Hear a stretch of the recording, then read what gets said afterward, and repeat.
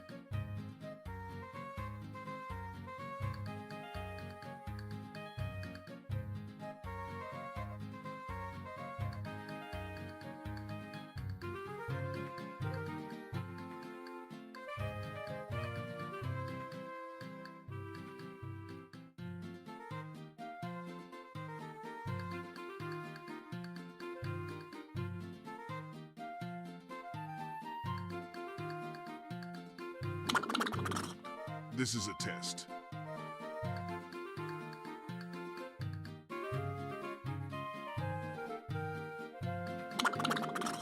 This is a test.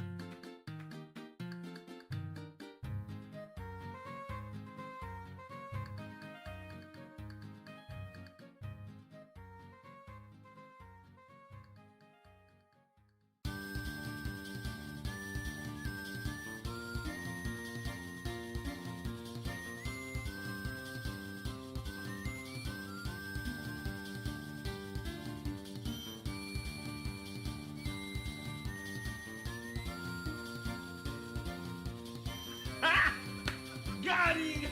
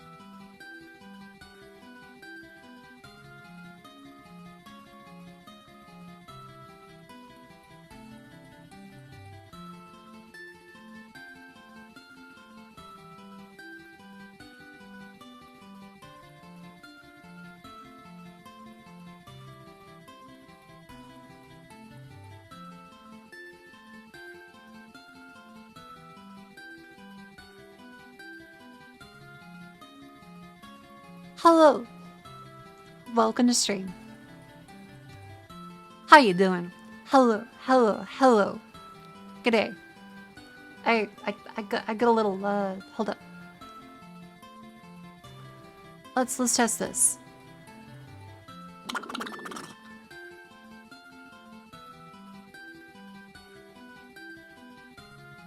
There it is.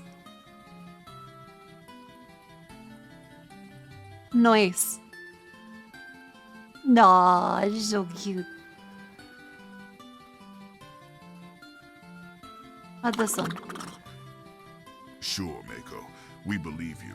I definitely didn't see Nocturne say that on Discord about a week ago. Nah.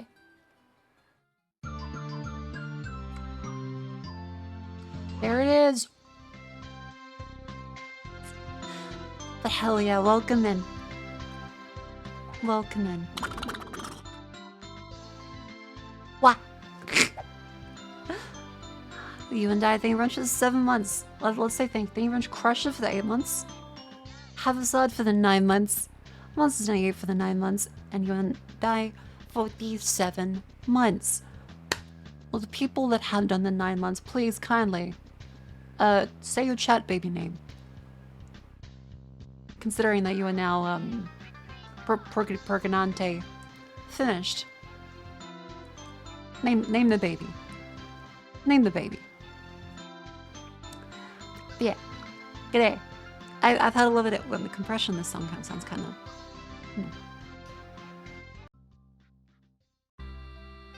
There you go. Wahoo. What? Whenever someone on Twitch reaches 9 months in a subscription, that is grounds for a chat baby. Now, of course, not everyone is capable. But, still. Name the baby. They're all Greg, since they were pregnant. Well, Perganante. Or not. I still think it's a fun tradition. And very silly. I don't want to be fragged. Don't worry, you'll have 6 months. You'll have 6 months to prepare. It's alright, you'll be a great mother father. But yeah, boy, do I have quite the fun little rant today, full of spicy and interesting topics. Okay, so let's open up my bookmarks on Twitter. So today I feel a little discombobulated. I'm a little upset because of what happened when I woke up. But first, bookmarks, I remember that. Where is it? Where is it? Which page?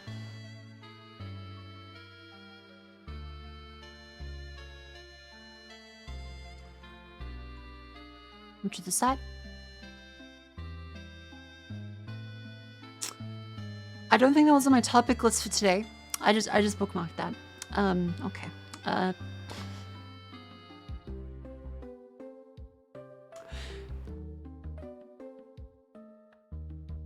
Look, it's mostly like this should be expected. Yeah, she's in the WWE. Look, that might be the only thing that gets you to be interested in wrestling. Can we go back? Yeah, she also has tattoos.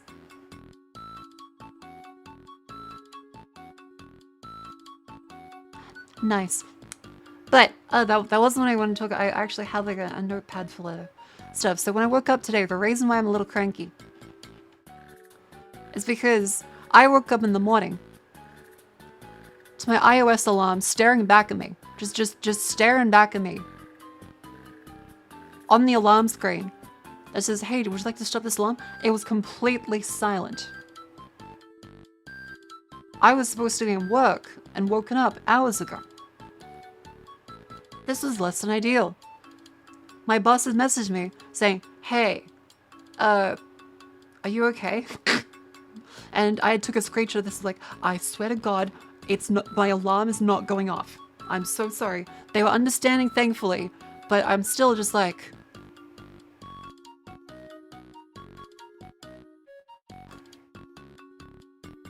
Why? How do we reach this point? How do we reach the point where we are fucking up alarms? Because this should be dead simple. It reaches that time, it goes off. It doesn't have to deal with, because here's the thing, I investigated this, I looked this up, it's been an increasing problem as of iOS 17 because algorithmic sludge. The idea that everything needs to be smart and algorithmic and adapt to your day and all sorts of other wibbly wobbly bullshit that you can't keep track of, have no idea what's happening, it's completely opaque because there is a feature known as attention aware.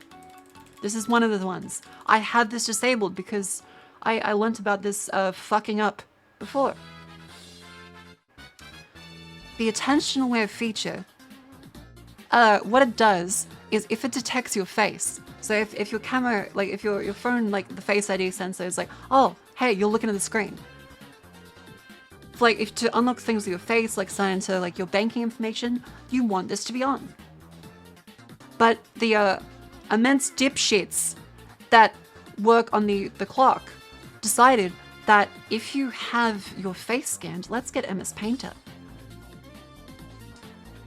They decided that if you are using your fucking alarm, so your little alarm clock, if it rings and your phone detects with Face ID something in the room that is a face,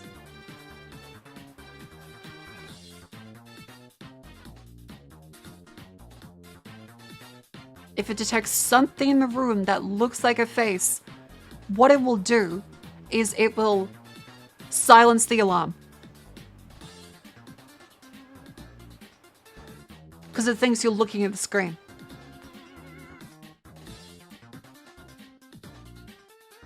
Who the fuck programmed this? Why would I want that to happen in the first place? Who wants this? Like, who thinks, man, I want my alarm clock to disable if I look over at it half fucking dead in the morning? Because guess what? I have it disabled. I have this turned off. So it must be something that's triggered with this, because this caused a lot of problems for people. The very first result with the attention-aware Missed Alarm iOS is that this has been a thing for years now. Ever since they introduced it, it's gotten worse and worse. This iOS 17 feature, as of like a couple months ago, this has apparently been fucking up. Major bug 2 years ago. Bugs 2 years ago. Alarms aren't going off. Alarms aren't going off. Alarm is silent. Alarm is silent randomly. This happens at random. This isn't something where it's like, oh, you forgot to turn. No, this happens at random. It can be like months and suddenly it just goes completely silent and just sits there. Why would I want it so that me half dead triggers this?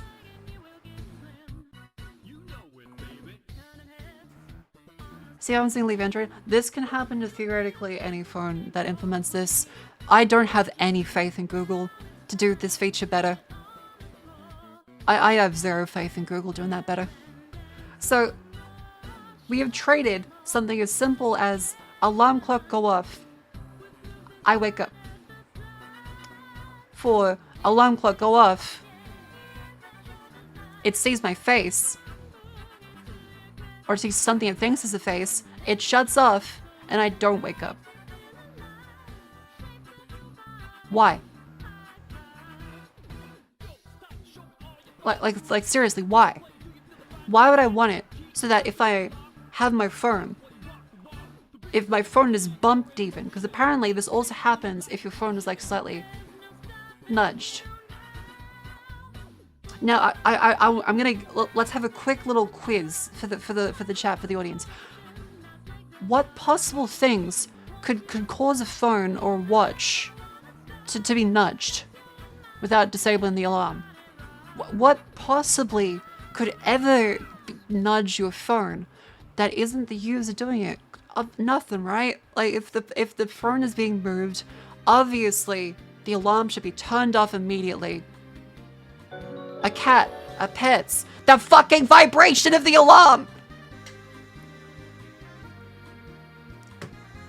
The vibration of the alarm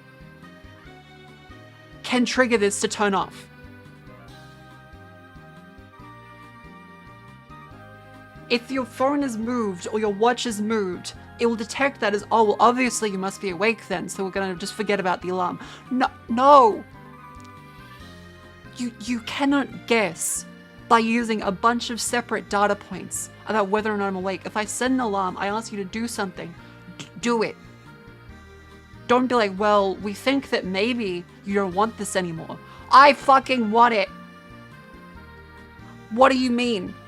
You just algorithmically guessed that because my phone was nudged and you detected a fucking face, the ghost of Christmas past in my fucking doorframe from where my phone is angled, that my alarm should be silent now. I hate algorithms. I hate It's modern software. How do you fuck up an alarm clock this bad? Because again, none of this is repeatable.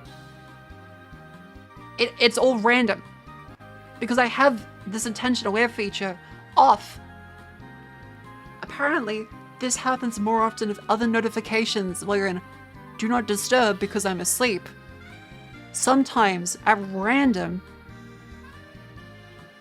the iPhone will think that, oh, they're asleep. They don't want to be bothered. Let's not send in the alarm to wake them up from sleep.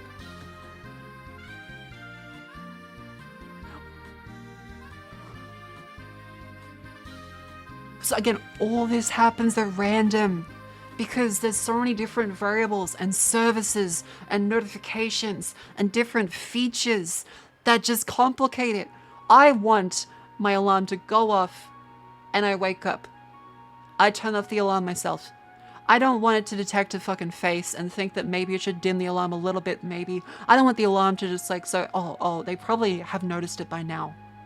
If it just turns itself off after some amount of time. Because apparently after 15 minutes, it gives up.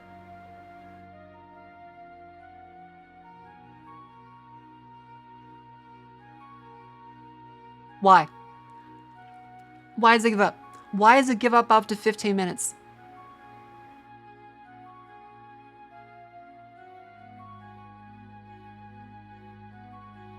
That shit should keep going.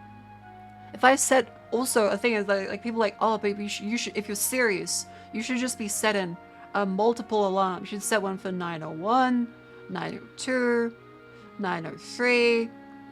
Guess what? Go fuck yourself. If it detects multiple alarms, it will randomly not play them.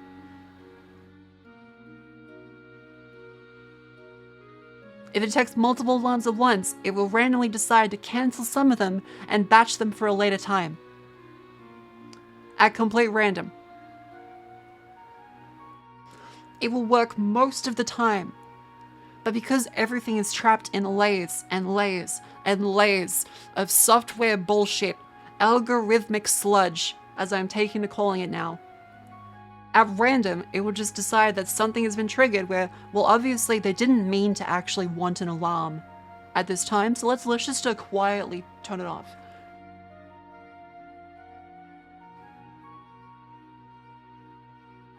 No. And yes, that's the other thing. If my phone updates in the middle of the night, bye-bye alarm. I didn't control that. Goodbye alarm. So I did what any self-respecting person will do. And I've understood this statement now more than ever. And to the tech enthusiast, everything in my house is linked to the Internet of Things. I control it all from my smartphone. My smart house is Bluetooth enabled. I give it commands via Alexa. I love the future. And now me, as I always really should have been, as I am a programmer. The most recent piece of technology I own is a printer from 2004, and I keep a loaded gun ready to shoot if it makes an unexpected noise. Why? Why do we need this many features? I get features. I'm going to say that with very strong air quotes here. Features. Why do we need this many for an alarm clock that are different ways to kind of not really turn it off? It just fucks with the operation of it, where sometimes it won't play, sometimes it'll play but silent, sometimes it will play but only vibrate, sometimes it'll just get quieter. Why do I need that? I want my alarm to go off and I click the button to turn it off or I snooze it. I don't want it to try and figure out what I want because it's never going to be correct. And again, this isn't a me issue. This has happened to a shit ton of people very recently. Dear Lord. 100, I hate today's printers. I don't need an account to print shit. Just let me print. Exactly. So true. I hate accounts too. Everything needs an account. I don't. You're gonna leak my data. Like we know this. This isn't like we're gonna help set up account features. No, you're gonna sell my data. You're trying to sell my data. We know this. Like just fucking mail me a thumb drive. I'll just fucking send it out into the fucking woods. Like Old Yeller. Just let me fucking do it.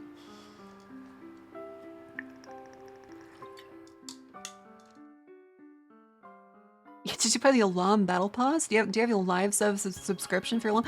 And this is a fuck thing. I was like, okay, I'm pissed off. I'm gonna go through and I'm gonna buy a physical alarm clock. So I went to Amazon. So I was like, you know what? Amazon, they sell things. They sell things. They sell things. I'm gonna search for alarm clock. I want you to take a look at, once again, algorithmic sludge. Upgraded. Wi-Fi capable. Snooze and light, ascending beat, battery operated. Sunrise alarm clock for heavy sleepers. Wi-Fi enabled. AM radio, FM radio, snooze alarm clock. Bluetooth enabled. Bluetooth. Oki Max. Just up.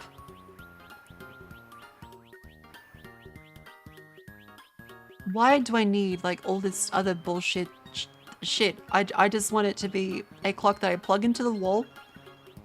It has batteries as a backup.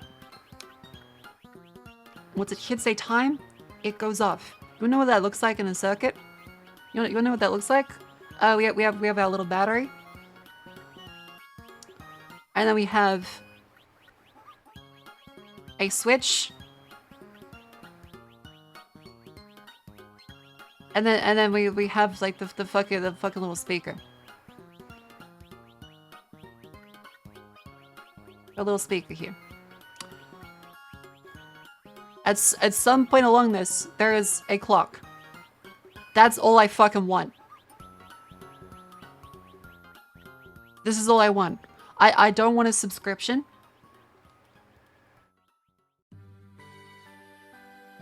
I do not need Wi-Fi. I do not need Bluetooth. I do not need a fucking Chinese government backdoor into my network. I do not need any kind of different fucking bathroom noises capability. I do not need a radio. I do not need a single one of these features. I want something that tells the time, and when it reaches the time that I have set, it beeps very fucking loudly. That's all I want from it. That's literally all I want. Yeah, I wanted to have a GPS so it can geolocate, direct me to my location. Do you think Neuralink will have an alarm clock function where it literally switches your brain on and doesn't need time? Okay, considering how badly they fucked up like software alarms on phones, I do not trust a single aspect of any kind of switches inside Neuralink. I think that the software will probably be really good 90% of the time. I think the other 10% is going to kill people. That's for anyone that makes a brain-computer interface. I think that they're going to kill people. At least 10% of them. At the least. It doesn't matter. Like, it doesn't have to be Elon Musk. It could be anyone. Valve is fucking doing it too. It doesn't matter. If modern software developers and these huge bulked up companies with middle managers and managers and managers and people looking for promotions to do projects that add features and value to something as simple as an alarm clock, thereby fucking it up by shitifying it, I do not trust Neuralink, at least version 1 or version 2, to not fucking explode my brain.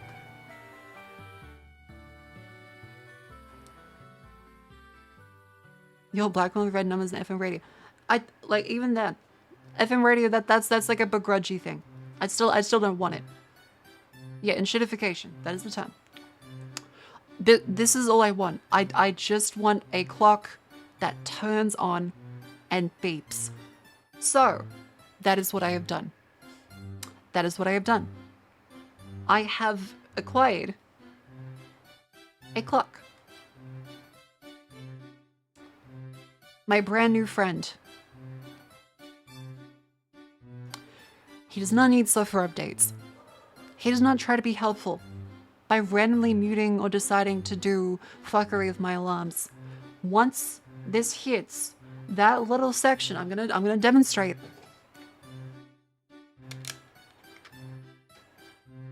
once this hits this little fucking timer,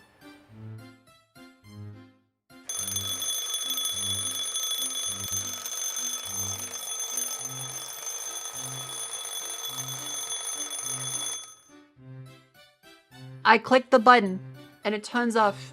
It keeps counting. Is it battery powered or wind up?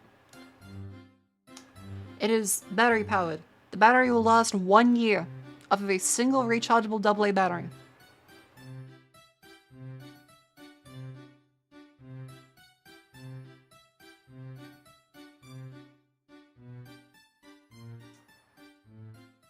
We need Obama to congratulate you on your clock.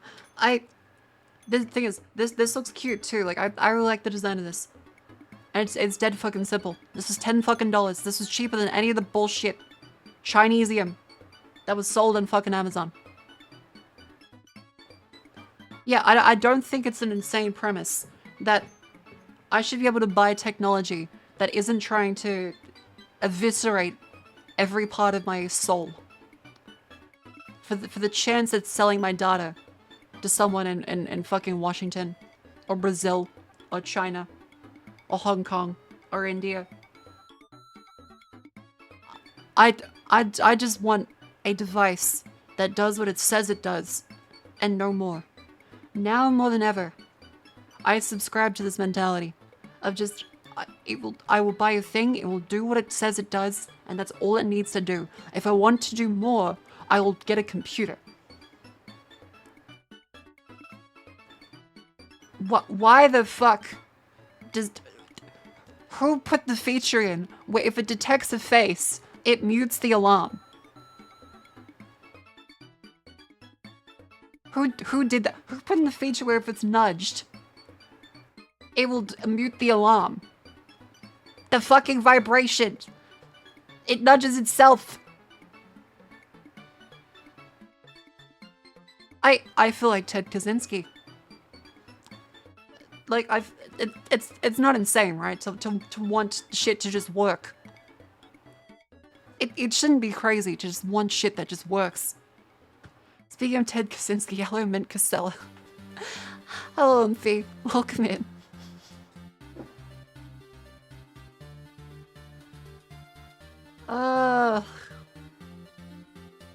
So yeah, this is how my day started. I was very pissed off. I went to the doctor's office after this because I was meant to go after work, but I was just told to not come into work. So I got stitches removed. It was great. I got the alarm clock from fucking Big W. It was $10. Everything on Amazon was like 20 to 30 plus with 1 day shipping. Made out of Chinesium bullshit with Wi-Fi, Bluetooth, fucking everything. The kitchen sink in it. My round starts fucking saying Bing chilling. Internet of Things could have been so good. And instead, we are stuck with bullshit like this. Like, this is all I need to be. This is all I need to be. Love hot dogs? I love hot dogs. Welcome in. You're in good graces here. I have a portable air conditioning that's been begging you to connect it to Wi-Fi.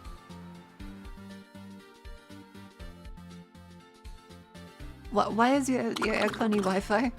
A shork eats shork strong. Tilda sent via throne.com. Oh, excellent. Thank you much for the Uber Eats gift card. Thank you. That's incredibly sweet. Thank you. I'll take it. I thank you. That's sweet. I have hot dogs in there. I currently don't have them. That's kind of because I ate the whole pack before. I do have ham though. But yeah, so this is great. I've also unplugged my Alexa, by the way. I've unplugged this. I love you, woman. Well, I appreciate the thought, but I am your teacher, so there is no fraternization. You bought an Alexa, it was practically free, and I could use it to control my smart lights. Instead, the last thing I want is all my shit to just suddenly stop working because some intern pushed an update. And they decided, okay, I want to tell you something too. I decided to check my the fucking, there's these things called hardware wallets. These things called hardware wallets. So it's like a Trezor or a Ledger.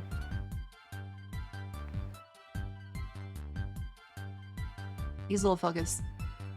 They have little screens on them that you use to access cryptocurrencies. I'm gonna ask to help my friend with one because my friend's into crypto. Trace is the guy from Nine Inch Nails. He does sound like Trent Reznor, doesn't it? These hardware wallets, which are meant to just be completely offline. You connect them to PC. As soon as I plugged it in, I was like, okay, let's figure out how we do this. Let's figure out how we like get the crypto stuff. I plugged it in. The very first thing it says, a big fucking update firmware.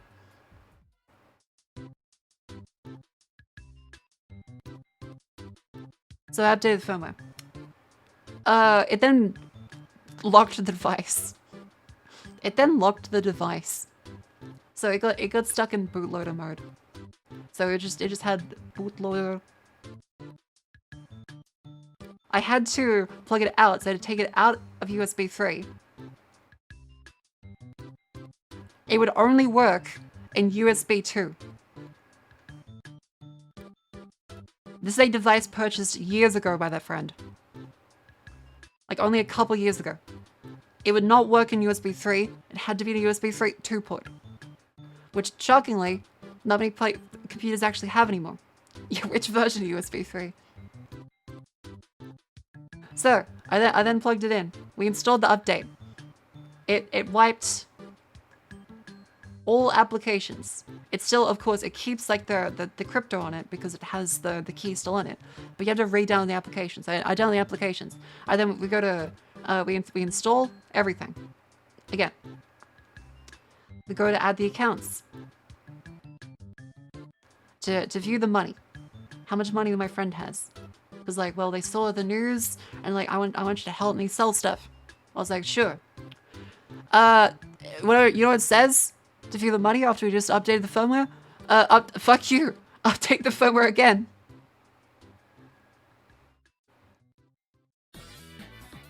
So I was like, okay. Alright. Okay. Yep. So we go through this. We plug it in here. It wipes everything again. We install everything again.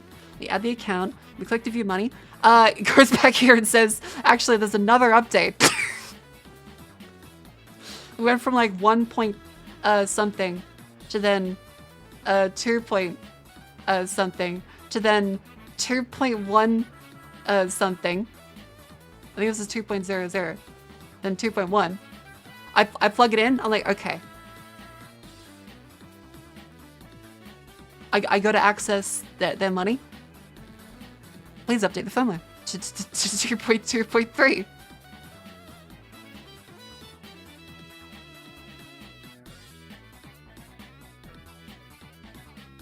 I was just like, okay, when does it end? Will I have to install every single update for this thing in the past like 5 years or so, since I guess they must have bought it?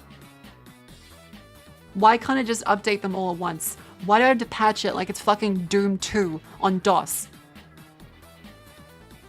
It's because of offline download? No! It's connected, you have to connect it to the PC to do this. This is connected to the PC.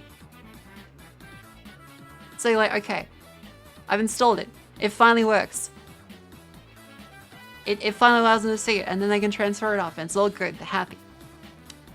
Why does there need to be sequential firmware updates in a device that's meant to be not used for a long time? Why does it only work in USB 2? That doesn't make sense.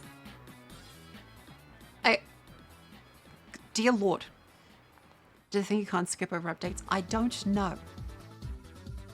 Yeah, the sweet data. How many times do you have to update it? Like fucking at least 3. At least 3 full firmware updates, in which time we have to reinstall the applications. You have to click every time to confirm stuff because that's a security feature. Because you wouldn't want it to just automatically send instructions to a secure hardware wallet. You want to confirm them on the actual hardware wallet itself. So every time it does every single one of these steps, it'll go click, click, click, click, click. And then we get to there, it says add account, view money. You need to update your firmware to use this feature.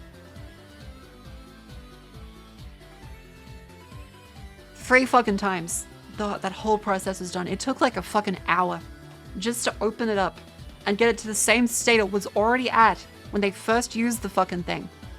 Because everything now needs updates. Yeah, they're just meant to store private keys. That's all they're meant to do. They store private keys and they're used to confirm transactions. It's meant to be a safe, simple, easy process. Instead, you have to update your firmware to view how much fucking your accounts and shit. So yeah, I told my friend, like, okay, you should sell everything. So there's no financial advice, but after that process, you should sell everything. Get it the fuck off this device.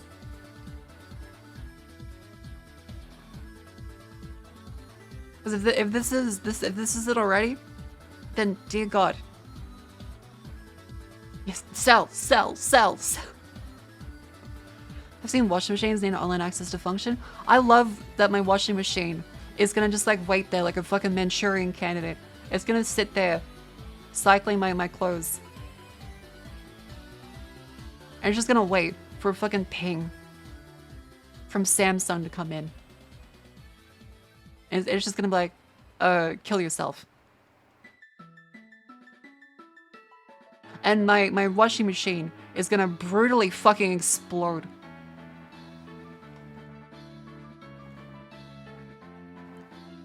Because it's past the 2-year warranty. It's 2 years and 1 day out.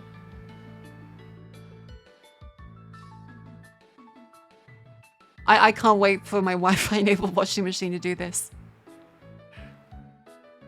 I love how technology suspiciously always only lasts now until just after the warranty.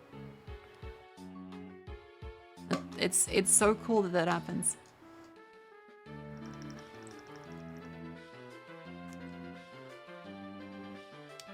Dad installed smart sensor lights downstairs. They never turn on what you want, turn off your station in the room too long and desync with time and day. Yeah, this has happened to me. I hate when this happens because I take long shits. I am in the bathroom.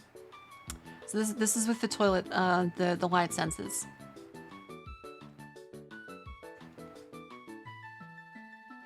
I be pooping on company time.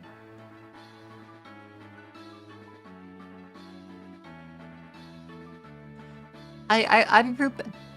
Little mocha there.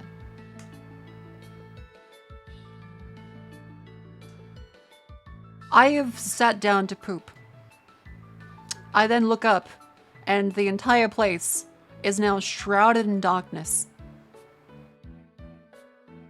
The entire place is shrouded in darkness because this little sensor light doesn't detect any movement because it's blocked by the little doors.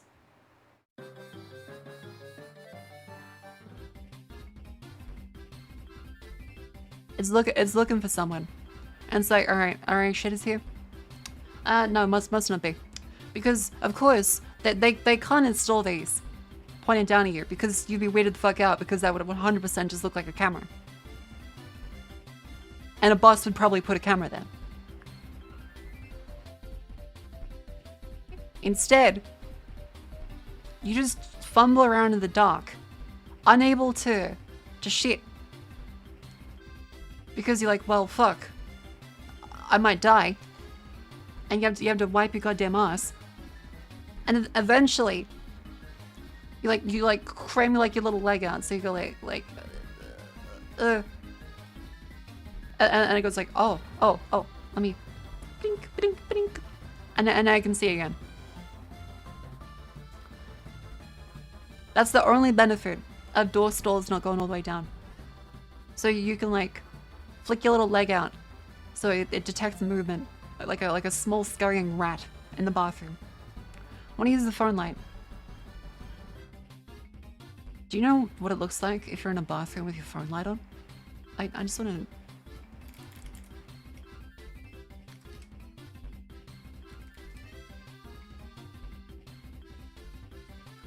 If you go into a bathroom and use your phone light,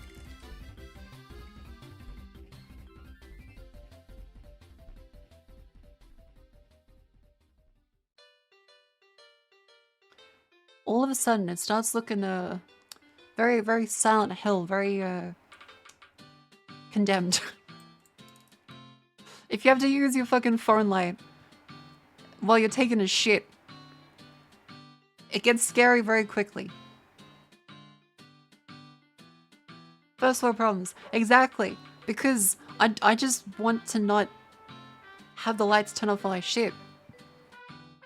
This technology actively makes me terrified. I don't like poopy in the dark. I think that's not an insane statement. But yeah, I've got a nice dumb alarm clock now. I love them very much. Let's have a listen to it again. Let's have a listen. Beautiful. That is 100% getting me up. Shit before bedtime? In the office? No, like, if you're at a job, you are pooping on company time. That is non-negotiable. If I need to poop, it is happening at work. At any job there is.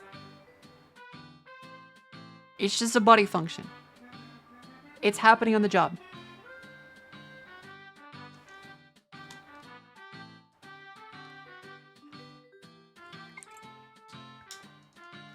Yeah, boss makes $1, I make a dime. That's why I poop on company time. Yeah, people say you want the main character. What if you find you're the main character of a horror game? Yeah, that's so you just like close your eyes and pretend it's not happening. You just like go into life like, oh, hey Greg.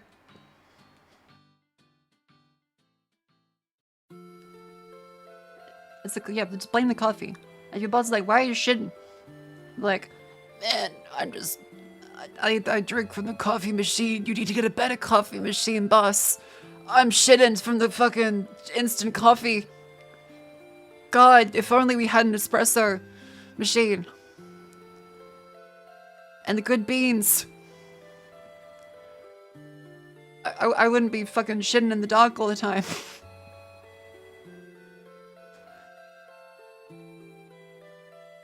So like, I think if they agreed to get like a espresso machine, I would. Your boss shouldn't question why you shit. Your boss shouldn't do a lot of things. They will still do them.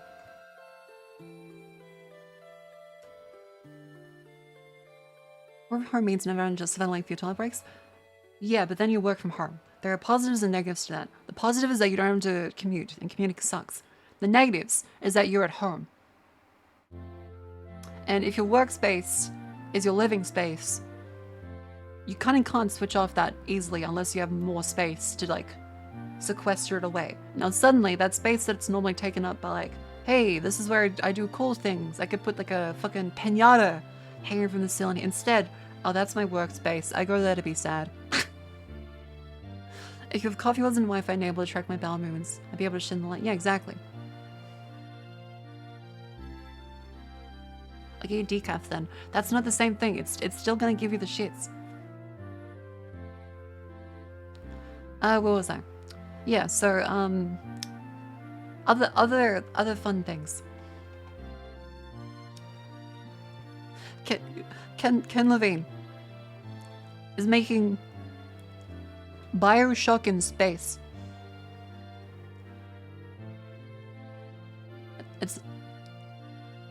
It's a brand new genre.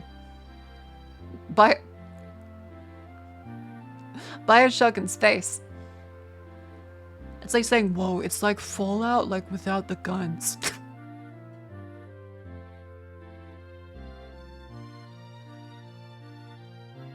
Isn't Bioshock in space just prey? It's System Shock.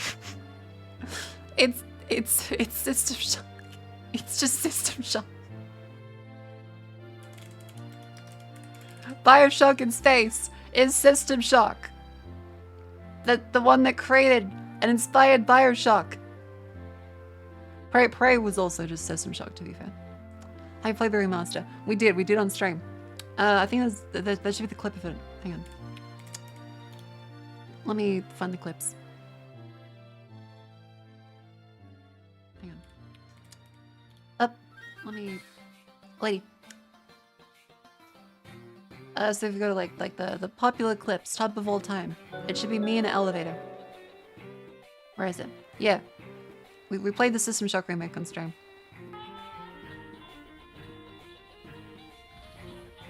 Oh, that's not the shitty fuck, dick.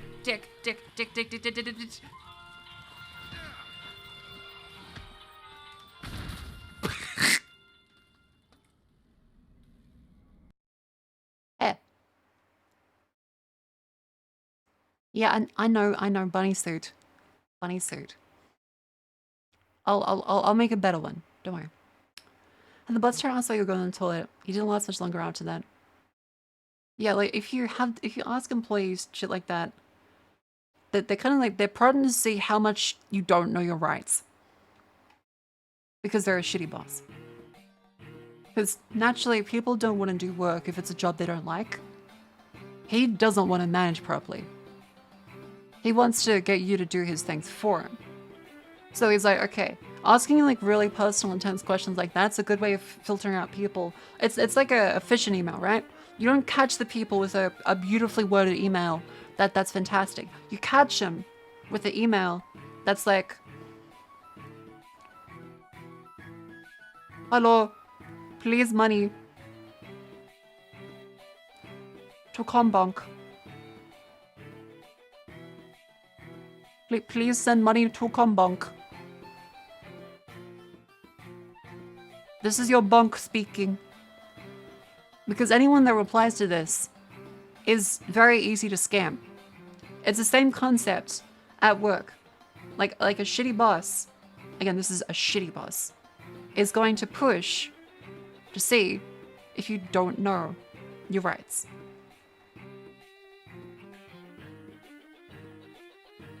If you don't know your rights, they're like, well, fucking goddamn, I can just get them to believe anything.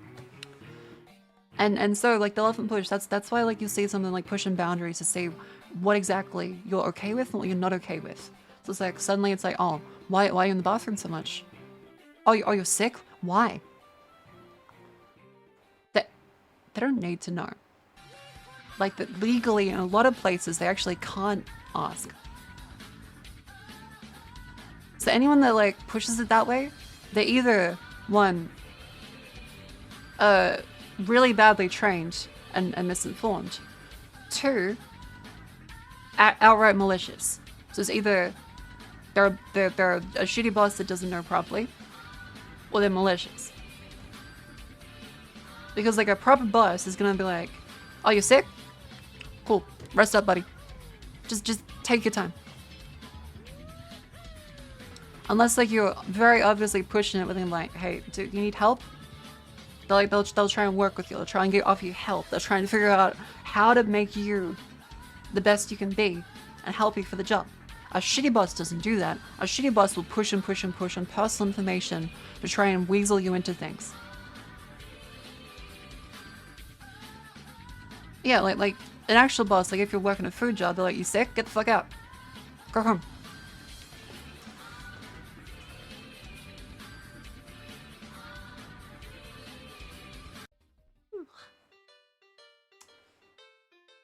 What's the other stuff? Okay, so I've talked about shittification. Right, Twitter bookmarks. So a funny thing. Let's do a funny thing.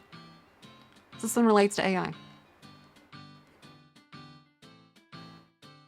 There is a AI. There's an AI Family Guy, and one of the fantastic things about it is that it's very easy to fuck with. So this guy donated with $4 a prompt that stun-locked the entire live stream.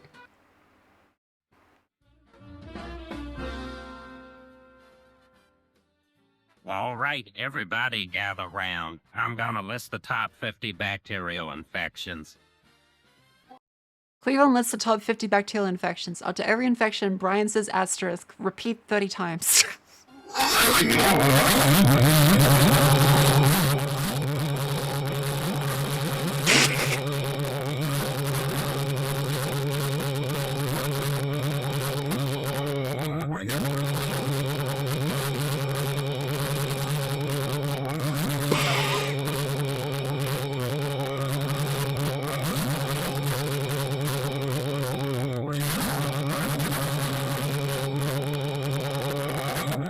Number 1 is Streptococcus pneumoniae.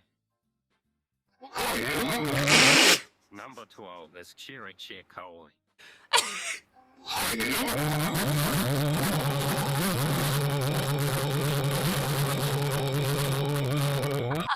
Number 3, Staphylococcus aureus.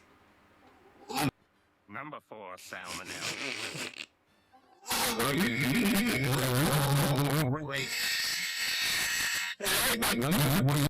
Number 5, Clostridium difficile.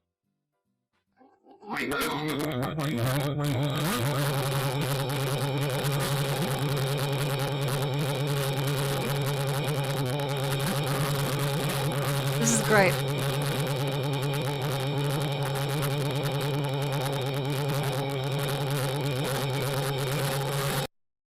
It kept going, by the way. It went through all 50. So the best thing is, it's completely automated. It's completely automated. There is no admin to stop this. So he just kept going until the people in the channel, half of them left the stream. Guess Ed does not know what to, yeah, so okay. So apparently there's a bug with a lot of voice cloning software, is if it's a token it doesn't recognize, it vomits. This is only a thing with cloned voices and not with, like, AI from the ground up voices. So people in chat may notice this as well, is that sometimes, when you do, like, no chat message, like just a subscription, the AI that does the TTS here will go, that's because sometimes with some voices, if it doesn't recognize a token, it will screech. Just word vomit. 100 asterisk Makofu Hot Boy. See, this one's kind of smart, is that it says asterisk. There are some symbols it doesn't recognize, like Unicode, that it doesn't understand.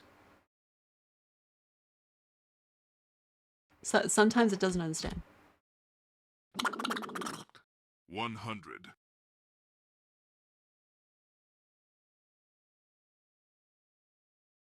100.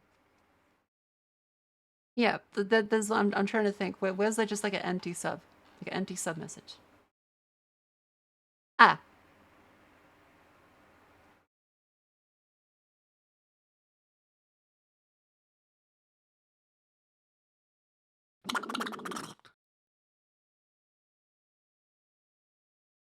Not quite.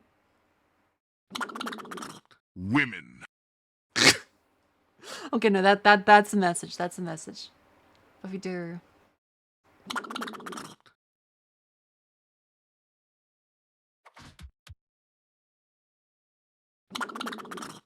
100. Yeah, there are some Unicodes that mess it up. Oh, wait, let's see this one. Let's see this one.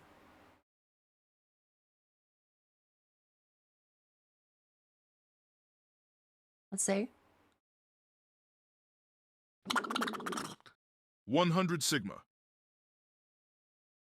Okay, this AI is pretty advanced, the one we have. Which is why it costs more money than this one that runs 24/7. But there is ways to shitpost it. There is ways to shitpost it. Usually repeated characters fuck this one up. So if you repeat characters, yeah, like this one.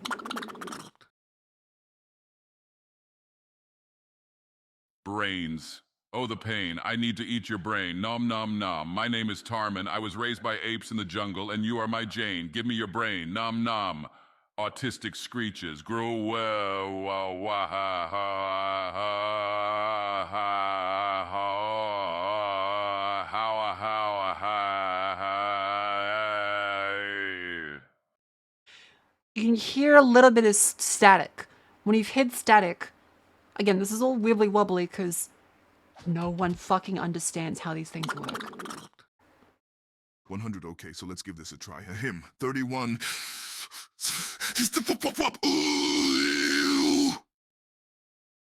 Nice. There it goes. Okay, those are tokens that it doesn't recognize. And when it hits those, it will vomit them, trying to match them to some kind of speech pattern. And generally, the answer is that it just screams. Which is terrifying, but also funny. Yeah, so that's how these AI voicemails kind of do stuff. Because again, it's all token passing. It's all token passing. And tokens that it doesn't recognize, we map to something. It's just that whatever they map to, it's probably fucked up. Yeah, good job, Kurt. And again, it'll be different every time. It's often different every time. Let's try that again.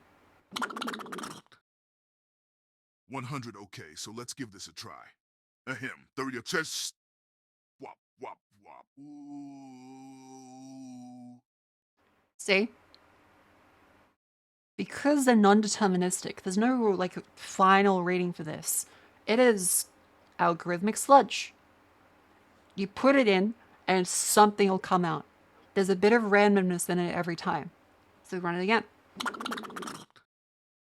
100, okay, so let's give this a try. Ahem. 30 white tees. Says, wop, wop, wop.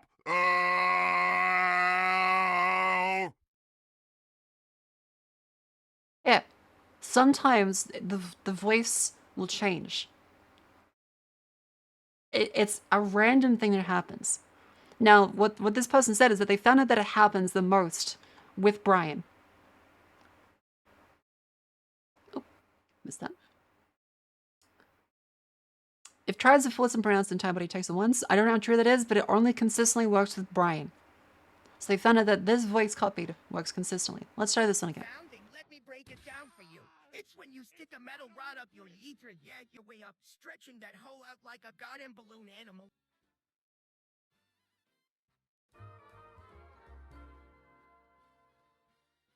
The triangle shirtwaist. 100, okay, let's try this. Ahem. Oh.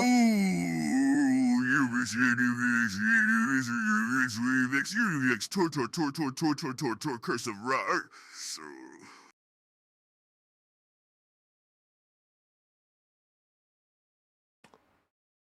So true. So true. Thank you for the bits, everyone, by the way. That wasn't that bad. Say garment workers.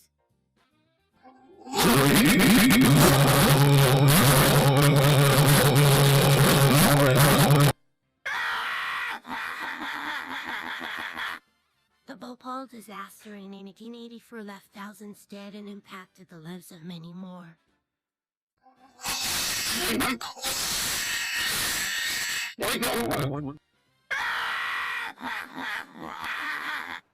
The Chernobyl nuclear disaster in 1986 caused long-term health and environmental effects. Incredible.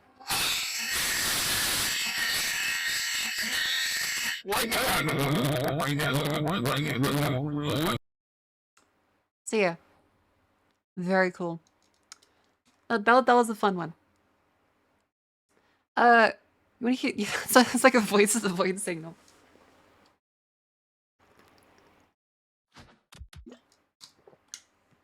Oh. 100, let me think.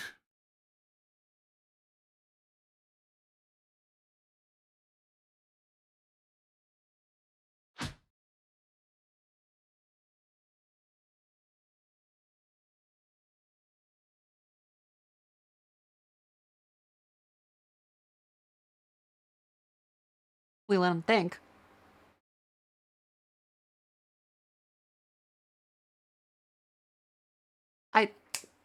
The floor is all yours. I think it might have timed down maybe, or maybe too many characters. Head empty. Here's a very funny one. So this is actually insane. Oh. 100, let's try wingdings. Oh. Oh, it doesn't like wingdings. Interesting. Say from the other one.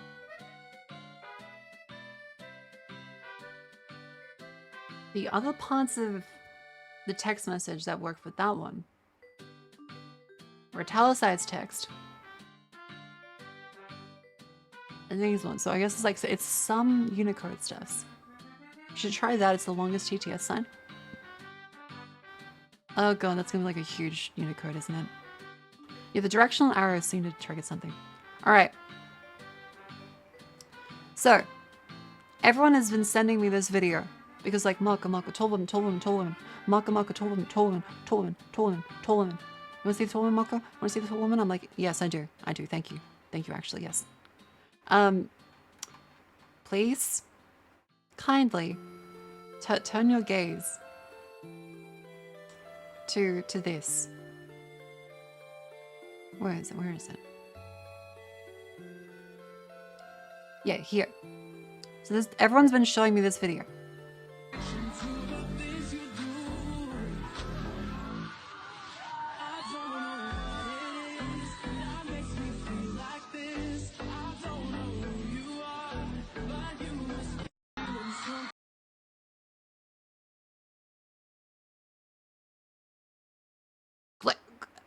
God damn. Holy shit. This is good. This is very good. And so I was gonna be like, damn, that's sick. Okay, so she's a cosplayer in China. She's Ukrainian. I was like, that's awesome. 100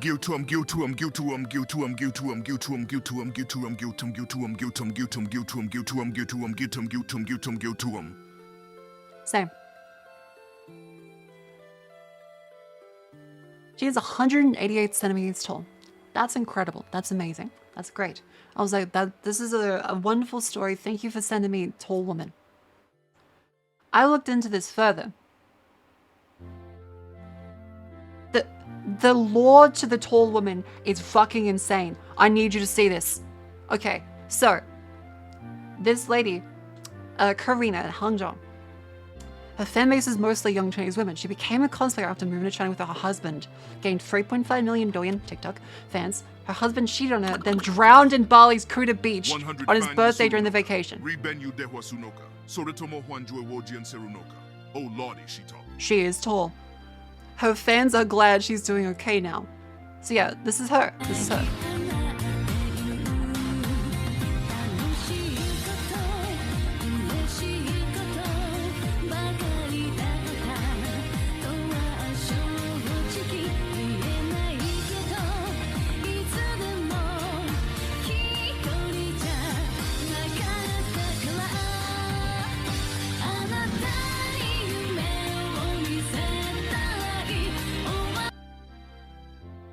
God damn.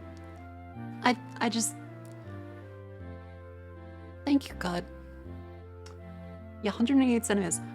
So back to the insane story. She became famous for cosplaying male characters. She now towers over her now dead husband, who was only 183. Her hubby was fun, they did photo shoots in which he appeared taller. He cheated on her while she was pregnant. He landed this woman and cheated on her multiple times while she was pregnant.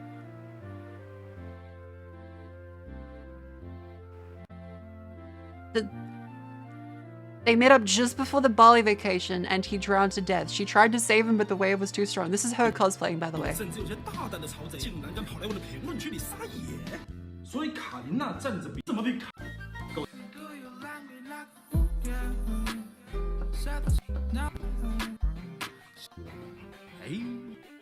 That was the guy being upset.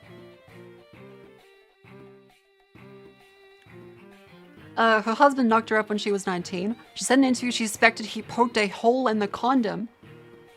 After that, she followed him to China, where he managed her cosplay career. So he managed her cosplay career after baby trapping her.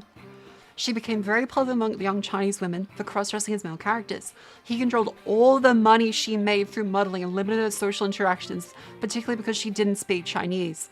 Her female fans used to leave jokes that, "I hope your husband gets unallied so you can be my husband." Then the wish became reality. She's now a single mom living with her daughter after her husband fucking drowned.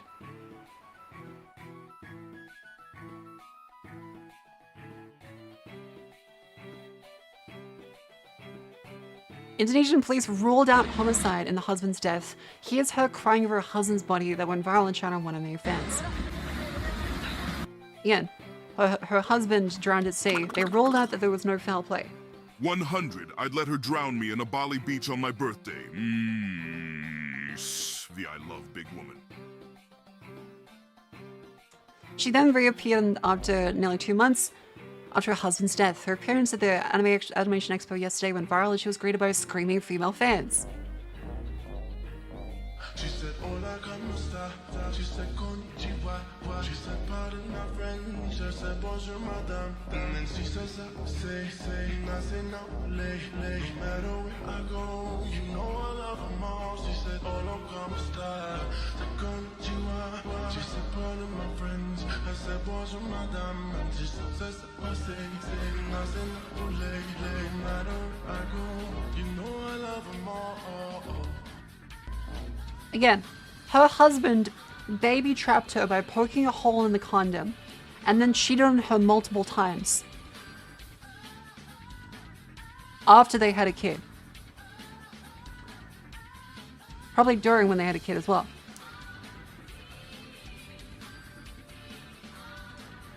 Is it wrong to say that him dying was divine intervention? Is it wrong to say that?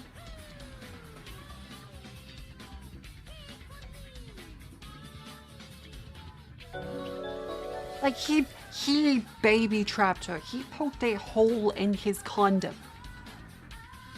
And then cheated on her while and after they had a kid. Oh god, here we go. Karina's husband cheated on her multiple times with different women for many years. One woman, oh my god, holy fuck, they have a catalog. They've cataloged it. They've cataloged it. One was an internet celebrity who published a private chat where he claimed to be divorced from Karina and that Karina and daughter lived abroad. Later, her friend told her that he was married. When she confronted him, he said, "I didn't divorce her and never married Karina. We didn't register our marriage, so technically I'm single." Okay, so the woman he cheated with didn't even know that he was married. She decided to go public because Korea Johnny's fans are blaming her. They published a video where they claimed to have made up. Then they planned the trip to Bali together to celebrate his birthday. Unfortunately, the current in Batu Balik Beach was too strong that day. Only Karina made it ashore. His body was only found the next day. Indonesian police diligently ruled out homicide, like they always do in case of death of foreign tourists, because Bali is a safe place for tourism. After the news of her husband's drowning in Bali broke out, Karina's large female fan base in China openly celebrated online. They're overjoyed to see Karina is doing well and happy now.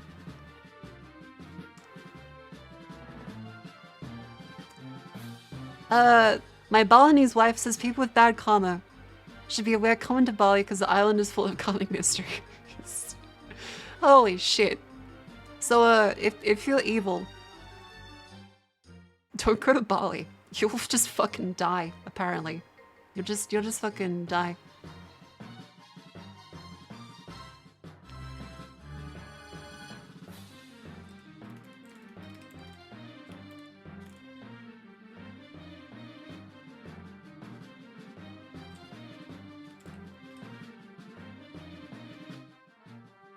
So Jamie, yeah, like, if a guy's a cheating piece of shit that also baby trapped her, I think this is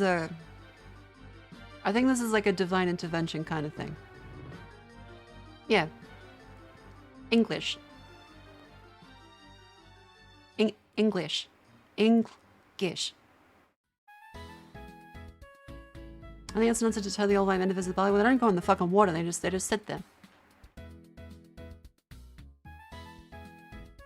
So yeah, this is a horrible, horrible circumstance. A man has lost his life. It's tragic. But he did baby trap a woman by poking a hole in a condom and cheated on her multiple times over multiple years while they had a child. So, like, it's not like a... It's not a tragedy.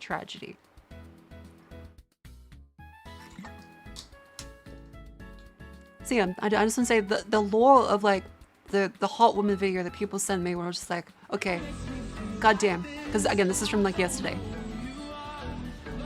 I was just like, okay, tall woman, playing around with other pretty women. Nice. I did not realize the lore of her having a kid and a dead husband that was a manipulative manager that died with him at sea. Holy shit. Tall woman lore is insane. 100 a man has fallen into the river in Bali City. Don't build the helicopter. Let him drown. Okay, no. He should still... I don't want him to die. I think he... Gotta build a copter. Gotta build a copter to save him. It's just... Gotta encourage, divorce.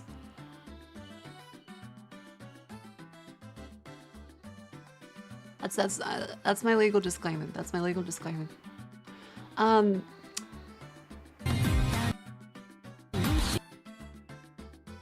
God damn. Holy shit.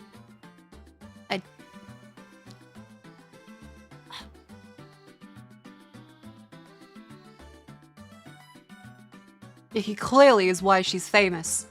He manages her phone and takes care of the money. The hardest part of this. That's the hardest part of being a model and cosplaying and going to conventions. Taking the money. Clearly. The only thing he's missing is better entries. Yeah, I'm expecting to find that at some point. Another insane thing on Yap session we're going to be talking about is in the... I have it in my bookmarks. Free VPNs. Don't install them. Do not install a free VPN. Do not install a free VPN. Holy shit. So, a case has been found. It's been unsealed. Apparently. Facebook partnered with a bunch of companies to have root certificates installed on people's phones so they could intercept other apps' traffic. In order to SSL bump Snapchat and later YouTube and Amazon, Facebook employees created custom client-server-side code based on Anavo's VPN proxy app and server stack. This code installed a client-side kit that installed a root certificate on Snapchat users and later YouTube and Amazon users' mobile devices. They have a direct quote, "We install a root CA on the device and man in the middle all SSL traffic." SSL is secure socket layer. It is the encrypted traffic that goes out from your device to the internet. They created fake digital certificates to impersonate trusted Snapchat, YouTube, and Amazon analytics servers to redirect and decrypt secure traffic runs apps for Facebook strategic analysis.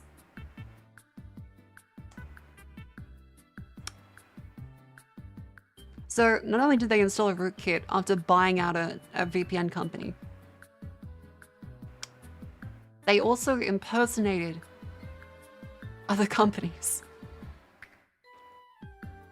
Now, does that sound illegal? That's why it's in a court case. Facebook acquired Anovo in 2013 for $120 million. So therefore, that's how much your data is worth. People using a free VPN, that's how much your data is valuable. People are like, I don't care if they have my data. I don't care. That's how much it's worth. They are willing to pay hundreds of millions of dollars for your data. So now you're like, it doesn't matter, they can have it, I'll get nothing. No, there is a very clear incentive. There's a massive incentive. Because they're expecting they'll make more than this. This is how much they bought it for to be able to then grab the data. They're expecting that they will make a profit on this much. Checking the archived APK listing. Enough on Facebook with respect to your privacy. We don't sell your data to third parties. We don't use data from this app for targeting ads. Facebook uses aggregated and other data for marketing and business analytics. This is gaslighting in like the literal term. They just straight up lie and pretend that they aren't. That's kind of funny. So they grabbed a copy of it. And this is what happens when they install it. Permission to display over other apps. Allow permission. And so they want you to click OK on everything here. App usage permission. It needs to detect your past and deleted app usage. Past and deleted. Facebook made them put up this menu as we need to protect your device with a VPN.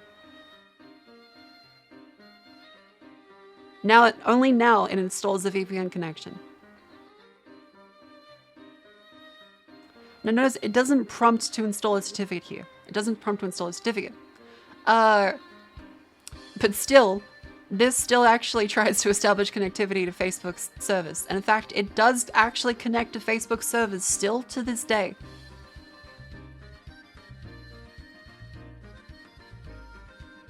But it does get closed. Once the VPN is up though, it does get closed, but it still today actually connects to Facebook. Now, the permissions allows for display of other apps, access past deleted app usage, set up a VPN connection, and make and manage phone calls so that you can stay safer. Again, most people here would know better, but your grandma would not. Your parents would not. Your siblings probably would not, let's be honest.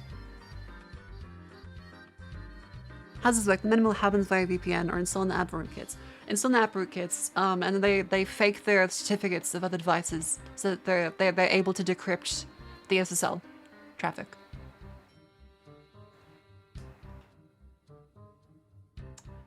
We did not see any prompt to install a certificate. This is really required for the claims made against it to be true. Decompile an earlier version of the APK, and it's quite apparent the functionality is there. Let's take a look. Let's zoom in on this. Certificate step. All this stuff, connect to this one. Install certificate, Facebook research.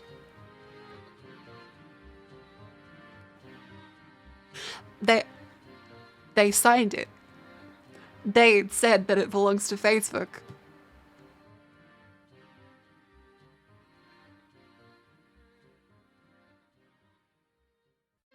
This is part of, again, this is publicly visible. Anyone can download the APK from this time period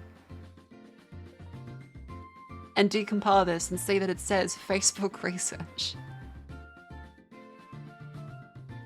That's awesome. That's sick. That makes the court case a little easier. Because they're going to say, oh, well, it could... Who could this fuckbook be? That's not us. Who could fuckbook be? No, they just said Facebook research. They were that confident that they would get away with this. And if they did go to court, they'd be fine. Now let's be honest, it probably still will be. They'll probably get a slap on the wrist for this, but still, the cockiness is insane. The font is certificates which get added to Android certificate store, and how it checks later if they're indeed added. Fortunately, this technique no longer works thanks to improvements in Android, because again, they did this back in like 2013. So this has been happening in some form for approximately 10 years. That's great. That's cool. Here is the ones where it looks for the certificates in the Android store and checks to see if the certificates are installed. So it's not just one piece of code. It's still all in the app. It's still in it. You can still see it.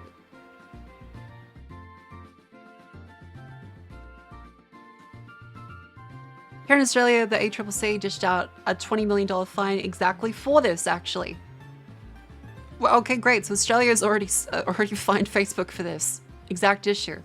Meta, Facebook, Israel, and Arnavo Inc. to each pay $10 million for engaging conduct liable to misleading and breach of the Australian consumer law. Thank you, Australia, ACC. They failed to adequately disclose that users' data be used for purposes other than providing Arnavo Protect, including Meta's commercial purposes. This was installed more than 270,000 times by Australian users between 2016 and 2017.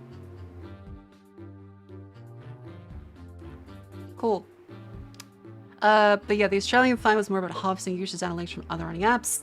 They didn't realize that this is actually man-in-the-middle wiretapping.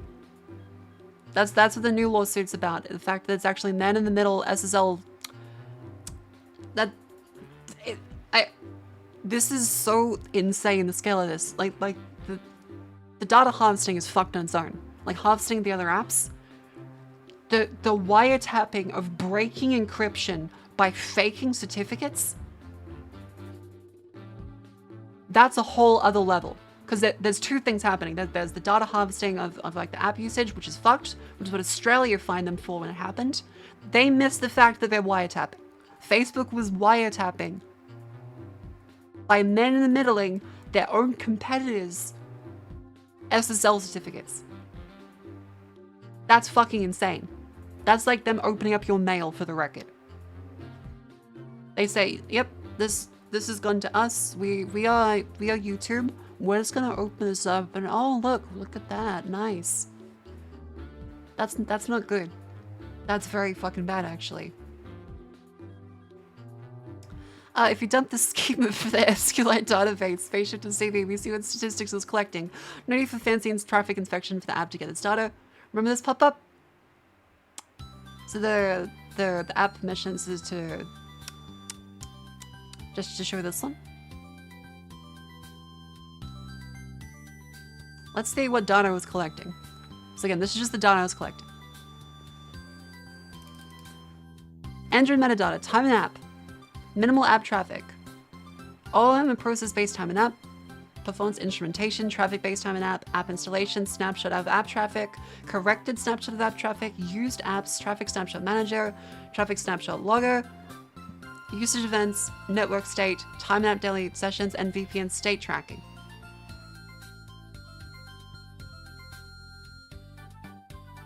This is just the bit that Australia fined them for. That's just that.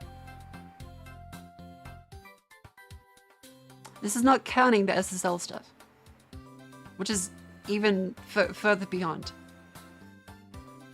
Okay, so you also have device infos, like fingerprints, all this stuff. That's kind of standard. Like collecting information about what device is running on is not that insane. It's not great, but it's not that insane. Free means you're paying with your personal data. Yeah, and in this case, in an insanely illegal way. That is essentially wiretapping. It's not just the data while you use the app, it's the data from every app on your phone and also every encrypted connection on your phone. The reason why you're downloading VPN in the first place. Yeah, like the SSL stuff is like actual targeted data collection by faking SSL certificates. That is incredibly illegal. Like if you did that as an individual, that is like cyber, you go to jail. That is not good. For what acceptable reason would they want to obtain the mobile subscriber IMSI? Perhaps it's saying older code not cleaned up, this wouldn't even work, but they tried to collect your IMSI. Android documentation doesn't say if it says permission, this would have been enough. So if considering the cases made from 2016, 2017, and only this change made in 2019 to prevent this was done, it's possible that they did collect IMSIs of your phone. So what can you do with a phone's IMSI?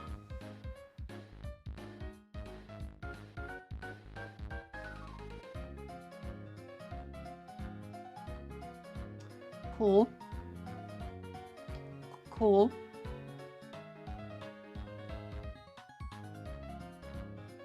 So what can you do with this? Identify and target mobile traffic for interception analysis. Yeah. So a unique identifier of your entire device.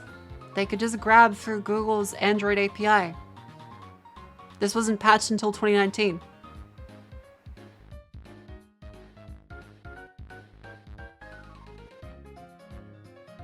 So considering Facebook bought them in 2013 and they were prosecuted for a thing that happened in 2016, 2017, that's 6 years of time that they could have just been harvesting this from the how many users did another VPN total users? In Australia, 270,000.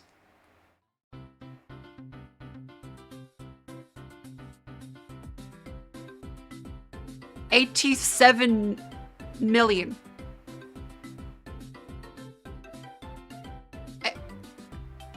Apple forced them to remove it from the store.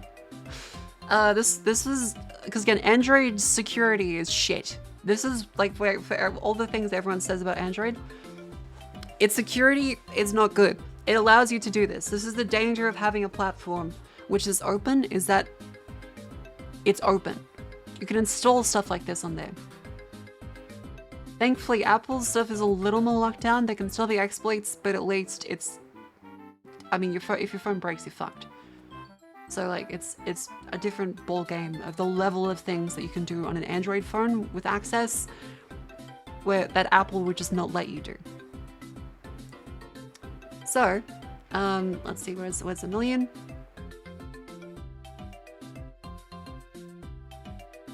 Okay, Cambridge Analytica was the 87 million. Oh, okay. They're saying over 10 million times downloaded. So 10 million people's data here on Android is worth over $120 million.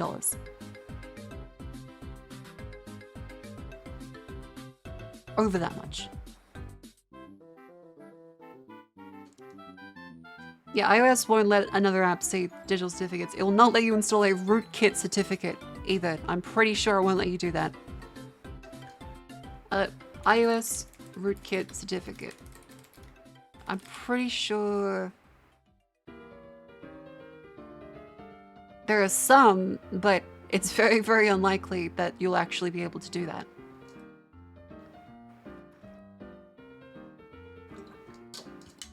There's no guarantee. Okay, there's a difference between there is no guarantee and there's incredibly unlikely. It's possible Fidel Castro is still alive and is looking at you right now through your mobile phone camera. There's no guarantee that he isn't. But that's incredibly unlikely. Facebook buying up a company to illegally push in man-in-the-middle attacks to harvest your data so they can build a shadow profile on you is exactly what they do and have done for decades now. That's their entire reason for being. That's again, go back to what the company started out for, because that shapes everything the company does in the future, like it or not. Are you really shocked at this point with data farming? I'm not shocked. I'm shocked at the illegality of it.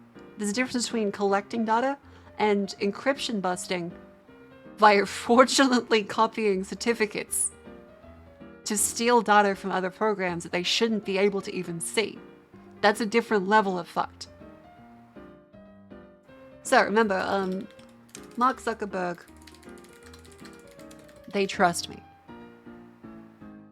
Here's Mark Zuckerberg's own words. This is his own quote, and is why I will not trust Meta at any point, ever.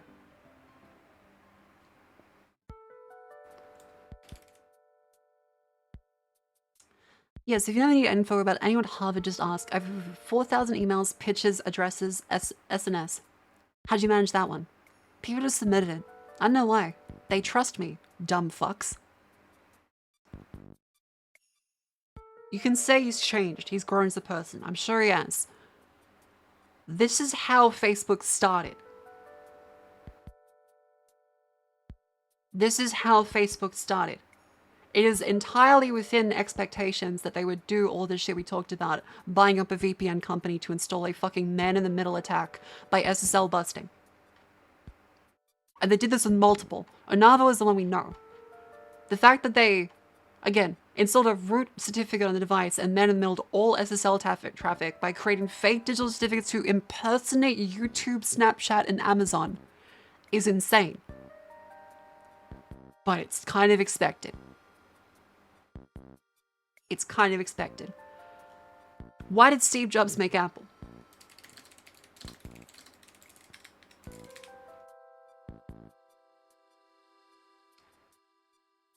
So why did he make Apple? He wanted to make computers small enough for people to have them at homes. They wanted a user-friendly computer. There is a fundamental difference in expectations. You can say, sure, there's no guarantee that Apple isn't doing this too. But the foundations of the company is that they wanted to sell you devices. And to this day, they want you in their walled garden so that they can sell you more devices. They are upfront. They are honest. Your device will probably die in a couple years and be slow as shit. Because they want to sell you a new device. Zuckerberg wants to own you. They will take all of your data, if they can, and think it's any reasonable chance of getting away with illegal shit to fucking consume your soul. And that's not an exaggeration at this point. So, for the ballpark, is it possible that Apple would do this? Maybe. But it wouldn't make sense to them because, yeah, if they sell data, that just benefits their competitors. They want you in their walled garden. Selling your information in their walled garden to someone else outside of it so you can buy something outside of it is not what they want. They want you to buy their shit. Zuckerberg wants to buy you and every piece about you without giving you money.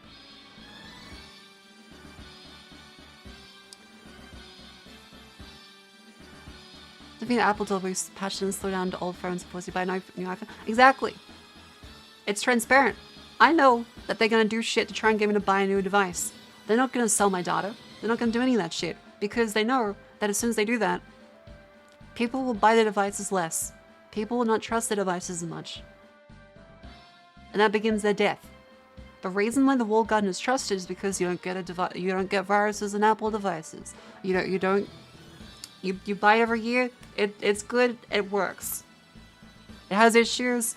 Again, I can rant about Apple so much with the stupid shit they do with right to repair. I hate how Apple treats right to repair and how they want the bonus points from being environmentally friendly but create devices which fundamentally can't be repaired. So every time you make one, it becomes e-waste guaranteed because you will never be able to repair it to any reasonable degree. So any statements they make about saving the planet and the environment are bullshit at their very core because of that. But it is at a different scale than Mark Zuckerberg. It is nowhere near the same game that they are playing. So yeah. If Apple's harvesting my data, it's so that they can sell me something. Directly. And not let other people know about that if they can. They don't want governments to have access to it. They don't want other companies to have access to it because they want to sell it to me. Mark will sell your entire fucking fingerprint to someone for 5 cents if he could. He would sell it to 1 million people for 5 cents each.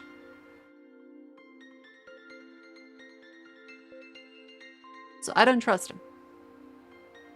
Now granted, I have a MetaQuest Pro sitting right across from me. And I'm gonna say, I'm not happy about it. But of course, as always, we compromise our ethics for everything all the time. You work at a job you hate because you know that it's kind of bullshit, but you make money because you need to fucking live. You know that when you buy anything off of Amazon, there are drivers that are fucked. They are pushed their absolute limit, they are pissing in bottles so that you can get your goddamn fucking video game delivered in one day. You know that when you buy Nike shoes, that some kids have fucking died.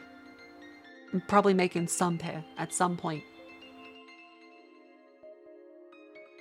Everyone compromises their ethics at all times. So before everyone's like, oh, but how curious. You criticize Facebook, yet you have a device from Facebook. Yeah, no shit, what the fuck else am I gonna do for some of this stuff? I think HTC are cunts too, but I still have their vibe trackers. They fucking made a facial tracker that bricks itself. I have that facial tracker. I don't want to plug it in because it'll start a firmware update that if I don't know if it's currently active or not, will brick it. That's not great. You cannot support, there's no ethical consumption of capitalism. I'm not sure about what fucking mode of economic delivery is going to help us in this, but I think a lot of it just boils down to, hey, someone's acting cunty. We can say that they're acting cunty. Yeah. I think it covers everything, actually. That was a fun rant. That was a fun rant. Here's, again, the very tall, beautiful woman. That is 188 centimeters tall. Goddamn.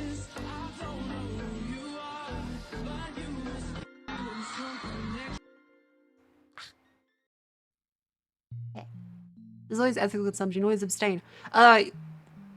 No. There is not.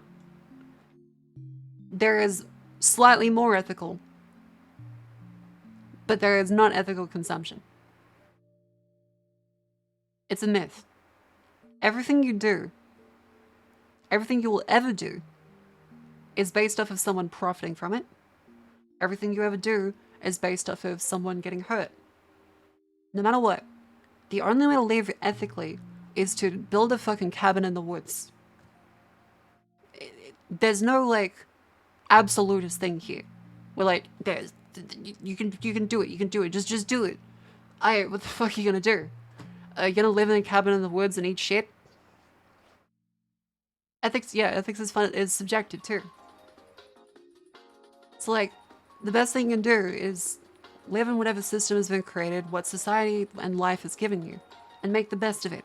And say if someone's getting a little bit too fucky, you say, hey, you're kind of fucky. And I don't think this is okay.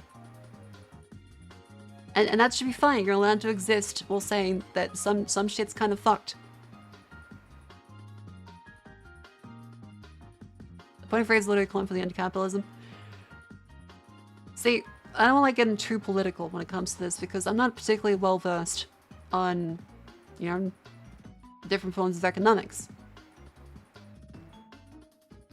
But I know that absolutism leads to generally worse outcomes from everyone. So I'm going to make a definitive statement here. If you can live somewhat ethically, that's sick. But you don't need to eat shit and live in a hole to be able to rightfully complain about something. Because complaining means that you care. You want to still be there. The people that don't complain, they just leave. They just fuck off. Or they're used to it. So in a fundamental society, complaining, as annoying as it can be and whiny, is crucial to us not backsliding into cavemen.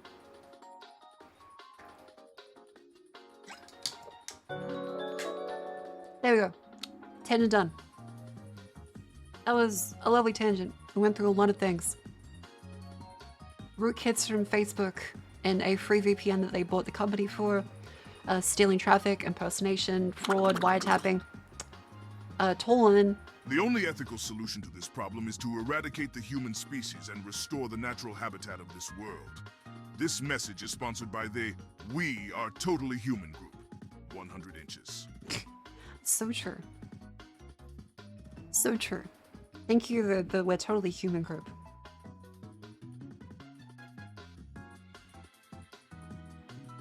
Yeah, I for one call me to eat the bugs. Bioshock in space. I now have a nice little alarm. Okay, yeah, that's very Ripley. I think we've covered basically everything. That was fun. I enjoyed that. What should we do now? What would you like to say? Because we can play Demon Souls, we can do Secret Hunting and Voices of the Void. Because we actually managed to get to like the day 48. So we can go trying to find more skulls and Voices of the Void and a bunch of stuff. We can do Demon Souls. Was Zatsu? See, I do like Zatsu. I do like Zatsu. Let's put it to a vote. Let's put it to a vote. Let's put it to a vote.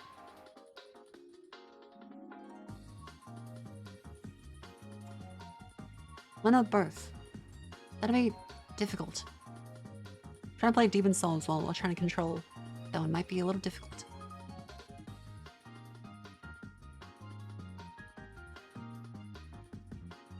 Wait, did I eat?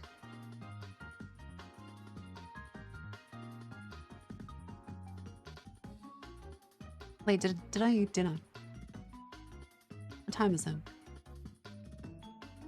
It's 9 p.m. Okay, look, I got fucked by the alarm clock issues in the morning. Okay.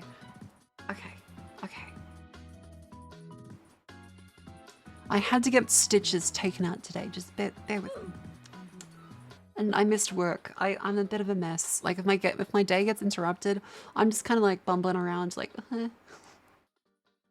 Stupid Shock, you make me look bad. How do I make you look bad? I hope you're eating food. Like, did I eat another ADHD statements? Look, I had chicken tenders for lunch and some bread. I didn't get to eat breakfast because I woke up late for work and was sprinting to go outside. Oh yeah, the poll's up, by the way. Demon Souls, Voices of the Void. I should look for whatchamacallit.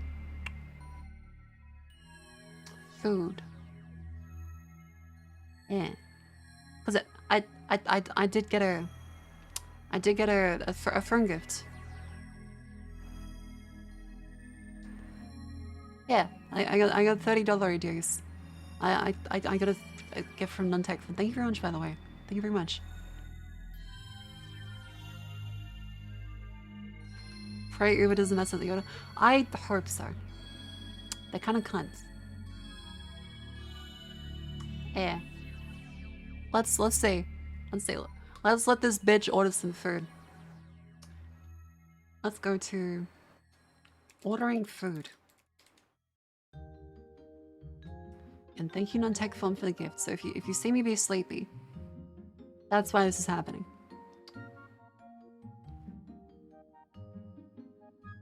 It's an old ABC video of Aussie starting to understand milk cards when they're first made. I have not actually. Could you link that? I'm interested.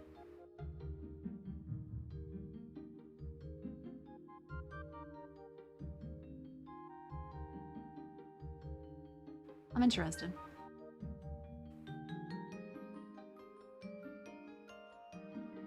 I've never admitted to anyone before, but Ooh, this looks interesting. All right. So Australians just struggling to open milk cartons. I've constantly found it impossible to open one of these cartons of milk properly. Try as I might over the years, the perfect way has eluded me. And at times it's left me depressed, frustrated, and wondering about my manual dexterity.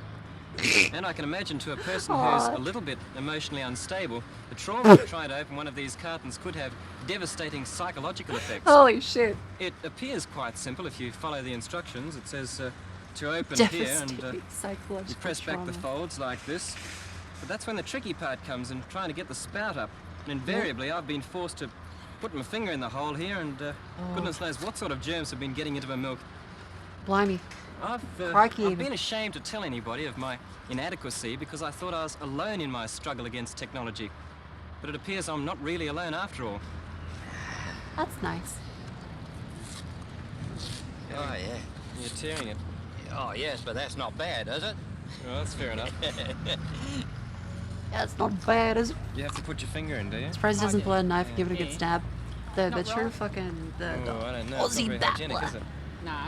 That's the true fucking way to do it. It's a little bit hard to get. You put your finger in the spout, do you? Oh, yes. Quite easily.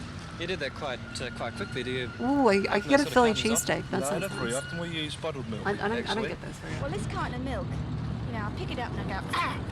And then saw it never someone pours around like somewhere. that, so I start at the other end and go like that again. And in the end, I've got two ends, and when I tip it up, it's spitting out both ends, you see? So I'm having all kinds of trouble. And then I stick it in the fridge, and the kids come along, and they start one end, and that's it.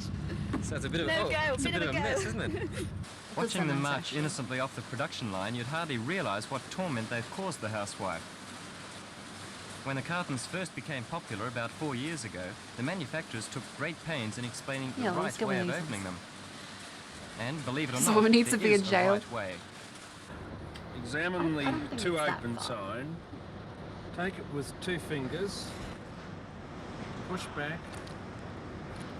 And form a throat section. That seems amazingly simple. Why is it that people have so much trouble, do you think? Well, I think one of the problems that strike is going to the wrong end of the carton. In that yes, case, the you wrong have end of the difficulty carton. Because of very definite adhesion between the two faces. You can do that? Wait, Why what are you surprised by? Wait. What are you surprised by? So much trouble, do you think? Well, I think one of the problems that strike What are you is surprised by? going to the wrong end of the carton. In that case, you have difficulty because of very definite adhesion between the two faces. You know without seeing a finger in What it. about people who, Yeah. who open at the right end, though? What happens there? Well, I think if they do not form that correct return action, attempt Yeah, you don't end up with your finger in it. You just, you like, push it back and you pinch it open.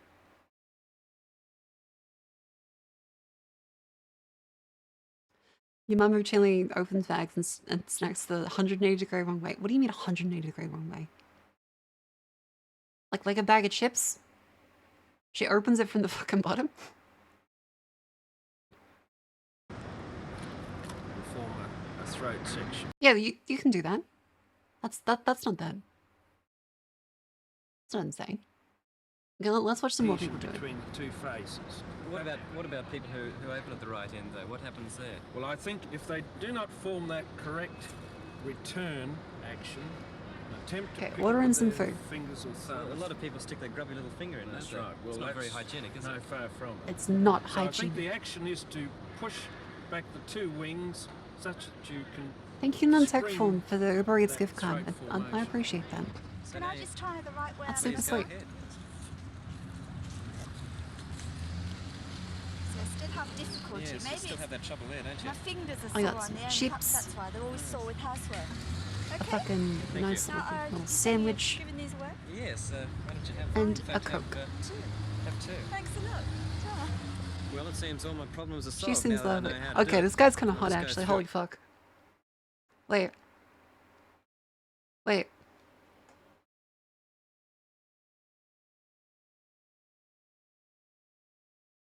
He's kind of really cute. I was focusing on the milk cartons. He's kind of actually really cute. What the fuck? He's just a dude. What do you mean? This guy's cute as fuck. How to do it. I'll just go through it. Made it to the See how it's 70s now, done. the youngest. Okay, You true. open it up Fair. here, and now you pull the folds back. That's what I wasn't doing before. I was putting the finger in, and you press the Yeah. you press the spout up. I'm having a bit of trouble with this one. You press the spout up like that, and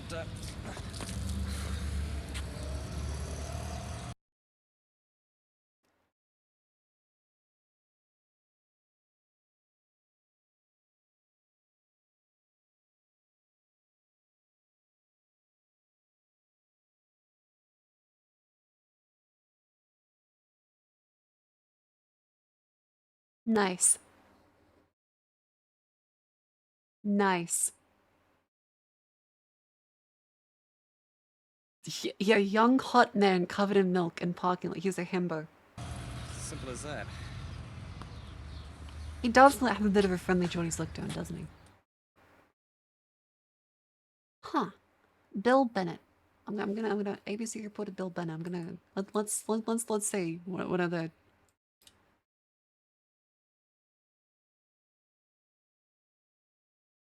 his most famous. There's many pictures of him with the milk, and that's him now.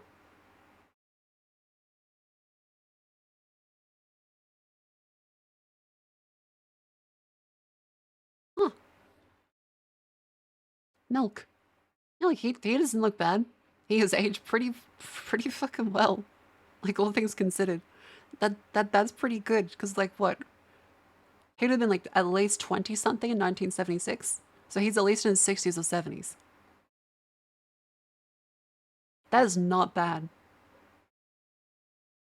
Yeah, he aged better because of the milk.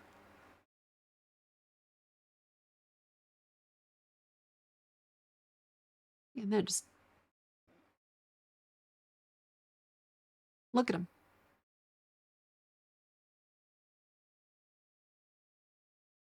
Do it.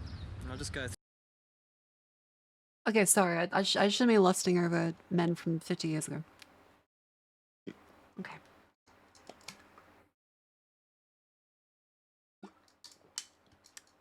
Chat, you have voted for Voices of the Void, which we can play while I get my order.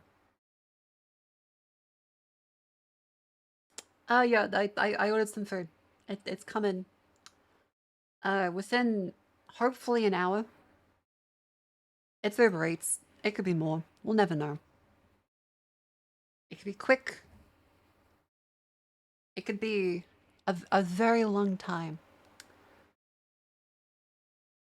Making Whiskey jealous? I don't think she'd be jealous of this fella. If anything, it would probably be the very tall woman that I kind of stared at and played the clip dozens of times on stream.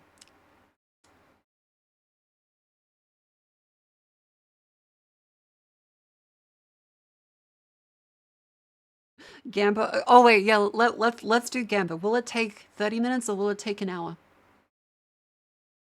Let's do a Gamba. Will food take? How long will food take?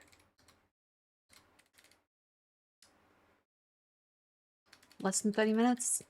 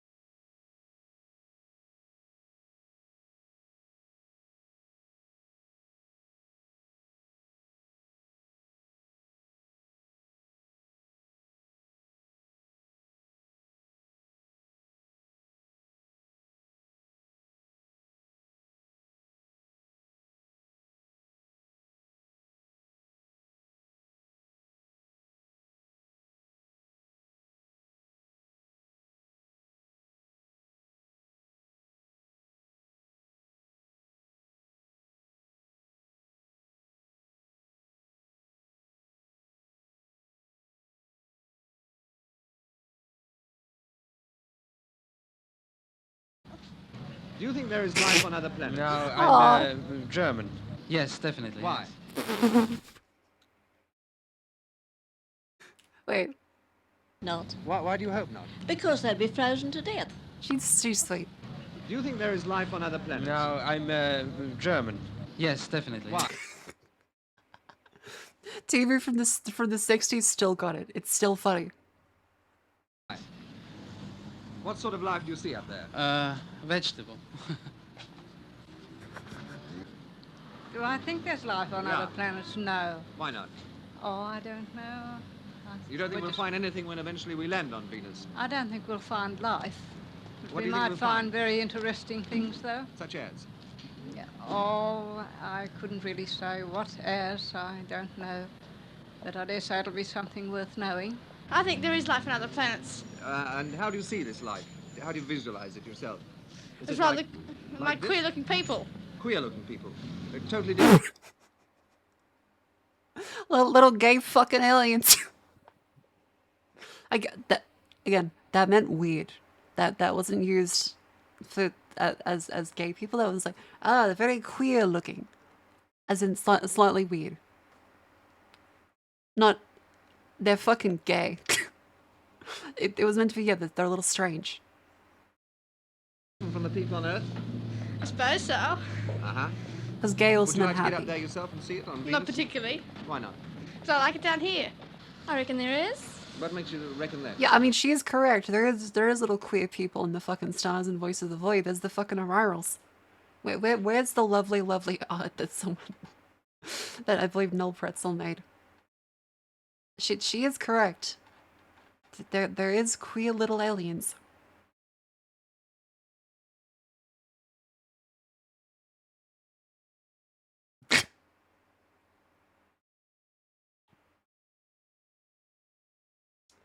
Yeah, the cat goes asleep.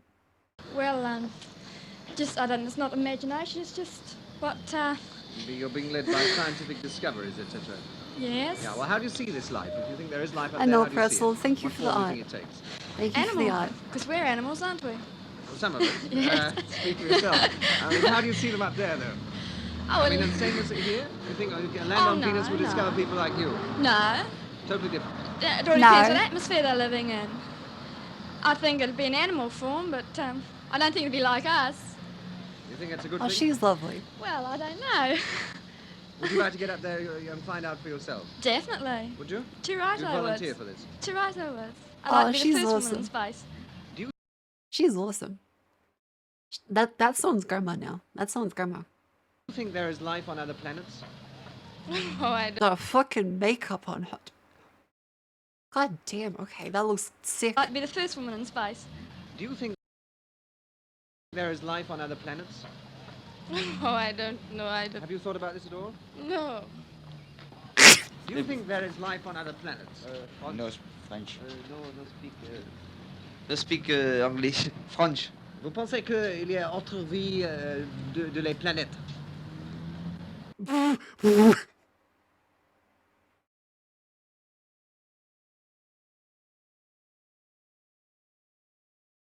Holy shit, reporters are fucking cracked. Reporters were sick back then, holy fuck. Mars et Venus. Oui. Oui? Oui. C'est français, là? Où ça là-bas, chez Mars? Je sais pas. Do you want to think first? There is life on other planets. Oh, I couldn't tell you. Wouldn't have a notion, would I? Hey? I wouldn't have a notion. You haven't thought about this at all? Oh, I've thought about it, but no, I wouldn't think there would be. Do you think it would be a good thing for the Earth if there was life indeed up there on Venus? I suppose competition is pretty good at any time, isn't it? Oh, should the bikini be banned? See, that's one I probably couldn't even show on Twitch, could I? I think Twitch would be more censored than 1962 TV. If I tried to show the should the bikini be banned one.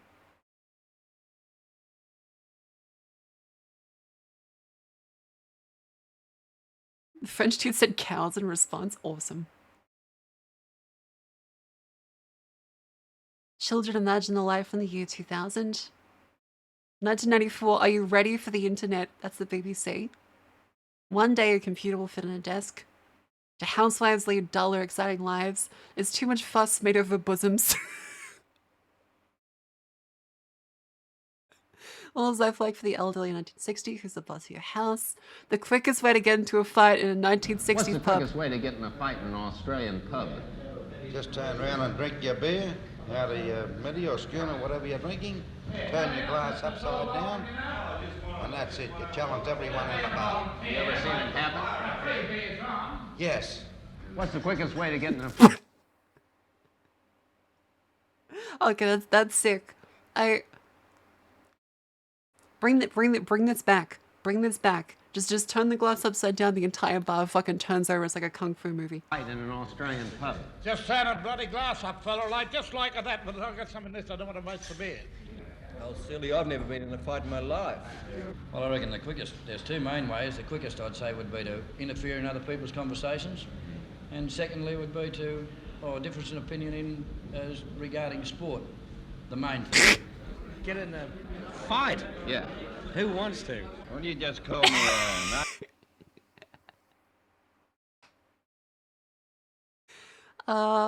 name and you'll just see how quick I can get into it. I've never been in one. Print somebody else's beer. Left hook the first bloke you see alongside you. What's the quickest way to get in a fight in an Australian pub? Oh, because this isn't a Yank asking, isn't it? We're in Australia, and you fight backwards. Well, I think if you don't shout in your turn, you could easily get into a fight. Yeah? You been in a fight that way yourself? No, unfortunately. Hey? Best way to get in a fight in a Sydney bar. Sydney bar, huh? What do you mean? He wouldn't know what a bar is. It's a pub. This old mate's probably born in like the fucking 1800s. He looks at least over 60, so this guy would have been from the 1800s. It would not be called a bar. It'd be called a pub. No way to get in a fight in a bar. In a bar, huh? Yeah, bar. In a bar, huh? You mean a rabbit? Yeah. You don't know some South Sydney forward there, all right? That's why they're getting a fight in a Sydney bar. Yeah. Knock his money off. Well, it's not hard to get into a fight in a Sydney pub. All you've got to do is walk up and say something out of place to someone. That's all you've got to do. Yeah, and you get socked in the jaw. Yeah, of course you would. Yeah, no risk. Don't put me in a right. Yeah, and bar. You can tell he's definitely like old Irish immigrants. The quickest way is down Woolloomooloo. Turn your glass.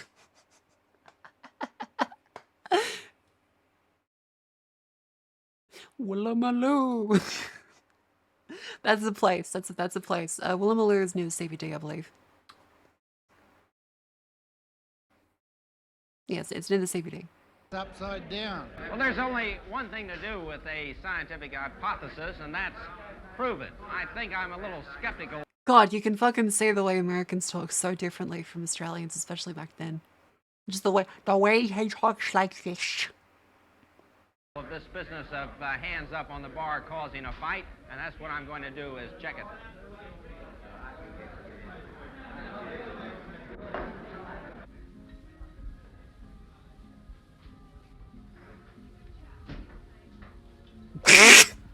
You see, I told you I didn't think I can get in a fight this way in a Sydney bar.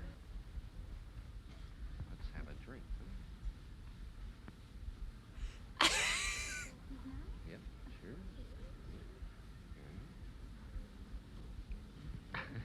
And I 1960s comedy. Wine right in the middle of my eye. It splashed up and it hit me right in the eye. This would be the biggest ragtag outfit I've ever worked for with the power is gone. Nice. Oh god. Okay, these are actually pretty fucking great. Oh god. Should husbands watch the birth of their children? Should husbands help with the weekend housework?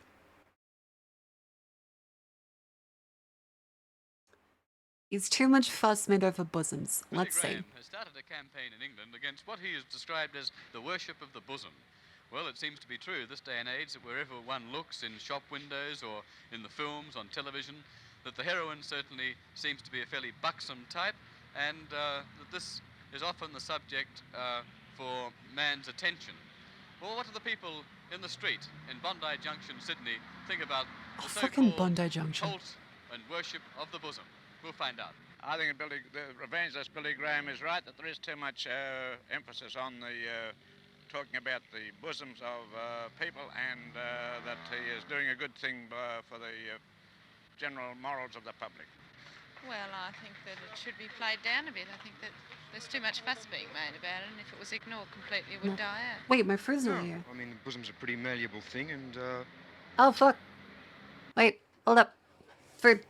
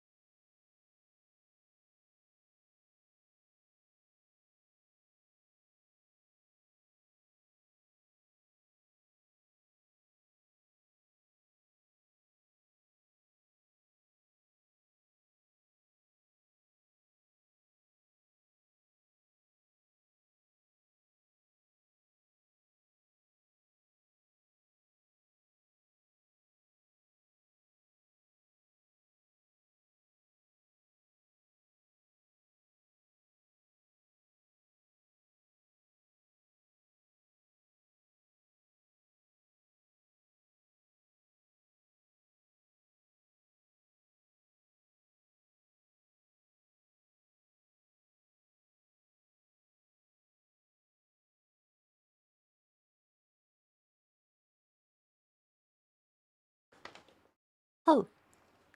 Alright, for those of you that have said, lesson 30, you win. The food has arrived. That's gotta be like a first. It's close to 30, but it's still under 30. And it is warm. The fruit is actually warm for once. Holy shit. That's... Nothing short of incredible, actually. That's gotta be like a world first. That's gonna be a world first. Can't finish the game because you voted. I like that they have an anti-mod corruption system where the mods can't be the ones that end the poll if they voted. That's good. Okay, lesson 30. Complete. I wanna recount. Ooh, this looks good. This looks good. No, because like this wasn't that close. So like they must like hold ass. They must hold fucking ass to get here. 1 million payout. Holy shit. Damn. Okay, let's take a photo. Let's take a photo.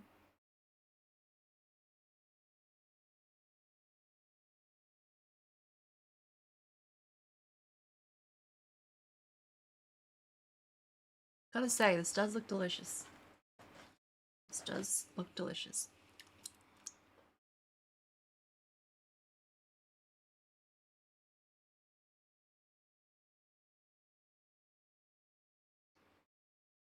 Okay.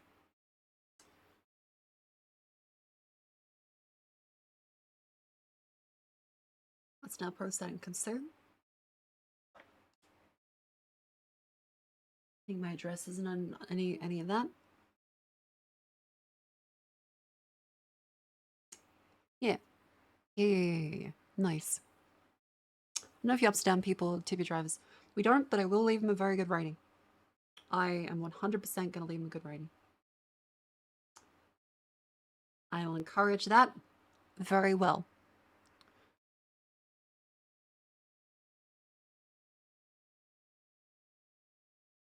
Thumbs up. Friendly.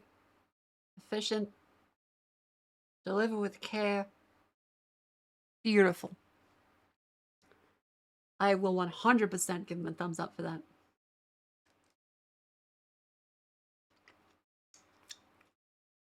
All right. I did. Click them.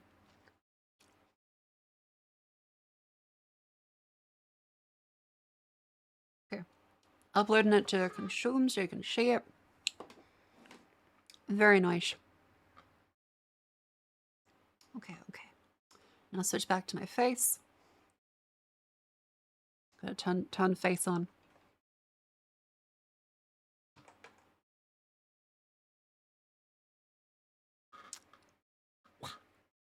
Nice. All right, now let's add this up on stream so you can see it. My food is this one. It is a lovely, lovely Philly cheesesteak. This is not a very common thing in Australia, but there are a couple places that sell it. And this place was decently far away. So I'm pretty impressed at how fast the driver must have been going.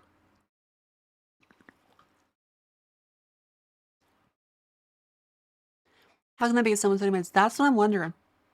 Like that's impressive.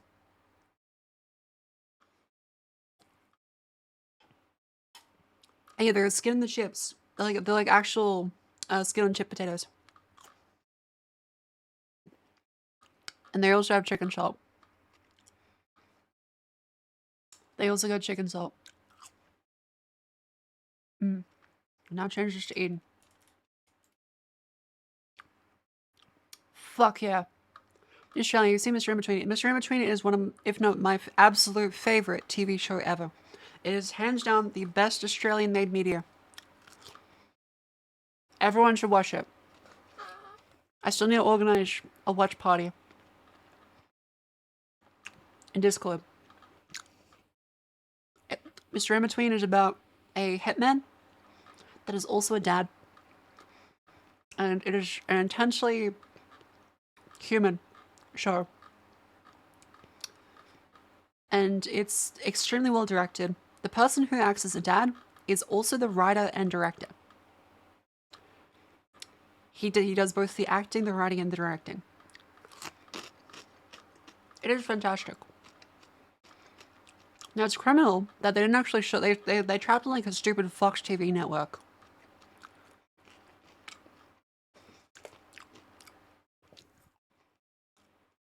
The show is fantastic. There's a trailer for it. Everyone needs to watch this. Like, this show is, again, I'm not exaggerating, one of, if not my absolute favorite TV shows. Even after like Sun and Shogun, this is better.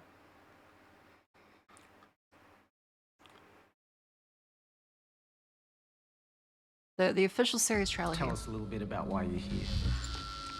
My name is Ray. I'm 40. Got a kid. Do you think that you've got an anger problem? No. It's also filmed in Sydney. So you see lots of places like from Sydney. Man, why don't you watch where you're going, eh? What was that? You gotta fight back, you know? Always better to give than receive. Is it? I'll give you your money, okay? It's not my job to collect money, it's his job. What's your job? My job's to make you sorry you didn't pay when you had the chance. He's such a brilliant actor. I'm Brittany's dad. Yeah, he made a mockumentary. Yeah, mate. Have you ever killed anybody? Once. I'm just kidding, mate.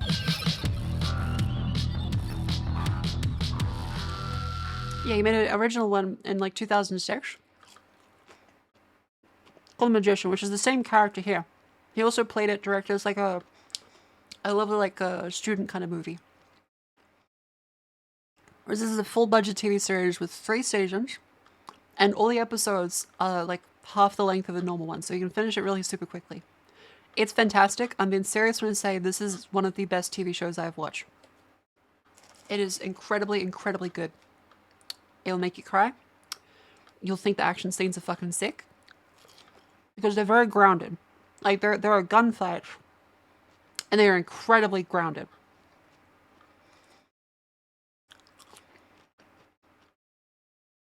It starts off slow. Like the first season is decently slow. We see one gunfight, sure.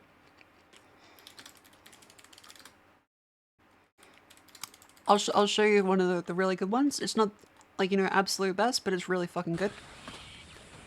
These guys have ripped him off for a sale of guns.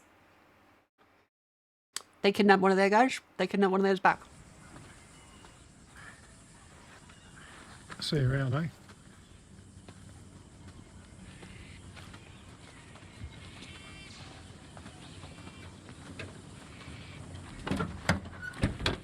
The directing and camera work in it and the acting is all so good. It's incredible for a TV series.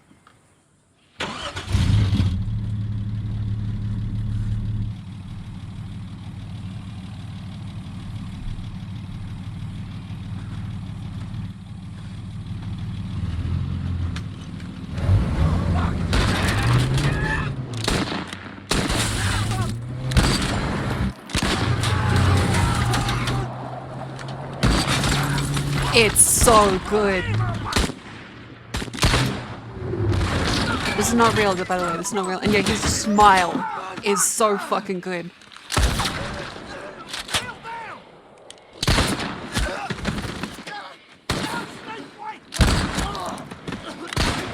It's done so well.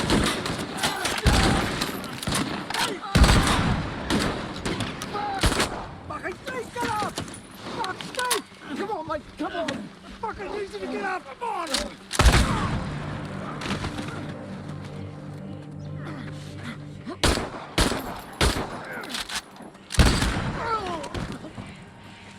Okay, I won't spoil how this ends, because this is also extremely well done how it ends. Watch the show. It's not just about gunfights, it's about him being a dad, it's about him being a person, it's about him being a hitman. It's a fucking fantastic show. Yeah. It's fun for the whole family. No, like this made me pull my eyes out multiple times. It is fantastic. Yeah, it's about like veterans, it's about, you know, crime. It's about family. It's really good. Don't you like how The Sopranos is a family show? A bit, but also actual family. Okay, went for the shoulder after seeing body armor. It's good. It's very good. But yeah, this is my food. I'm gonna take a bite of the cheese stick. Watch Mr. In Between. Buy the series if you can. It's fucking fantastic. And the guy is the director, writer, and actor.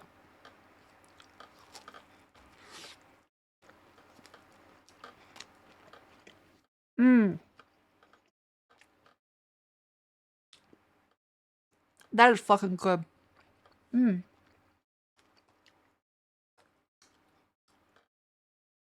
is good. I think Americans call it American cheese, but it's a provolone. I believe it is.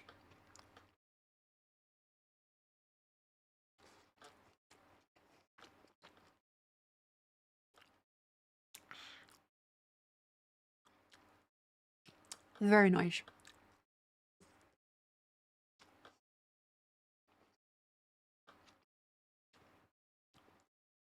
Yeah, do be aware, in the Mr. In Between show, it does have some pretty fucking dark shit.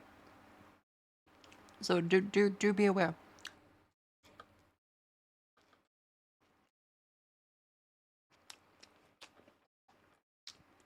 It's very unfortunate because like there was no legal way to watch Mr. In Between in Australia, which was fucked.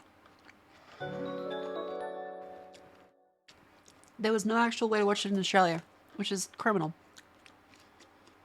Because all these like TV network things in the US, they don't really care about like international distribution.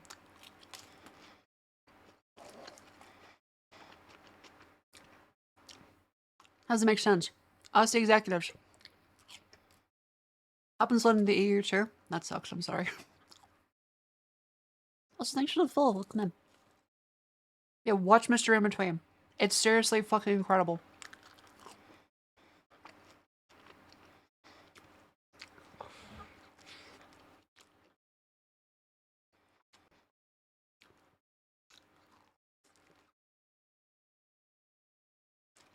It also is a tremendous scene. It has a tremendous scene for how you should approach police that come to your house. Afternoon, sir. Are you Ray Shoesmith? I don't answer questions. Can I help you? We're looking for a Ray Shoesmith. Does he live here? I don't answer questions. Okay, is there somebody here who can answer questions? I don't answer questions. Okay, I don't really know how to respond to that, sir. We just spoke to a woman by the name of Petra Jenkins. She says you threatened her and tried to menace her. Did she? Yeah. You got anything you want to say about that? I don't answer questions. Would you mind telling us why? I don't answer questions. Okay. See ya. We'll come back later. Okay.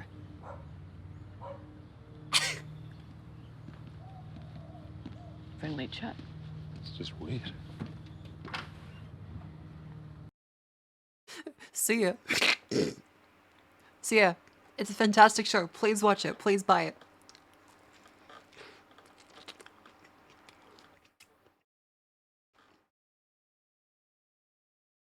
And the ending to it is also really fantastic. Got references to the rest of the show. I would if they would watch the show. I should do a Discord night for this.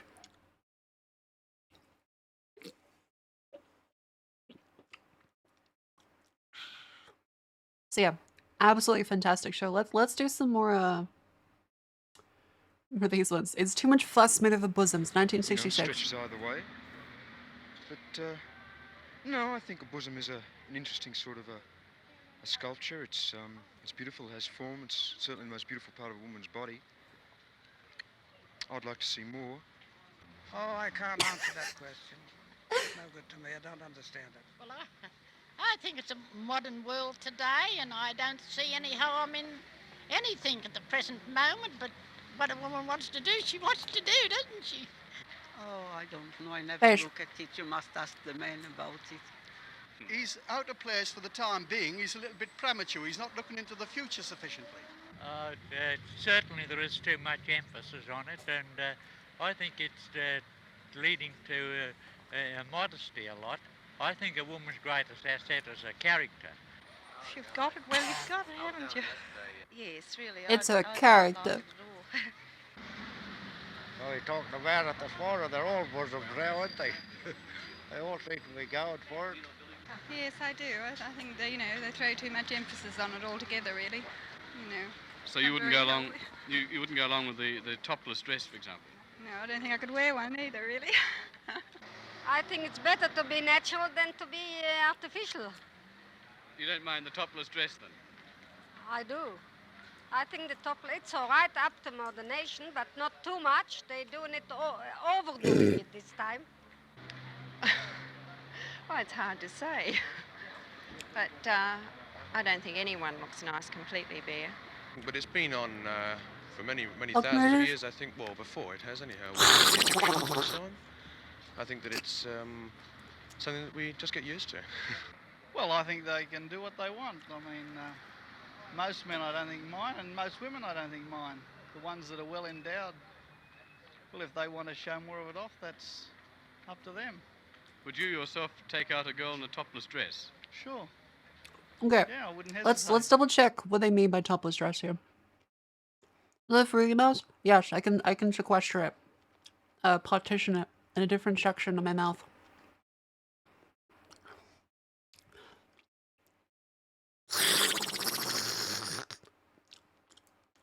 And still there. Okay. Topless dress. 1960.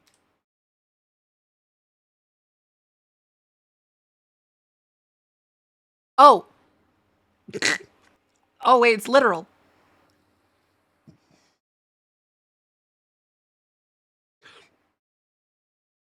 Oh, I thought it was gonna be like some euphemism, in true 1960s fat. No, that's just titty. The titty is out. It goes under the titty and shapes the titty, and the titty sits on top. Stop talking an asterisk. If she was the only girl in the whole party. Yeah, I always open stuff Well, you on a don't have different to tab and stream conform. for that reason. Yes, that would be all right. Do you feel a little outraged that the bosom is used so blatantly to sell newspapers and television programs? Oh, and yes, I films? think that's all wrong. You get these naked women or girls on the front page of the newspaper just to sell the newspaper, and the people aren't interested in anything about the news. Well, I don't know about Damn too much topless emphasis, women ruining the news. A man likes a nice bosom. Don't you think so? I don't know. I just don't go for it. Why do you say there's not enough of it? What do you want to see? Everything. Topless dress, the lot. Yeah. What's wrong with it? Yes, I would say if it was accepted by all. Would you go out with a girl who was wearing a topless dress? Not if she was the only girl with a topless dress. If there was a lot of girls with topless dresses, I wouldn't worry about it. Would you take a girl out wearing a topless dress? That's a fair point, actually.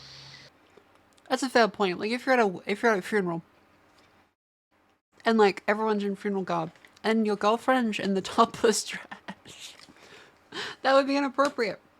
If you're at a party and you're the only one with your tits out, that would be inappropriate.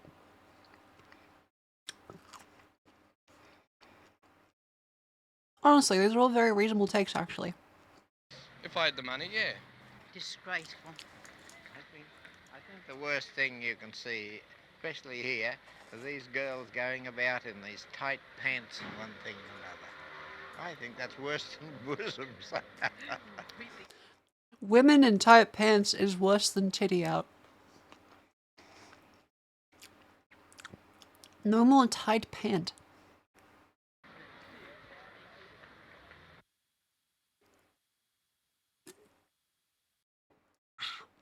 The people just are none. This is my food. It's a cheesesteak. It's very good. Let's see some of the ones because I really love these. Do housewives lead dull or exciting lives? Let's see how the trad wives of the 60s felt. The other day, a professor in an Australian university, he claimed that Australian housewives led a rather unexciting life. He said that Australian housewives, where they could, they should go out to work.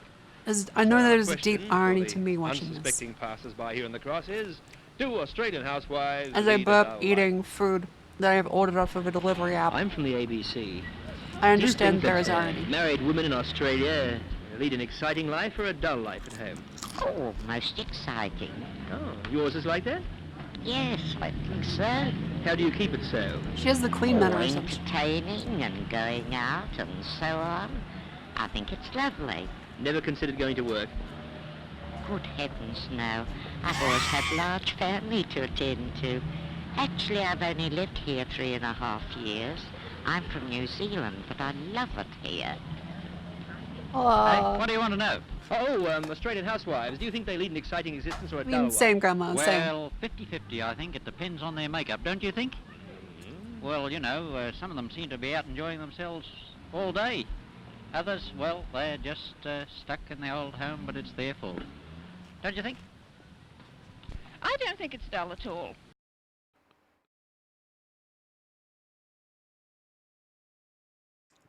It's their fault. If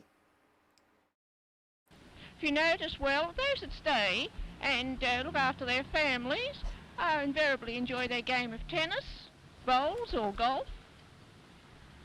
Do you think that housewives in Australia lead a dull life? No, absolutely not. Excuse me. Hello. Do you think Australian housewives lead a dull life? Well, look, sir, I wouldn't know because I'm just over from New Zealand. Do you think Australian housewives lead a dull life, exciting life? What? Oh, no, I think if they've got the right husband, they lead a nice, exciting life, I think. Oh, you're married? Yes. I'm from New What Zealand. kind of husband do you consider yourself to be? Oh, well, I think I'm a good husband. I try to be, anyhow. Oh, trying is one thing, but succeeding is another. And Oh, what do yeah, you but- base Oh. this opinion, you know? Oh, well, I think I have succeeded. I help my wife in all her chores, and I do the messages and help her in the house. Do you volunteer for these chores, Oh. or do you have to be told to do them? No, I don't have to be told. I volunteer just to help her and make her life much easier and happier. You must What be a they call lovely a fella. jewel in matrimony. Oh, I wouldn't say that. I do my best. Not all exciting, that's rather hard to say. Exciting, I don't think so. This dude Much looks the like same as fucking any other Tarkin from Star Wars. country. He looks other like than he's the about to European call countries, for a I would fucking say. Death Star to be But being at home, I activated. mean, the monotony of it, that has been suggested a certain amount of monotony connected with marriage. Oh, no, that's something you'd have to ask my wife about. Like, wait, We're not in a... isn't this just... Hang on. Oh my god.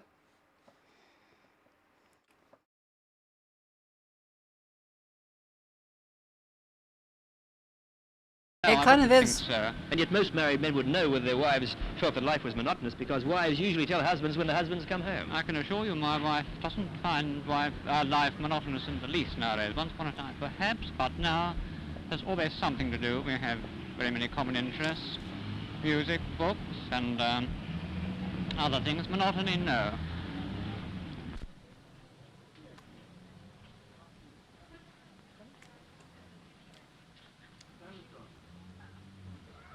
Excuse me.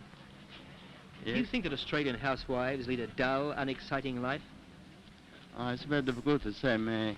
I think it's very wonderful woman for the family. Good.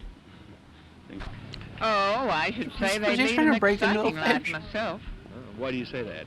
Oh, well, they have everything they want nowadays, and I don't know, they seem to do what they want to do, and I don't know. I'm a housewife myself, but, I have quite a nice time. Ever thought of going out to work? I do. I do go to work, because I'm a widow, that's why. Oh. Do you think that married women lead an exciting life staying at home? No, I don't think so, really. They have a hell of it. Oh. You're married? Yes, I am, but I don't think they have too good a time, you know. So like in the old days where servants and one thing and another, but today it's a different proposition. Apart from hard work, do you think it's monotonous for them? No, I think they're kept going all right. They have to go and cook the food and one thing and another and look after the old man when he comes home, you know. Do you think that Australian housewives these days... Okay, that was a loaded statement.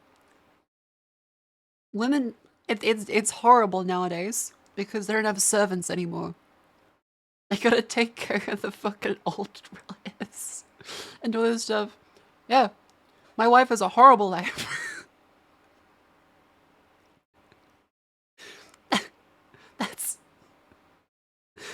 It's kind of insane.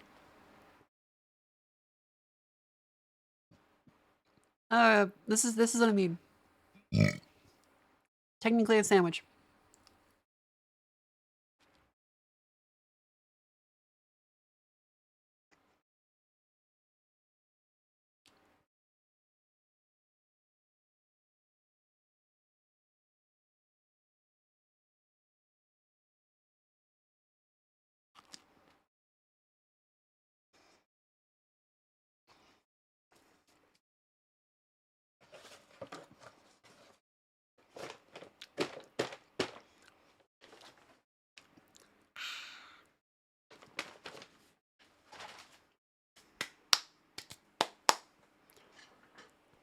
Thank you very much.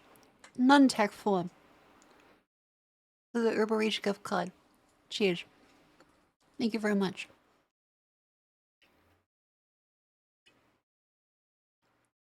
This is known as a Philly cheesesteak.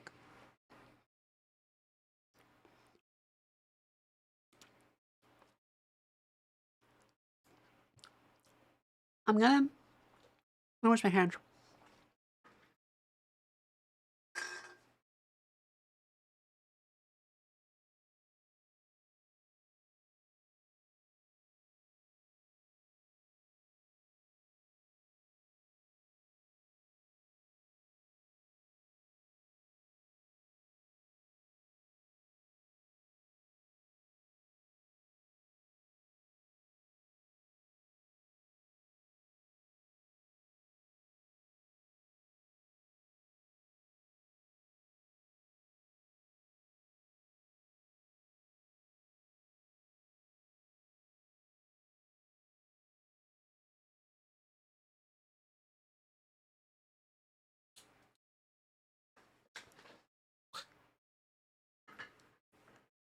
Nice.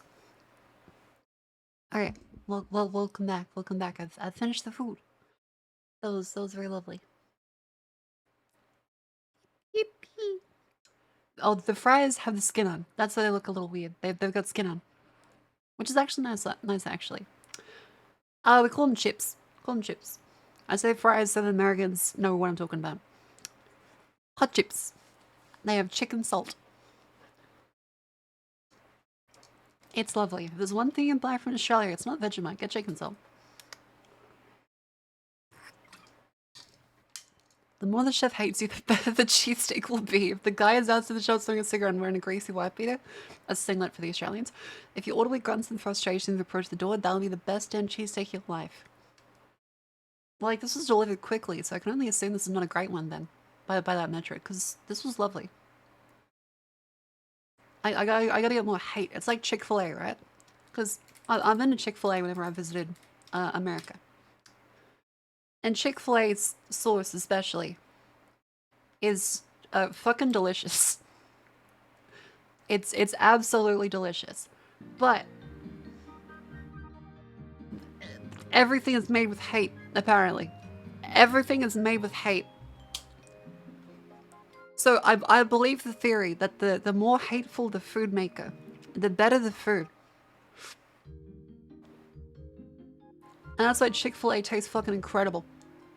It's just direct homophobia and condensed into a little tub. That is delicious. It's fucking delicious. They should be more homophobic. It'll taste even better. Are you a housewife? You're really interested in that fact.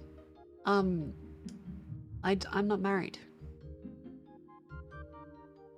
That would imply I have to be married. I mean, I'd like to be one day, but... See, thing is, being a housewife in like the traditional sense, unless I could find stuff to do, I would be so fucking bored. I would be so bored. Like, holy shit. I know some guys who work in kitchen when they were pissed as fuck when they made the best food. Nice, just stream. But then I'll be one of the VTubers that stream while I have a husband. I'm like, hey guys. I'm single. And I'd be like, I can only stream during the daylight hours. 7 PM is my dick time. I wouldn't do that. If I get married, I'll let chat know. Not that there's anything wrong with that. Not that there's anything wrong with that. Look, I'll tell you, if I'm ending stream to have my scheduled dick time, I'll let you know. I'll let you know. And you can file a HR complaint against me, because you shouldn't need to know that. And that's just me being really weird. And kind of rude. If you get married, we hear it first from you or Whisk. Okay. Look, I just...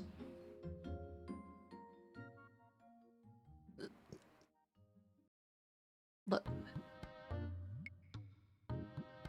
I like when I get to call her and she's sleepy on stream. That's a nice thing. That's a nice thing. That's very lovely. And to be fair, she pays me because I called her last time on stream. Where was it? Where was it? I called her on stream. Pays me because I called. Shut up, woman.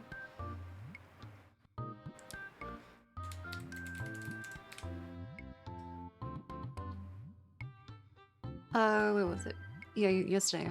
I called her while I was on stream. And showed her the thingamajigger. Well, what's the timestamp for whiskey being? Is it around here? Might be around here, actually.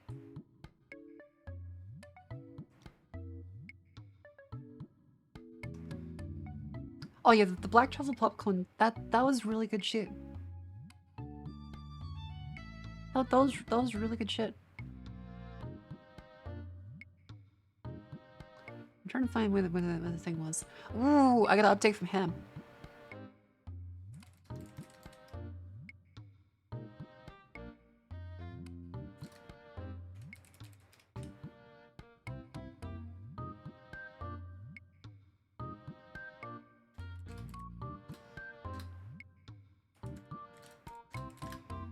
Hang on, this is very cool.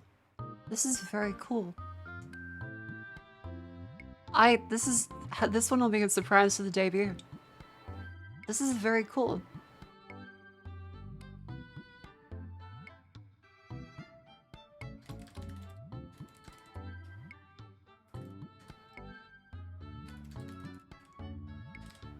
Hold up. I'm gonna show this to the Vishan girls. And I won't show this on stream. But this is gonna be a secret. Just you wait. Just you wait. This is actually really sick.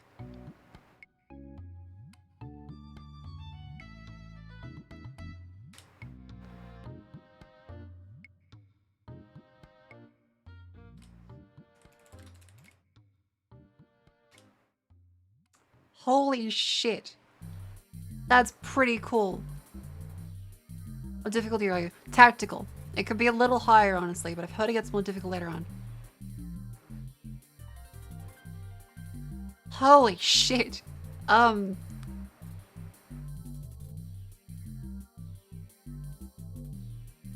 done good work. I'm gonna say that. But goddamn.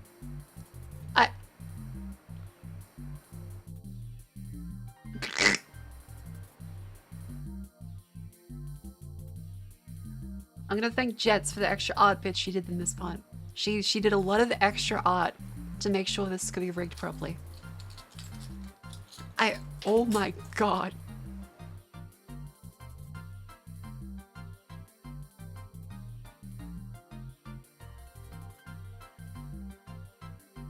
Whoa.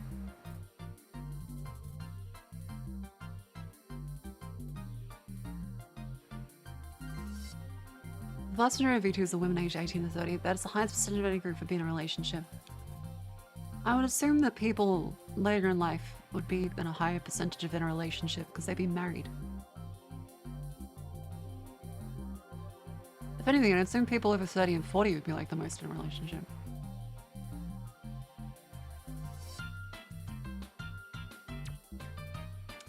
Yes, it's new outfit. There's also going to be a secondary outfit for the 3D when that comes. I'm just like, he sent me a GIF. He sent me a GIF. I'm just like, well, oh yeah, again, like there is nothing wrong with being in a relationship while VTubing. It is fundamentally a character that you're displaying to the screen. Yeah. So like, you could be, I don't know, Australian. And some people, that'd be a deal breaker. But if you can hide it well, then it doesn't matter. Because if you're like a Cthulhu fucking monster, and you hide your Australian accent,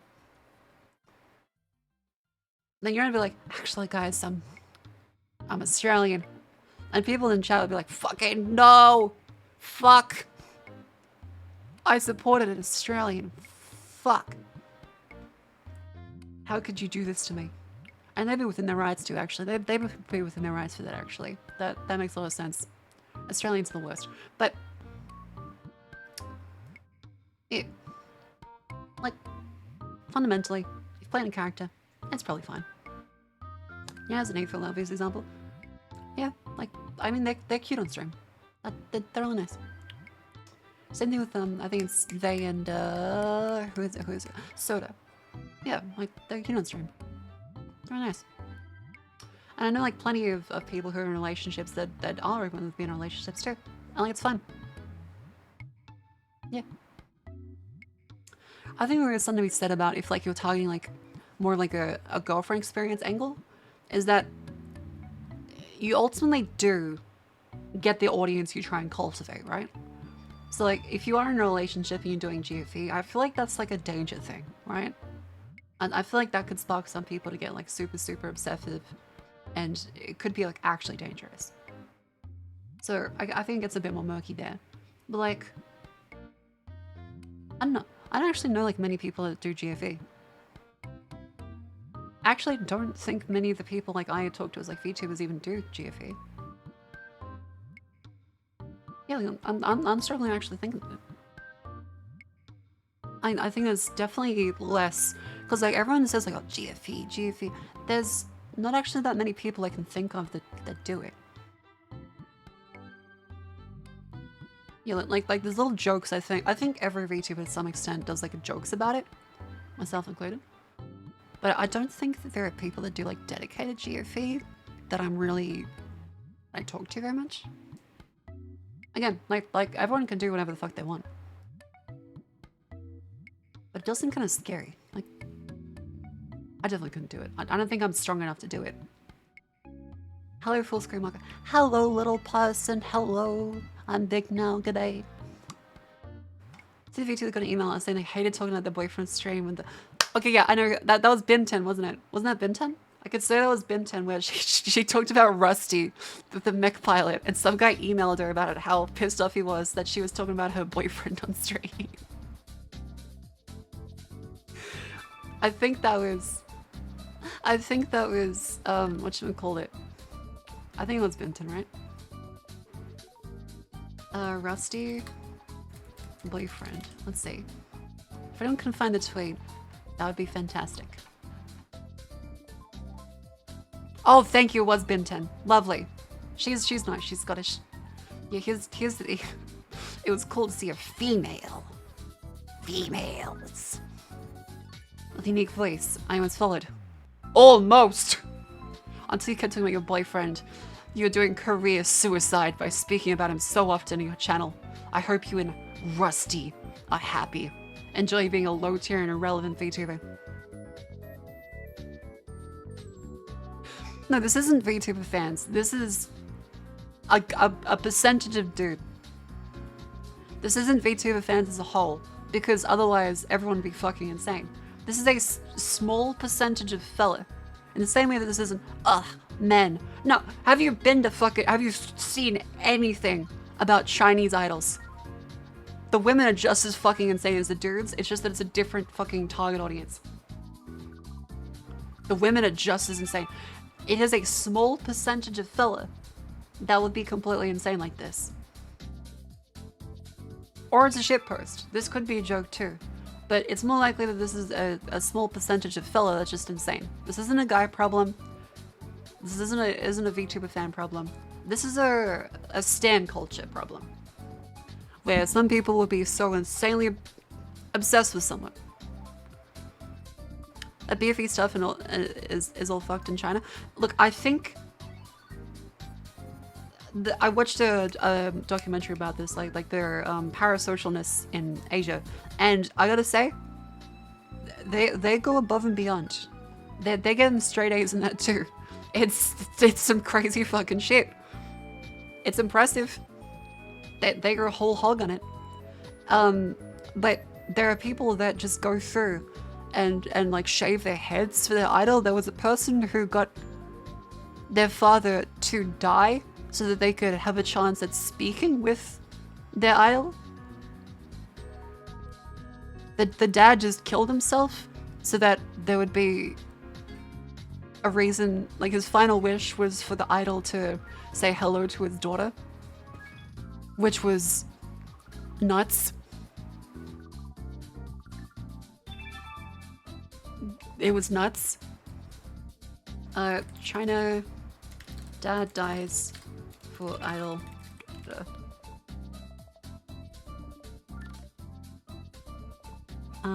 Celebrity worship. Trying to find it. Trying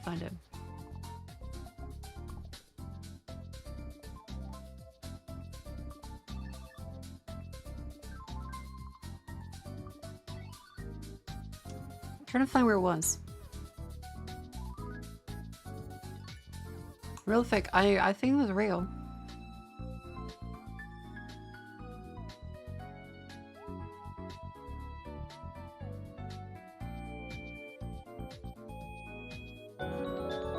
Oh god, I think this might be it. Oh my god, this is it. Yeah, okay. Yeah, so this is the one. Celebrity worship turns tragic. A young female fan of Hong Kong star Andy Lau was recently received both the highest and lowest points in her life. After receiving the chance to meet a long-time idol, she also received word of her father's death. There was a public outcry of anger towards the girl from Chinese netizens. She refused to claim her father's body. So what happened was, she became a fan of Andy Lau 13 years ago. The only thing she cared about in life was to meet her idol. She quit school, wrote letters, spent many years watching the star's videos, and made public attempts to get close to him 2 times in Hong Kong, once in Beijing, but both times was disappointed. He was one of the most famous Hong Kong stars, had a brilliant and legendary career in both the music and movie industries, and is considered one of the most recognizable icons for Chinese people. Yang once said if she could not intimately meet him, she would never marry and lose the will to live. Yang Qinji, the girl's father, was a 68-year-old retired middle school teacher who supported the entire family's pension of 1,900 yuan a month. Her mother was unable to work due to poor health. Her parents tried to persuade her to give up, but after these efforts failed, her father decided to help the girl realize her dreams at any cost.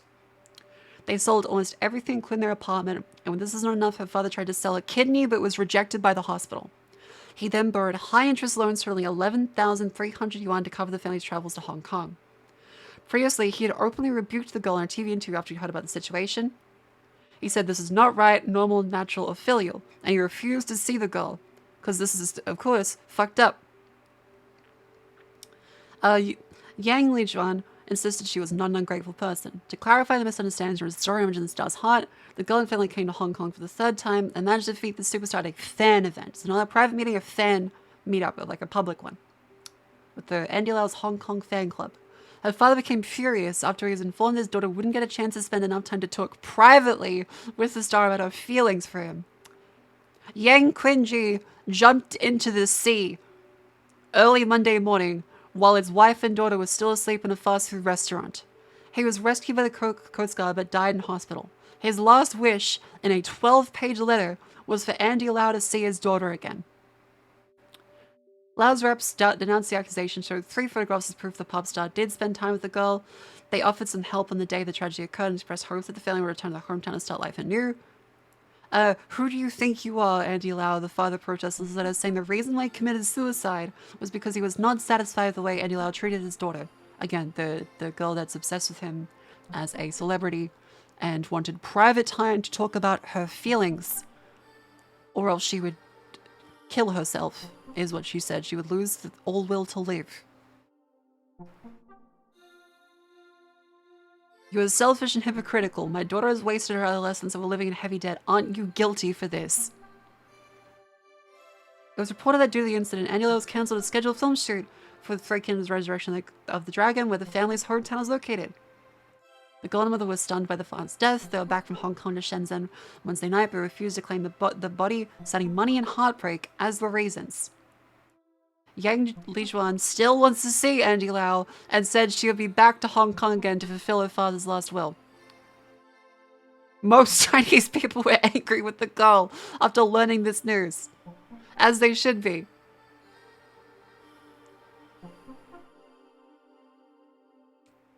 The family must be paranoid. Yeah, this guy needed therapy, by the way, because of course he would. Like the celebrity had to have therapy for this, because this is fucked. So yeah, in East Asian countries, celebrity worship takes on like a whole other kind of meaning. There's a good video on YouTube. That's like a documentary that goes over what it means to be parasocial in Asia. It's good. It was a well done video. But it's a bit more extreme than in the West.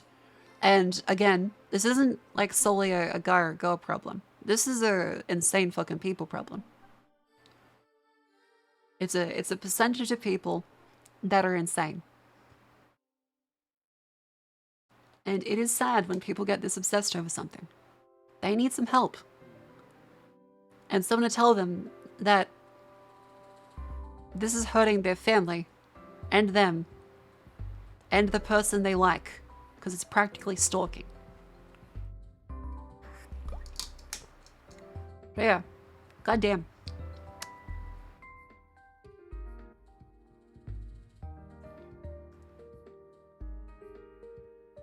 Even happening like Johnny Depp and Amber Heard. I'm getting a mega pint. Especially if usually you'd say for deities, but knowing it's a real entity makes it a little more psychotic. Yeah, that's the thing that makes it insane, is it's, yeah. The thing is different is because she've read my research. I hope I've put enough critical thinking into you guys in all of my unhinged rants about the technology and me shitting on a toilet and my upset about alarms and algorithmic sludge in every enshittified program that wants to go through and ruin simple fucking alarm clocks. And how I want just the simple thing, I don't need my alarm clock to have Wi-Fi, Bluetooth, or GPS in it. And just pain with firmware updates on integrated devices. And how I want my washing machine to not be connected to Wi-Fi, so Samsung can, after 2 years and 1 day that the warranty expires on, it tells my washing machine to kill itself. I think after all of my unhinged rants, I've at least instilled a little bit of critical thinking in some of you. And then if you do like the content, you support me. But otherwise pretty okay. Because again, I think it's only, like, to go that far, they need professional help. So yeah. Chill the fuck out! Of course, and that's none of you. Also, stretch. Oh.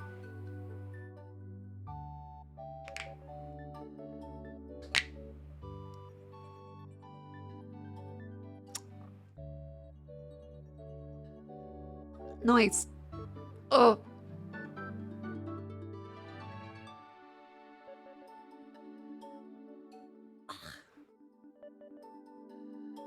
Hydrate. Good idea. Good idea. Blue the legs. Blue legs. Get the blood pumping. Yeah, snap, crackle, pop. I like a fucking Rice Krispie treat.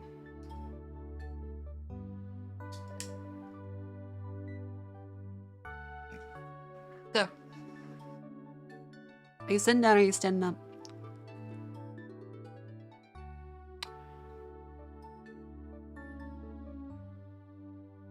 What's it look like? I'm sitting down in my fat ass in the fucking chair, and I just ate a full Philadelphia cheesesteak and some chips and a Coke. I'm sitting the fuck down.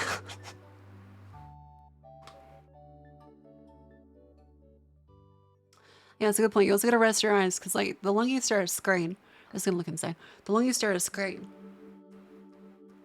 the more your eyes have trouble focusing. So you should like look around the room a little bit and try and focus on different distances and like far away objects and close-up objects to make sure your eyes don't get fatigue and eye strain.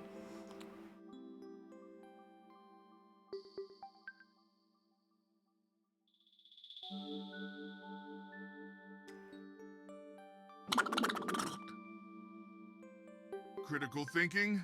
What's that, hun? Also, when you'll be done and come to dinner. I just got Chinese takeout. Kappa 100. This is my washing machine. This is my washing machine.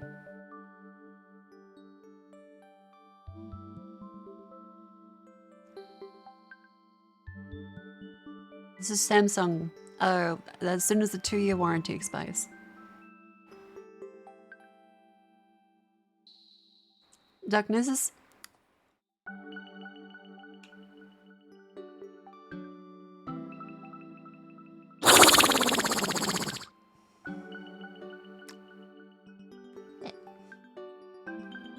I guess what is Philadelphia instead of Philly.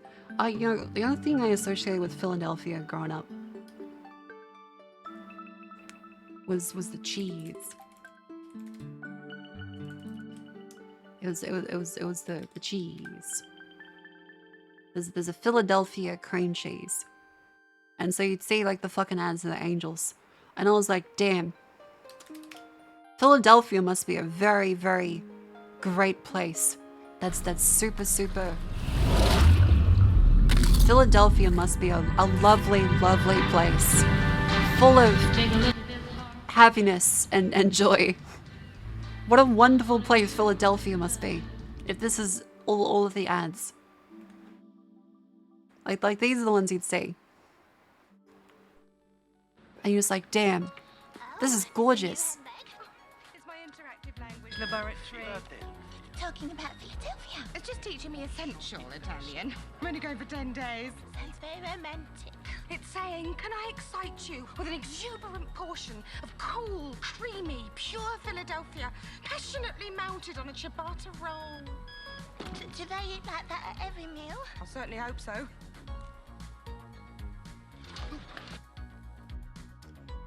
Yeah, so you'd see this and you're like, aha. This must be a wonderful place. Philadelphia must be an incredible place to have such a beautiful, beautiful ad.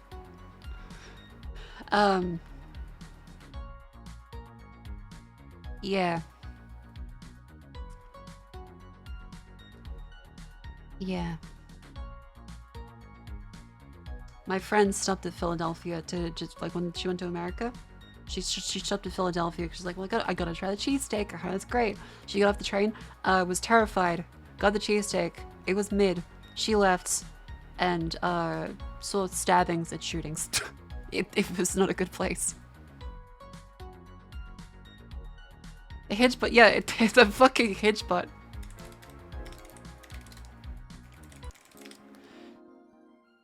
So this robot made its way around the entire world. It went through fucking everywhere. And as soon as it reached Philadelphia, it made its way through Canada, the Netherlands, Germany, and it was going to go through to the US. It survived 300 miles on the mean streets of Boston, New York. It arrived in Philly. It arrived in Philly.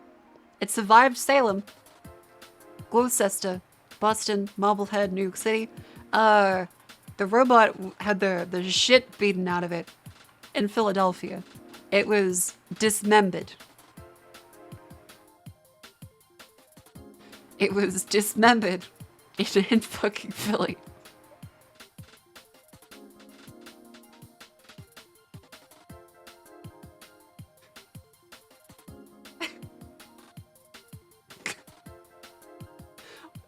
It takes a special kind of anger to just do this.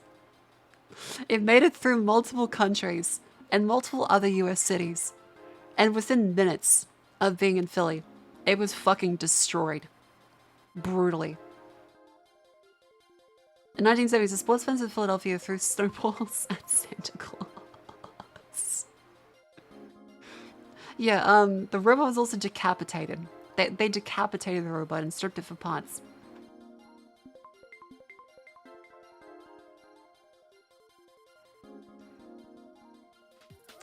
So yeah, that's great. Was it Bill Burr that had the Philadelphia set?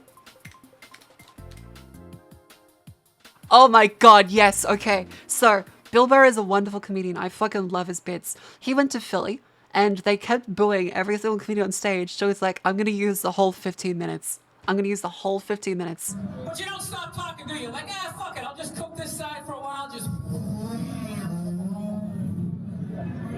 You know what's funny? I'm cooking my brain talking about nothing. I'm just walking around like, yeah, I just got a cheeseburger. Oh, fuck all you people. You know what, you fucking losers? I hope you all fucking die. I hope the fucking Eagles never win the Super Bowl. Go fuck yourselves. Fuck all you motherfuckers. And fuck the Friars. Fuck all of you. Fucking goddamn fucking losers. Boo and Dom Herrera. Suck a dick. All of you. Suck a fucking dick. No, I'm segueing into my next joke.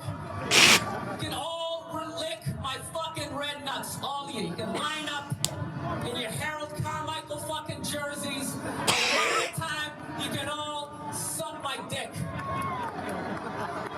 City of brotherly love, you bunch of fucking cocks. Just walking around again. Fucking goddamn losers. 52 fucking hours into a show. The fuck am I gonna do at this point? You people on a goddamn acid.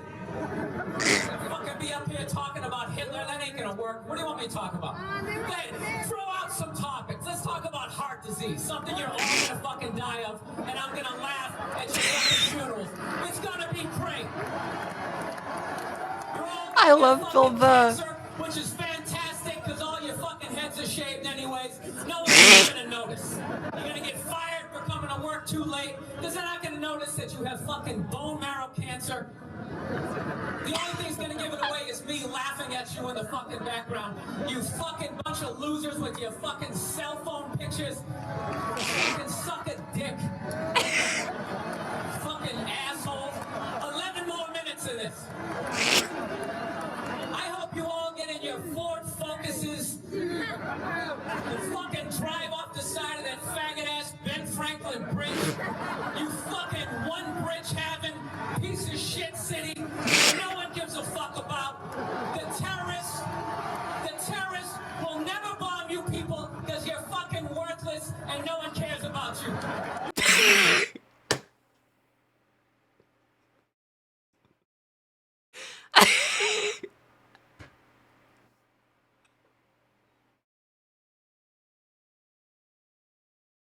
What a line.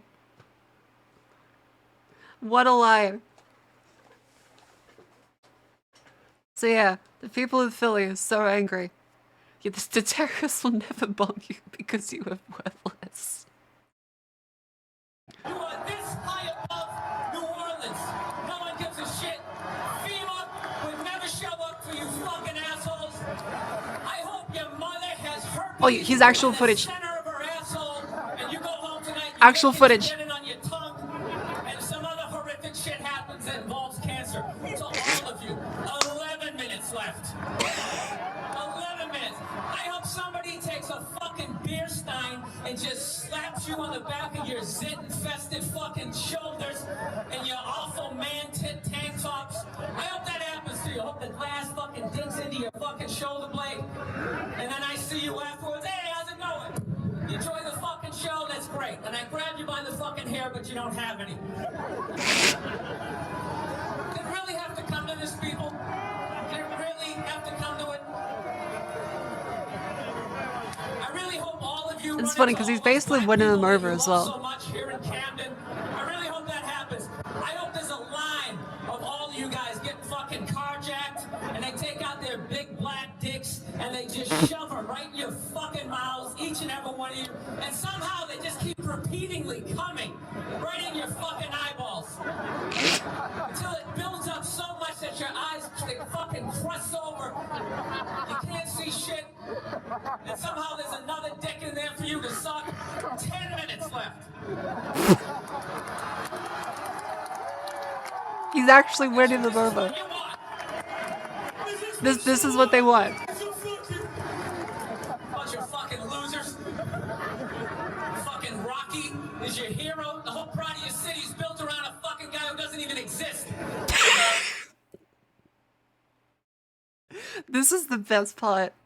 That You got fucking Joe Frazier is from there, but he's black, so you can't fucking deal with them. So you make a fucking statue for some 3-foot fucking Italian, you stupid Philly cheese-eating fucking jackasses. I hope that cheese melts your fucking faces off. All of you collectively suck a fucking dick.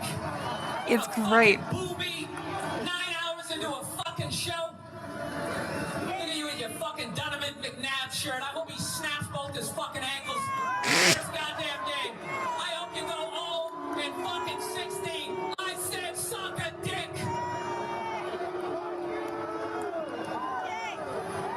8 minutes left. 8 fucking minutes left. The Flyers, This is they even fantastic. fucking exist anymore? Bunch of goddamn pansies. Haven't won shit since fucking Gerald Ford was in office. Why don't you just have the fucking ice capades down there, you assholes? You probably wouldn't even notice the difference. That fucking pussy teams. Remember they had that whole season where they wore the slacks? You bunch of faggots. That word is not okay anymore. It wasn't okay then either. It was a different time. And this is also Philly. And all those people are horrible. It sounds like a COD lobby.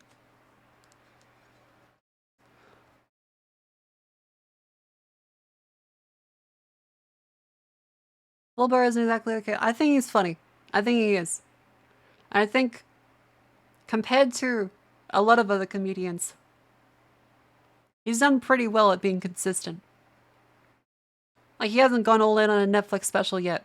And again, nobody's perfect. Let's be frank here. A comedian is not the one to look for life advice. They're there to be funny. He is an asshole. His wife is black. That doesn't excuse. Let's be very clear. His wife being black doesn't excuse anything.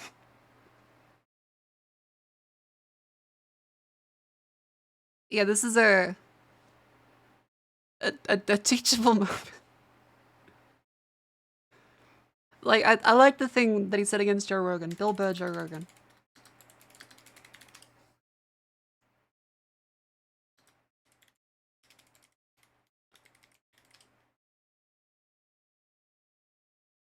Yeah, this is funny.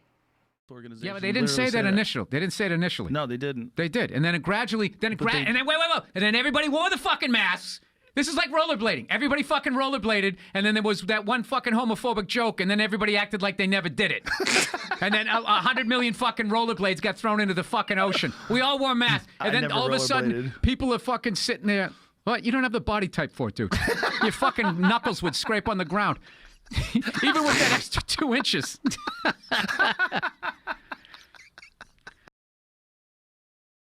Yeah, so he made fun of Joe Rogan a lot when he was on the podcast, which was very great. Because Joe was doing the usual, like, supplement bullshit. It was funny. Yeah, like, I think he's a dick, but he's also funny. Yeah.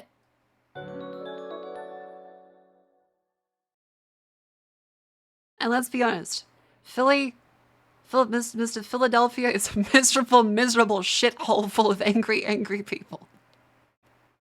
They decapitated the friendly hitchhiking robot.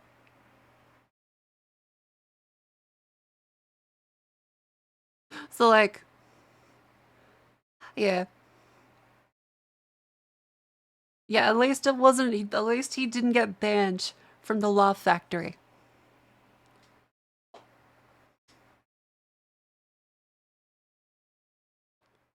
How sheltered you the dude is edgy. It's not that edgy for like the time period. It's a little edgy. For the time period, I'd say it's less edgy. There's more recent clips. Now, he's calmed down a lot, and there's more recent ones too. Michael Rich has got a little more than just banned from Laugh Factory.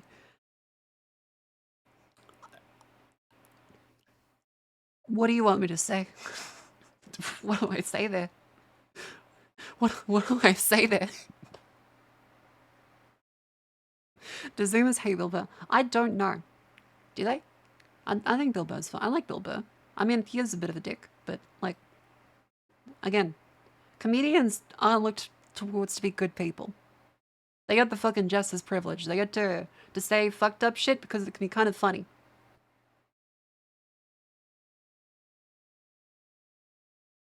Yeah, like Bill Burr has chilled the fuck out. Doesn't he have kids now? He's pretty chill. Zoomers hate anyone who won't agree with their backwards worldviews. I think that's just in general a polarized internet brainworm thing. I think that happens to everyone. If they get too terminally online. Is that they start screaming that someone has to subscribe to exactly what they want. I think that's just I think it's just like a general people on the internet getting a bit too online kind of thing. I don't want to be like the boomer going like, them fucking the kids nowadays, no respect. No respect. Yeah, because like old people fucking do it too. Old people are NIMBYs. That's a sweeping generalization. But like they're the ones that are fucking voting on the shit to be like, you can't put the internet in there. Don't do that. Yeah, like I think lots of people are cunts. I think the internet lets people be toxic in little tiny chambers because it was first as a way to connect us, and then eventually everyone sequestered themselves in a little bubbles where they're allowed to say the most insane cooked shit. The most insane cooked shit. And you're not in a forum where some guy's gonna tell you you're a dipshit. They've made their own little space where they can convince themselves that, well, they're right. And this applies to everything. Is that, if anything, the greater town squarification of the internet has meant that people see the only things that like either make them angry because that's what engagement drives, or is exactly what they believe because they don't have to confront anything they don't believe. And like, let's be honest, someone can have 100% of the correct worldviews. Like, there's got to be an objective thing at some point, right? Like, there's got to be some worldviews that are like objective. Like the Earth is fucking round. Straight up. The Earth is fucking round. At some point, you can see a dickhead that'll tell you the Earth is flat. And our solution isn't to say that they should never be able to speak. They should be allowed to say that so that you can bust out the popcorn and laugh at how fucking stupid they are. And laugh at, because for the people that don't remember, Flat Earth started as a joke. It started as a fucking joke. People were memeing about it. It was a meme. It wasn't people serious at the start. Poe's law is a law that eventually you won't be able to tell who's being serious and who isn't. So people that are serious will think they're in good company when everyone's actually laughing at them. And that built it up itself. Flat Earth was a fucking joke. And then a bunch of dipshits came in who actually did think it was flat and thought, oh my god, I found my people. And then they kept going with it. And the people that were joking like, oh fuck, they actually believe this shit. And now you have an entire group of people who got tricked into thinking that they found a community of like-minded people and then built it up into a just... The internet is a beautiful tool for connecting people across the world in an incredible way that is unfathomable by our previous generations, and also has caused untold damage to the human psyche that we will still see repercussions for decades to come that we have no fucking clue about, because a lot of people straight up are not prepared for the internet, and kids are not taught anywhere near enough critical thinking for the internet now. It used to be like a caution thing. It used to be like you'd have like a little school class. I'd like, all right, kids, gotta be careful, can't trust everything you see. Gotta be very careful. Never give out your personal information on the line, never do this stuff, gotta consider it. Now, give little fucking Jebecca, give Broden with 3 O's the iPad, and be like, okay, he's good. Let him watch Spider-Man and Elsa. Let him watch Spider-Man and Elsa. And then they just let the little kids go. The fucking dopamine receptors are still fucking developing. And they're already being fucking evolutionarily, biologically mutated by YouTube shorts. Spider-Man and Elsa. See, I don't even know the current like brain run. What's like the current kids YouTube brain run? Legit question. What if we made the internet age gated? Like people are not allowed to use the internet without being a certain age. That's where it gets fucked because of the necessity to actually determine that it's going to be linked to government ID, which is how you get mass surveillance, and it gets even worse, and censorship, and that's what it will 100% lead towards. The issue starts at a fundamental parental level. The issue is a fundamental parental level of them not feeling like they have the time or skill to take care of their kids, and so they give them an iPad. It's a problem at the parental level, because if they didn't do that, the kid would probably do something else, and the parent would find it as an even stupider way to keep the kid occupied from screaming. And now, this is both the parent's fault and also not the parent's fault in some cases. As again, it's a nuanced point. Because yeah, the area is a good point, is because a lot of parents are way too fucking overworked because they can't live on a single income. Like, hell, a lot of people can't live on a dual income in some areas with kids because it's fucking expensive. If you have to work 60-hour weeks, you're not gonna try to come home and think, fuck, I need to make sure my kid eats. How the fuck do I make sure that this technology that I barely understand is being used appropriately? They're not gonna know what the fuck a Spider-Man ulcer is. They're not gonna know what the fuck a skibbity toilet is. And I'm like, okay, put an iPad in front of them. That lets them calm down a little bit. I love my kid. It makes them happy. Fuck it, I'll make my kid happy.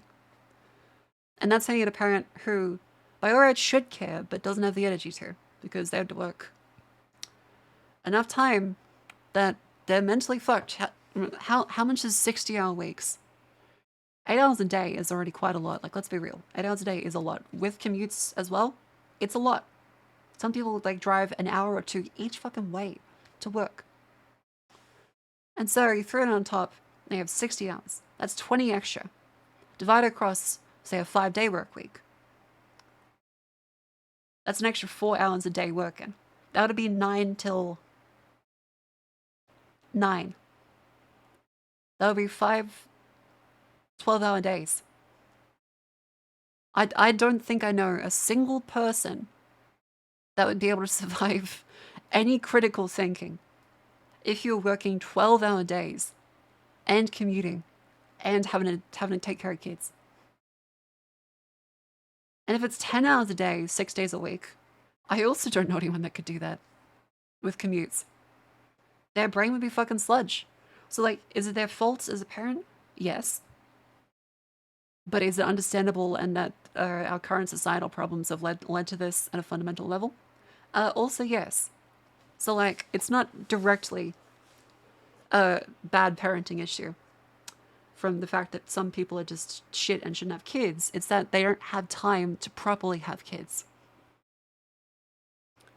I had to deal with 2 out of the 3 things listed here, and that's kind of shit. That's kind of shitty. I'd like to be able to live on a single income and have kids too. I think that'd be nice. I don't think that's an insane premise. And not have to work literally every waking hour of my life just to be able to do that. Because I'd want to be able to give my kids, like, love, attention, and actually be able to do critical thinking about it. Because I fucking know that if I had to work 12 hours a day, I sure as fuck wouldn't be able to do shit. Back in the day when we last had 12 H-day shifts, the kids worked in the same factory as their parents, so it was fine. 100 inches. The children yearn for the mines. Let's put him back. Hey kid, you like Minecraft? Yeah, that's a game on your iPad. Yeah, let's fucking put you in the hole. Don't you work a job and stream for hours a day? I'm an anomaly though, because my job is not mentally extremely draining, and streaming is a thing I do for fun. It's still a job in the traditional sense of that I get paid to do this at a decent amount, not like an incredible amount. It's not like recently started being like, oh hey, I'm actually making money. But like, it's not a 12-hour workday in a hospital. Nurses really should be paid more for the amount of shit they have to do. I'm not working at Subway. I'm not working at Macca's. I'm not working at a job that I'd never, ever want to fucking work in again. And then also having to commute that far. At worst, 30 minutes each way is what I have to do. Sometimes an hour. That's not that bad. I know people that have to drive like hours to work and then work long work days. What do they do outside of the time they finish work? Do they stream? No, they collapse and they wake up for the next day and pray for the weekend or death. Yeah. Like, as a streamer, I'm in a pretty privileged position. I do work, but I don't work that long hours. I'm in a privileged enough position having, I'm able to hone my skills and get paid at a rate that allows me to live. Again, I don't make a shit ton of money. But I don't have to work extreme amounts of hours. I can work like 10 hours a week with my hourly rate and have enough money for food, groceries, and rent. Because as a professional, I get paid a wage that is very good. Now, of course, I fill up every other waking hour of my life with stream-related stuff because this is like a passion thing, right? And the passion stuff is what really sustains you in life. Because you could go through and work for money. And money is great because it's really freedom at like the traditional sense. Money is there to mean that you don't have to worry about a single bill, meaning you fucking are homeless now. You don't have to worry about what happens when the fridge breaks because Samsung sends a fucking kill signal to your washing machine one day after the warranty expires. You don't have to worry about what you're going to eat next week. At a certain level, money is going to lead to a happier, better life. But it bottoms out pretty quickly. Like the amount of money that would make you a happier person is not that much. Actually, it's not actually that much. Like if we put this in a graph, there's like a amount of money, which like this is happiness, and this is money. I'd say like if you get about like 10,000 a year, this is per year. Get about 10,000 a year. You're gonna be like here. You're not gonna feel incredible. You're gonna be in objectively poverty. Get to about 50,000. And suddenly, like, you're pretty happy. Like in Australia, at least, on a single income, that is decent money. Like, it's not great, but you'll be pretty fucking happy. You get to 100K. Despite what people in Oz fans will tell you, you're pretty objectively fucking happy. You get to 200K. Let's delete the Samsung kill yourself. You get to 200K. And it starts to level off a bit. Because once you reach here, especially with taxes, you're not getting that much more money. Like 200,000, almost half of that's going to tax. You're not actually getting a shit ton of money. At most, you get like, what, 50,000 extra? Which, if at this point you're able to pay rent, because this is like the poverty. This is poverty. This is being able to pay rent, entertainment, and also have savings. 100K is saving for a mortgage. 200K. What do you have with 200K that you couldn't get with 100K? Hookers and coke, true. But you get more savings, a bigger mortgage, some more holidays. Now notice that it's no longer you get this in the first place. It's you get more. It's no longer a base level of you finally get this. It's now you get more. Because you can still go on holidays if you're making, say, this much money. Like, you can still go on holidays if you're going here. You can go on a much fancier holiday if you're going here. But notice is that it's no longer a thing you're getting for the first time. It's no longer a new shiny. It's objectively just more. You can distract yourself with a bigger car. You can distract yourself with a bigger boat. It's just more. You reach 500K. You can get more. You get more, 1 million, more. You get more. Are you that much happier than you were before? Because you filled your life with material possessions that you're able to get more of. Some would say yes. meaningfully, if this is the entire time you've been climbing to get to 500k, $1 million a year, you're going to be working jobs that, at that level, if you're in the actual, like the working sector, the corporate sector, your soul is going to be crushed. At some point, we're all going to admit it, to reach this amount of money, you're going to have either a shit ton of responsibility, or you're going to have to sell your soul at some point.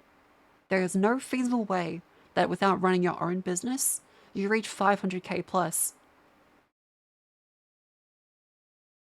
You're going to be selling your soul. So the amount of more you get is more. But fundamentally, you could afford a mortgage around here. These are bigger houses. These are bigger houses. These are bigger houses. And you wouldn't have had to really work an insanely, morally terrifying job to reach this point. To reach 500k plus, it's something has to break. And so it's much better. Mr. Notes are not just more, but better. Higher, fine, quality, we appreciate and come to with, and not so much worry about since they're made better.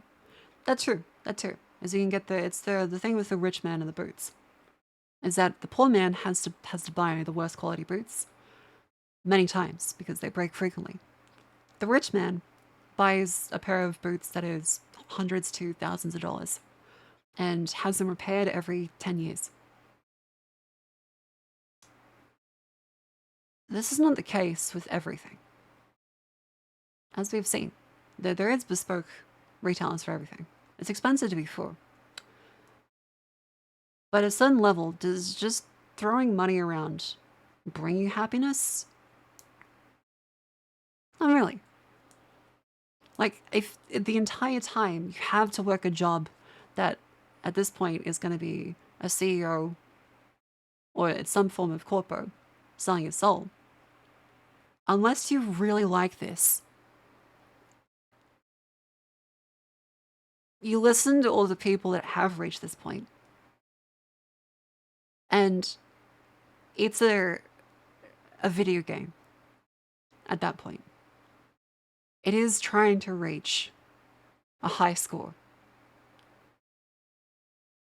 because they are completely consumed by the fact that they have tied their worth to their number, how much they can get. They've compromised their morals because, well, I'll get a bit more money. I'll get a bit more money. I'll get more money for this. I can get a bigger house, a bigger mortgage, a bigger car. And sure, they might be happy for a while. You could donate to charity. You could feel like you're going there. But to reach this point in the first place, something needs to be broken with the level of greed you have. Which again, all humans are capable of greed. But to actually reach this point and act upon this means that you've broken past your own happiness meter when it comes to what you actually want to do. Because you don't want to do the thing that makes you happy. You want money and hope that the money will make you happier. It's a level of competition. And yeah, I would say there is a level of competition. I'd say it's still greed. But money can't buy back time. Again, the point of this is that the level that it kind of hollows out around is that if you're around here, again, let's be really, really honest with it. If you're around here, the amount of time you have is not much. If you have to work really fucking hard in a low paid job to reach this much, fuck yeah, you would like money. It allows you to get time back. But at a certain level, to get this much money, 500,000, $1 million a year, time you've put into that job is something you're never going to get back. And the damage it kind of does to you over time, sure, it's great. Having a fucking yacht Dude, on an island, that would be fucking incredible. The things you have to do to get that? Probably not. And yes, at a certain point, you can only make that much money off the back of other people. And it also kind of means that, well, when you eventually have kids, if you have kids, because remember, the point about, you know, making this much money is your life is kind of consumed by the job. And a job that you won't necessarily enjoy, you're hoping for the money to bring you joy. You may not even have time for kids in the first place. Again. But Mako, being a CEO is a full-time job, especially for the people who are CEO of 5 or more companies at the same time and spend most of their time on Twitter, playing golf, or just fucking around. Yeah, 100 yeah. inches? Look, I don't believe anything Elon says. He's said about how busy he is owning the company. He's run all of them terribly. So I don't care what he says that much. He can complain on Twitter. But there's a level of having kids, right? Having kids. Is the reasons people put them off is because they have either not enough money or they have not enough time. So for the people that do want kids but can't have them, is either not enough money or not enough time. So they exist at two sides of the same coin here, is that these people are too poor, and these people are rich and work too much. And in order to maintain that level of wealth, they got to keep working more. And so you might go sliding down here because, like, well, I'm too poor. I need to make more money so I can have kids. I can have kids. I gotta, like, that'll bring me some happiness. I gotta have more money. I gotta have more money because money can buy happiness to a degree. It does make you happier to a degree. But eventually, in order to keep up that lifestyle, in order to reach something that's kind of like a hedonic adaptation, where you gotta keep, you know, feeling that increase in happiness, because again, it will level off. It will take more and more money here, more and more, to get anywhere near the same level of increase. Because if you have $1 million, you go from $1 to $1 million, you are set. You go from being in abject poverty, not being able to afford bread. You can't even buy bread for $1 anymore. You go from being that poor to having $1 million, your entire life is transformed instantly. You go from having $1 million to another $1 million, $2 million. Well, you're still feeling pretty right. But now that other $1 million, like that, I guess that goes towards a house. You get more house.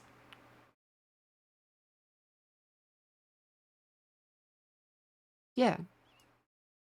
Your life hasn't changed a ridiculous amount.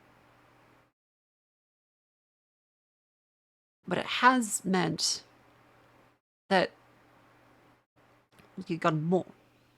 And that's the thing you have to be really careful about. Like, again, this is a huge tangent. I yap, I rant. Is that money can buy happiness. But if all you're focused on is, you know, getting more money because it can buy you happiness, material things don't necessarily lead to that. And meaning and purpose, when all you do is throw money at a problem, kind of goes out the window. Like we talk about it on stream a bunch of times, is that throwing more money at something isn't always a solution. And oftentimes it's restriction that breeds creativity. It's limits on yourself that breed creativity. So if you reach this point where you're super, super rich and you're like, okay, I want to follow my passions, I'll just keep throwing money at it. How many rich people do you see that are like, I'm going to buy the absolute best thing straight from the start, and it's going to make me so good at it. I'm gonna finally get all the toys I wanted to play with for the thing I actually care about in life after spending all this time suffering in a job I hate to make a shit ton of money.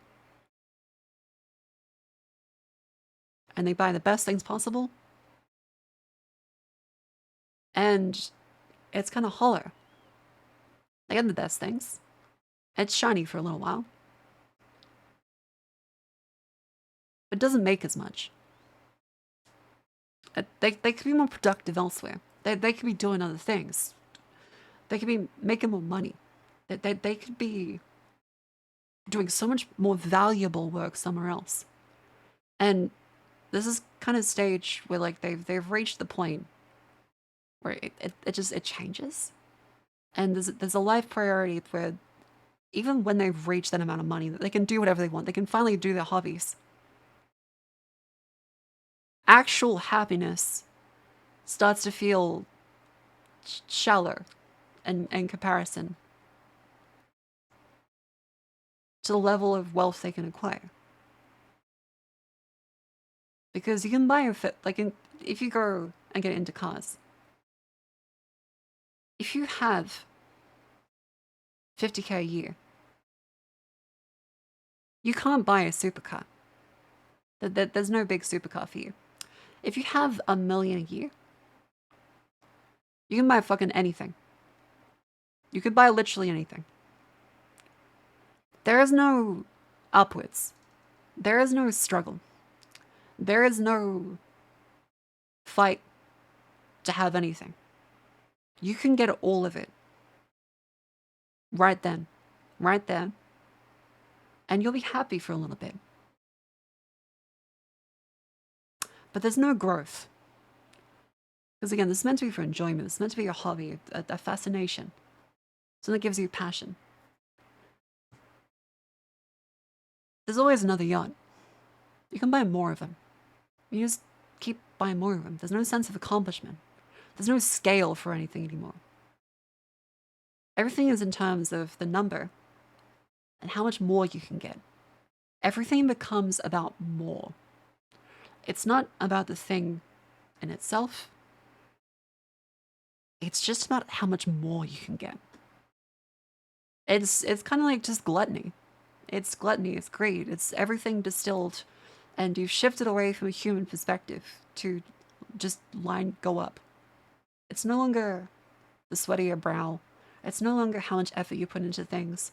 It's no longer the simple pleasures of life.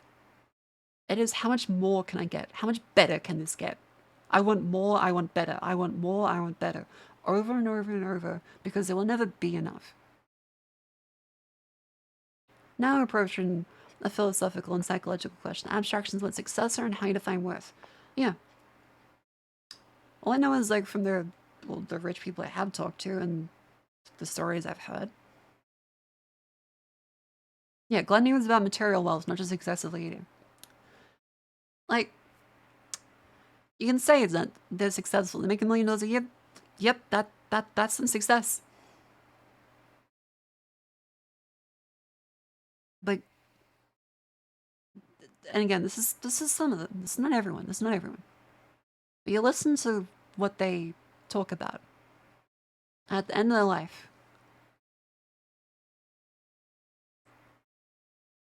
And it's not, I could have made more money. It's not, I could have invested in this thing and gotten more money. Because when you're about to fucking die, that doesn't matter. At all. Not a single fucking thing. It's about what you leave behind in the world. And sure, money is there to give you opportunity. It opens doors. Sure, you can even do philanthropy. Philanthropy is also famously hard to actually distribute properly. Like, there's no easy way to do just, here's $1 million, go do good with it. That actually is fucked up all the time. Like, for philanthropy is an easy out to pretend you're doing something with a lot of money, but actually, oftentimes isn't distributed anywhere near as properly as it should be. And so, you sit in your deathbed, and you can look at what you left behind. And if it's just a bank account, you can look at that bank account. You can see the number. And you can know that you made a lot of money.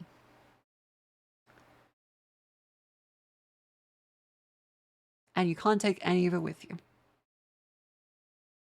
No matter what afterlife you believe in, it's probably not going with you. Your bank account exists here. It's a high score. That's kind of all you get. You may not lead a comfy life. You may have apathy towards it.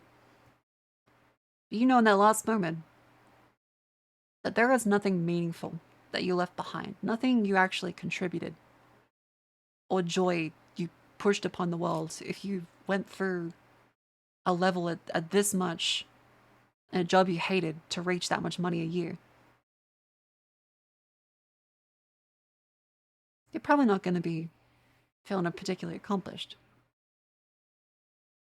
Unless you think you're a pharaoh. That's true. That's true. If you're Egyptian, maybe you could take it with you. What are the pharaohs right? You do take him with you and die? We'll see. Is that we can test this scientifically. The bank accounts don't disappear. They get divided up amongst very, very messy things.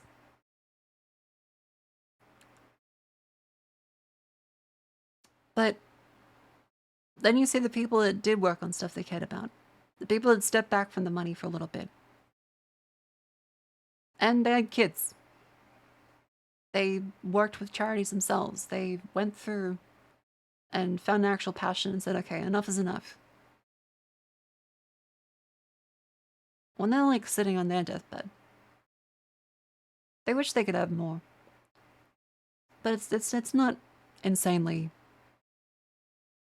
high number. High number. It's helping more people. And, well, more everything that isn't just number-based. And I feel like that's, and this huge fuckball a tangent that we just gone on for fuck knows how long. I feel like that's a bit more of the mindset I think people should take. Is that if you want more of something, don't make it money. Make it experiences and people and doing good.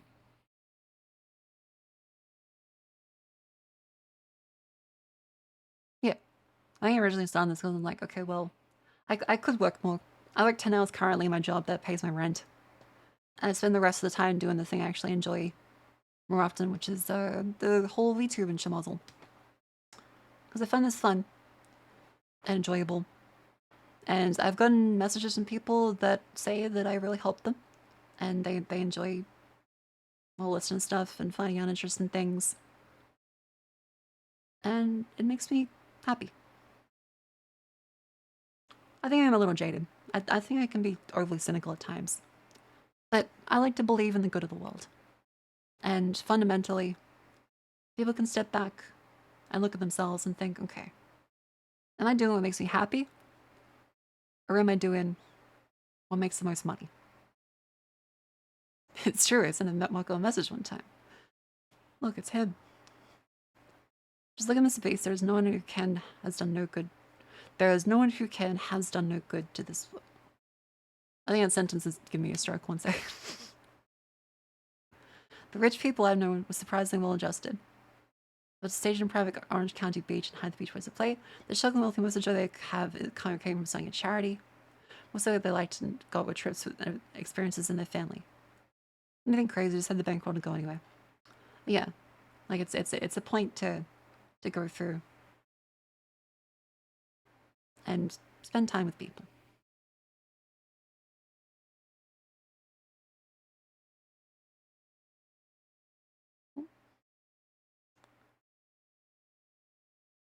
ChatGPT, please translate. I don't have a DM. You've lied to me. You've lied to me. There's not a single message request. So Mr. Beast has done so much good. Yeah, I think Mr. Beast has done a lot of good. Again, I can be cynical. I can say that some of the things aren't the best application of money. Especially, like, say, the digging wells in Africa thing. Doesn't actually help that much. But he's trying. And again, I think that some of that stuff is kind of shitty. But people should still try. I think Mr. Beast is at least somewhat, genuine. Do I think he cares about money? Yes. Do I think that he's still trying to help? Also yes. But yeah, philanthropy is notoriously hard to actually distribute properly. It's ridiculously difficult. Thank you, Havasan, for the DM that just says, hey. Thank you. Did not do charity work once, I'm a good person. Hell yeah. What are we doing? Alright, we're gonna play Voice of the Void. That was a super intense conversation.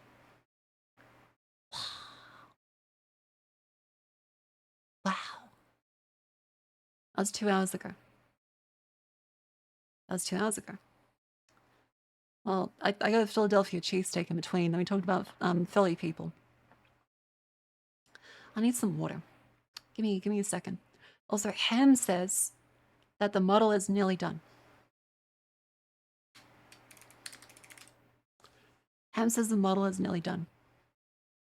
Cheesesteak took 2 hours to digest. It was a very heavy meal.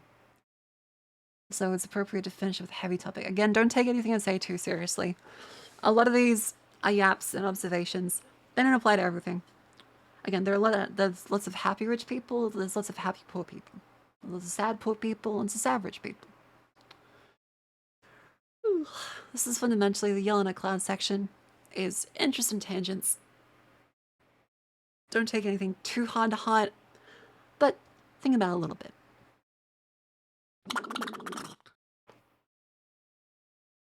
If I had 100 million, I'd invest in developing assistive technologies to help people. If I had 100 billion, I'd invest in making sure I take as many of my enemies as I can with me on my deathbed. 100 inches? Okay, sick. No, I approve of that. I approve of that. Take as many enemies with you as you can. No, never mind. That's based. Accumulate wealth. I was curious about billionaire philanthropy. Look at the difference between Western and Chinese billionaires. Western society incentivizes philanthropy as net good. Chinese billionaires are extremely stingy. Yeah, like Carnegie Hall and various academic institutions and everything throughout history has been primarily philanthropy funded. Humanity has been pushed forward by philanthropy. We can take a cynical take on it in that a lot of it is bullshit, especially lately. There's a lot of scammers in the past couple decades. But overall, philanthropy has been a net positive on humanity. It's still trying to do good. Of course, some of the people that try to hide philanthropy, so use philanthropy as an excuse for past behavior or some form of atonement. Shit. But philanthropy has helped a lot. A lot of society is pushed forward with government research. Yes, two things can be true at once. Two things can have helped. Hey, I grab water. I'm gonna grab water. Oh, my knees. Holy shit. I stayed on my fat fucking ass, sitting in my chair. Fucking shit, my fucking knees. Shit, fuck.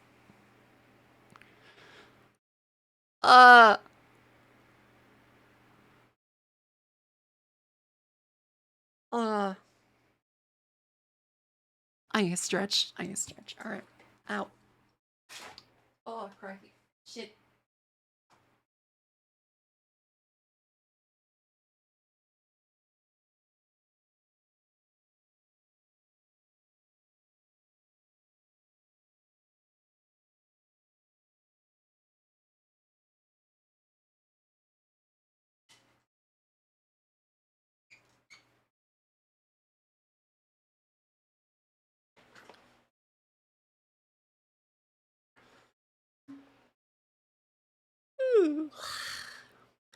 Go.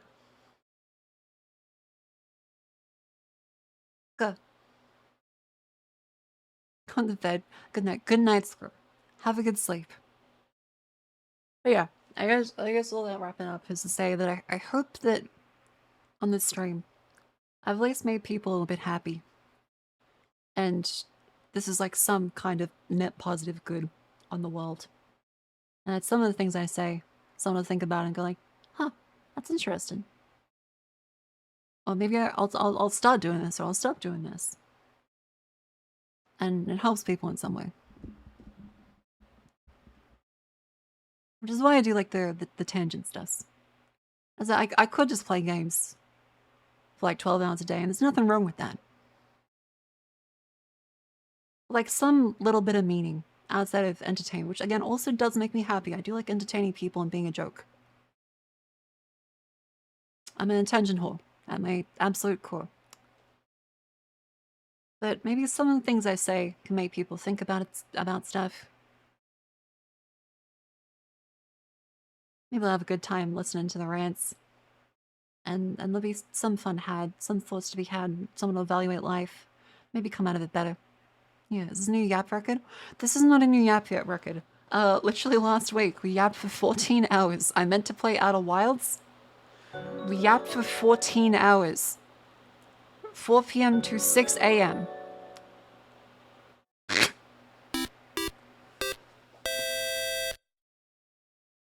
So, yeah, also thanks for the followers, and thank you very much, Crush, of the 5 gift subs. Thank you very much.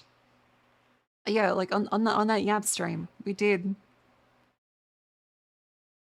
Where is it? Oh, that's me right now. That's me right now. Hi, me now. Hello, hello. On this one. That's the 14 fucking hour stream.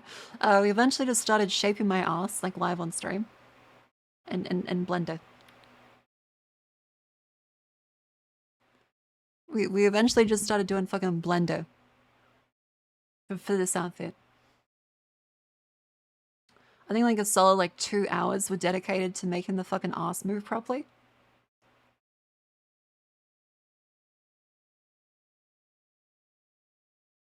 And trying to stop thigh clipping. By the way, Blender, incredible software. Incredible software. It's still a 3D tool. It's still a 3D tool, and that's suffering. This is a stream when everyone complained about the belly. Yeah, the belly physics was too much. People thought it was a penis. So I had to reduce the belly. Yeah, this was also getting into Unity. Also getting into Unity. I'll do all the Unity work stuffs to make that work. Yeah.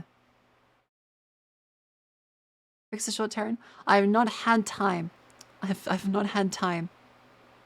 But yeah, that's the belly that we fixed it to, which is a lot more nicer. Yeah. All right. That was Yap. That was a nice Yap. I enjoyed that. That was good.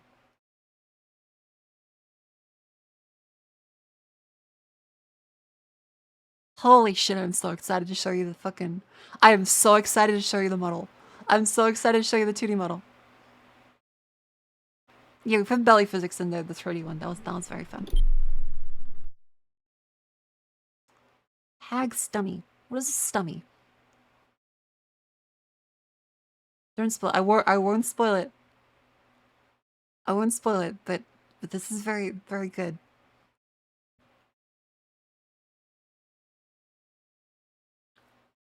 Ham has gone above and beyond on one of the features for rigging.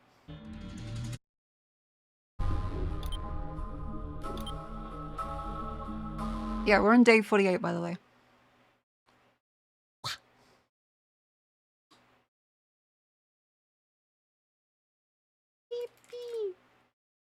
I also... Hey, what time is it? It's 11:19. God.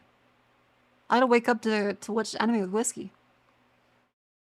Okay. Chat, don't let me go too late. Like 1 a.m. is like the latest I should go. I gotta get up to watch anime with whiskey. So I gotta make sure they beat the game. We beat the story events. Beat the story events. But there's still actually some more of them. There's actually some more of them. And there's also secrets.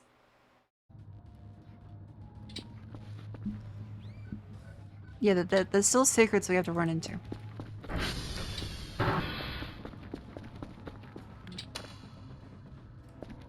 Oh, right. It's the middle of the night. We should go to bed in game. Nice.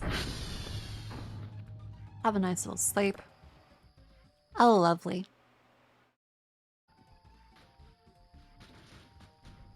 You place it?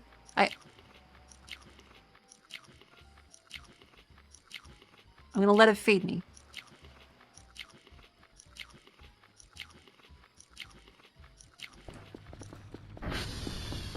Come back. Wait.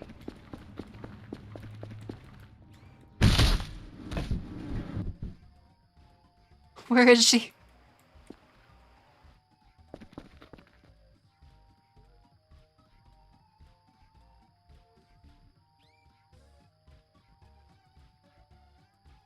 She's still in this room?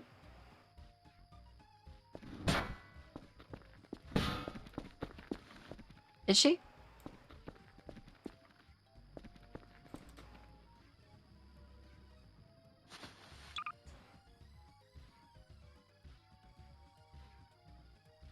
Are you sure? I think she might like jumped out. She might like jumped. Go to sleep with the goggles on. No, we just got force fed by a. We got force fed by a cat girl. Okay. Well, let's go back to. Okay. God, again, Grimmy got me into this. I can't wait to see Grimmy's reaction when she starts running into the alien cat girls. Cause she's still at the early section, terrified by everything, like I was. I can't wait until she finds out that there's alien cat girls that wanna feed you in your sleep. Like fucking look at this.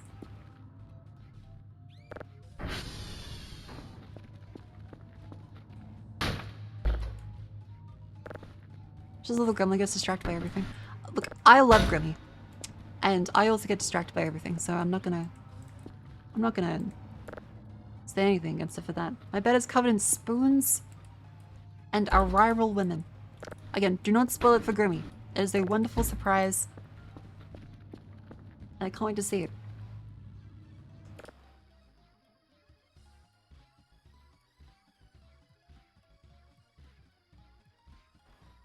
You've seen a few different stories of this. I can't remember if someone mentioned this, but you've never seen them. It's definitely a thing that happens. I have funny mode turned on, because that's how the game is actually meant to be played. It's just that people complained about it. People complained about the non-funny mode. So the developer put it in. The fucking mannequin. There it is.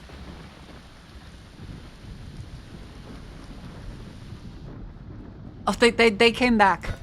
They came back to give me shrimps. That's 2 cat girl visits in one night. She's still here.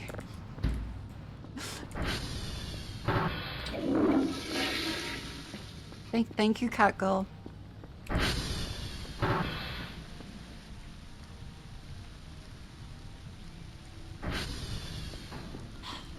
Oh yeah, that's right. The guy that just like fell out of the sky is there. Well.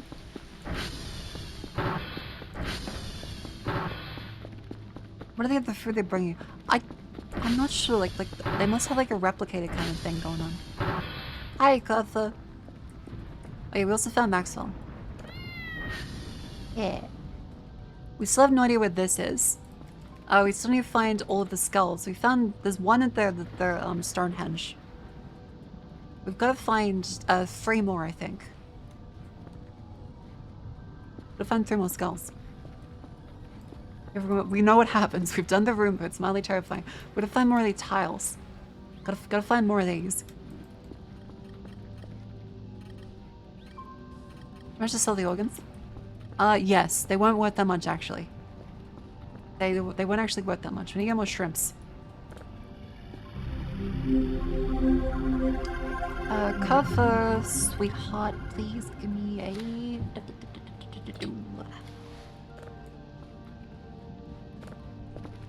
Off she goes.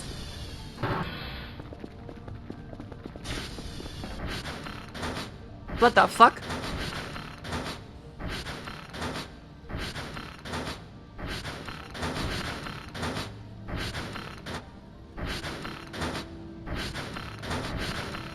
The fuck was that? just like a lightning strike.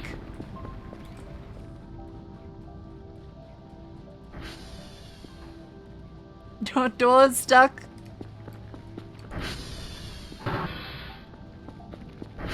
It's just like a lightning strike.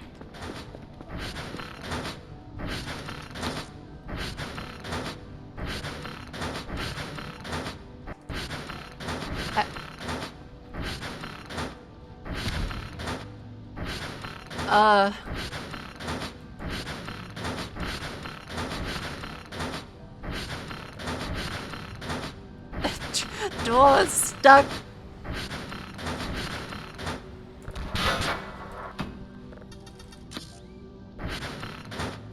Wait, no, it's not Kofo. It's not Kofo.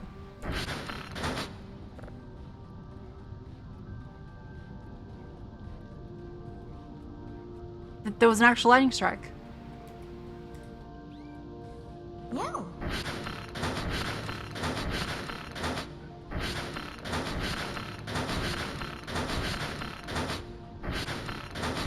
Okay, that's gonna drive me insane. The hitbox might still be there. What's that weird floaty thing on the other side of the door? What do you mean weird floaty thing on the other side of the door? Wait. What weird floaty thing?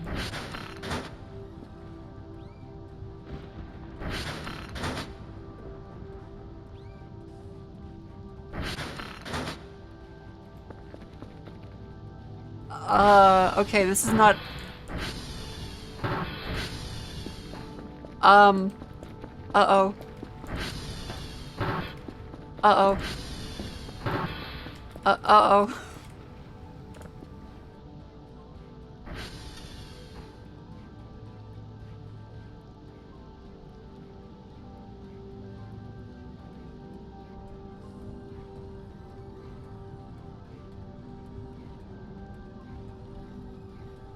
Wait, did the door just open?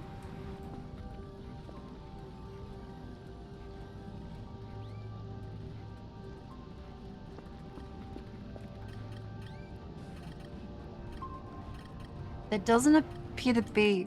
I can pause.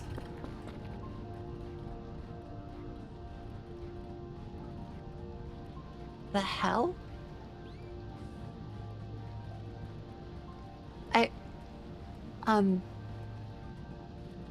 Let's check the emails.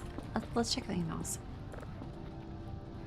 Minor inconvenience. We had to restart one of the sections on nuclear reactor, which created a strong voltage input. We'll check what system that got out of control. It could be broken. If you notice anything, we'll try and fix it ASAP. Check the breakers on top of the tower. Oh, okay.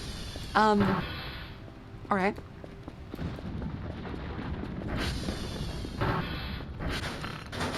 Right, fuck. How the fuck do we get out?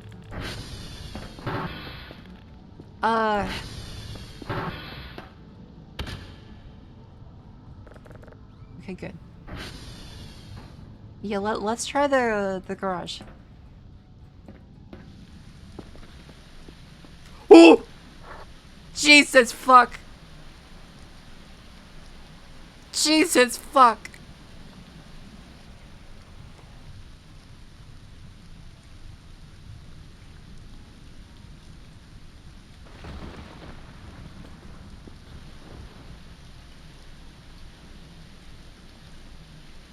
The fucking arrivals.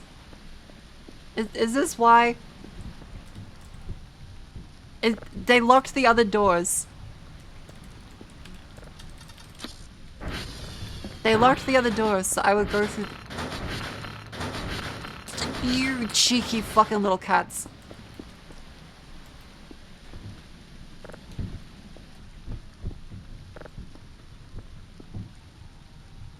Son of a... Okay, does the garage work? Okay, okay, okay. Garage works. We're just gonna...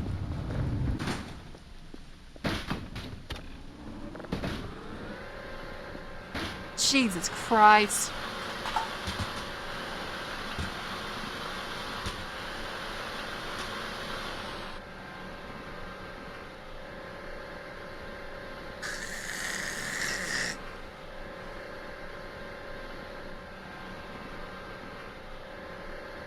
Also, I got stitches removed like today.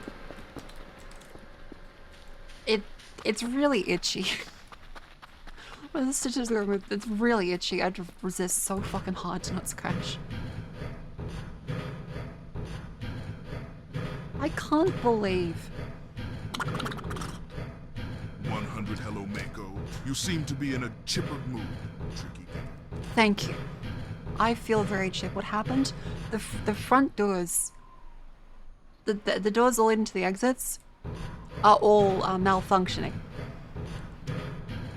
And there was 2 grey aliens placed in the area. So let's just check the breakers. I've checked the breakers. On top of the tower. It says all fine.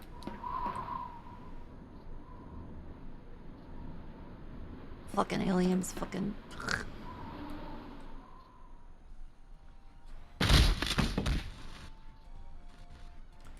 Alright. Does this fix it?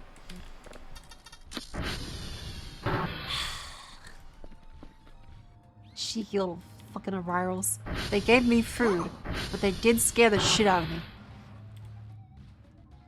Okay, not that one. Do you have the reports? Hold the paper sheet, goddamn it.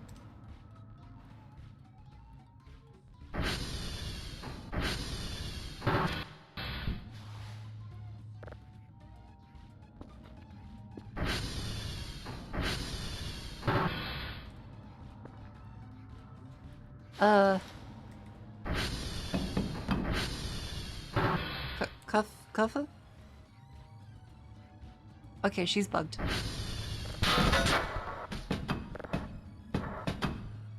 There's aliens in the cat girls. No. No, the cat girls play pranks on you.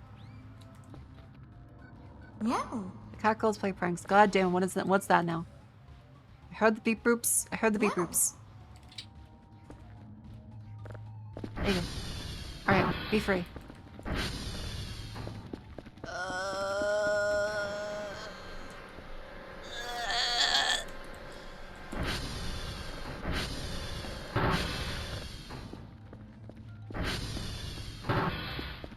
Alright, what's the... Okay, there's one over there.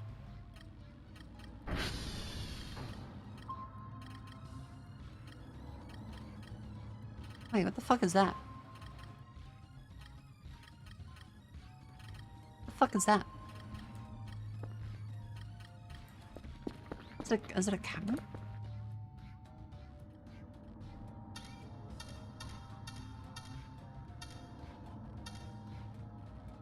That might be this one. I'll put the aliens in ship, but I'll do it eventually. I'll do it eventually. Let's get some signals in the meantime.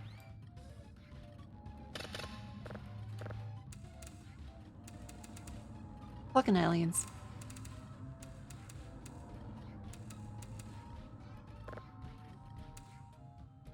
Whole camera? Okay. The whole camera.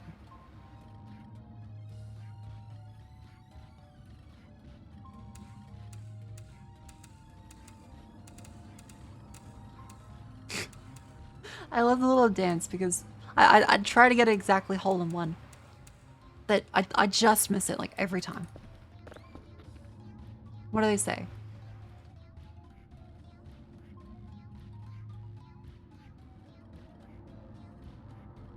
Nothing yet. It's like...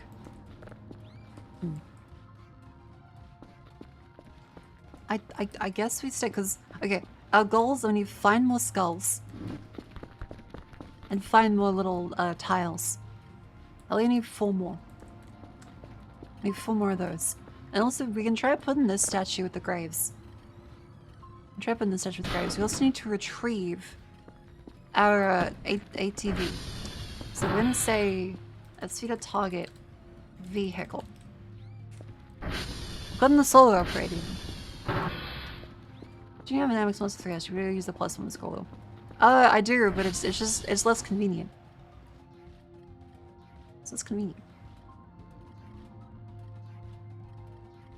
I can do 1 click with this one, or I can go with the infinite scroll.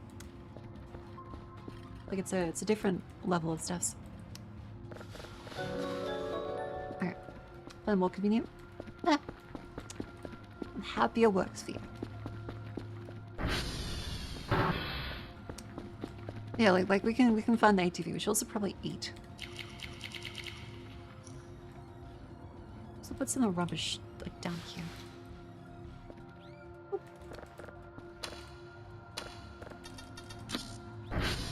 Oh, that's because Kurfa keeps walking in there. And again, if Kurfa walks here, she gets stuck. Also, yes, this is a color that fell out of the sky. It was also on fire. A man also fell out of the sky. We saw his body parts, actually. They weren't worth very much. I think someone's probably like lying about the value of kidneys. Someone is lying about the value of kidneys, very, very much.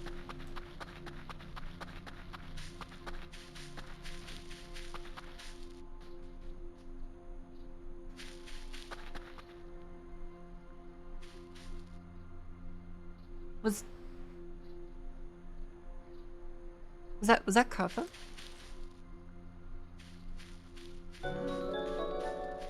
That...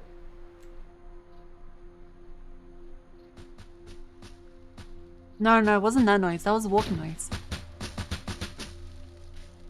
It wasn't pine cones. That wasn't Kurfa. I heard walking noises. That wasn't Kurfa.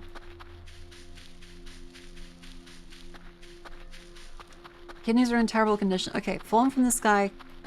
Tunnel velocity. Kind of bad condition on the kidneys. But still, they should be worth at least something. Some space kidneys. Yeah, like legal kidneys. $1 million easy.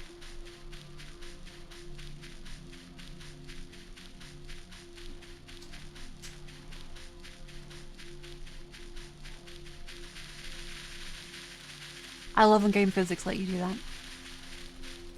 Wahoo!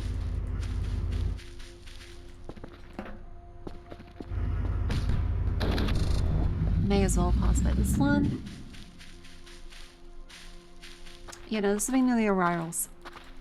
Let's fucking say hi. Let's say fucking hello. G'day. How you doing? Yeah, we're grabbing it back. We're grabbing it back. How are they? Did they like the shrimps? Oh yeah, they did. They ate all of them.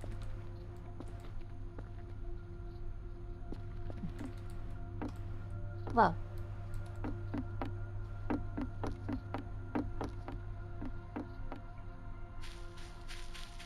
Cute.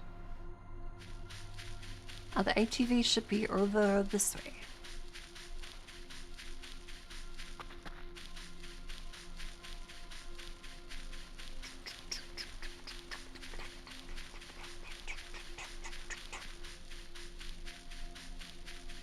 Aha! Wonderful. Let's go to solar power now too.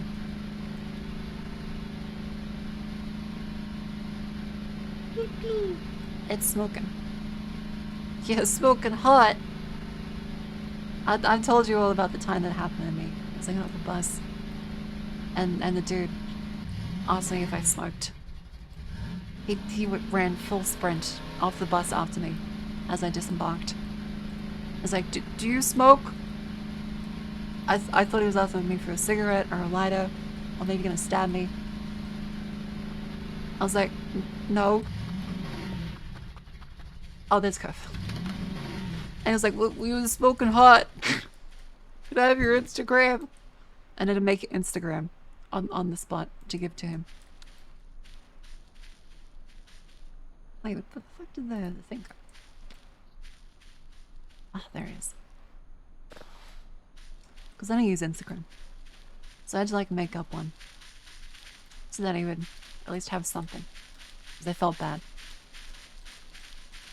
Do you have a message? No.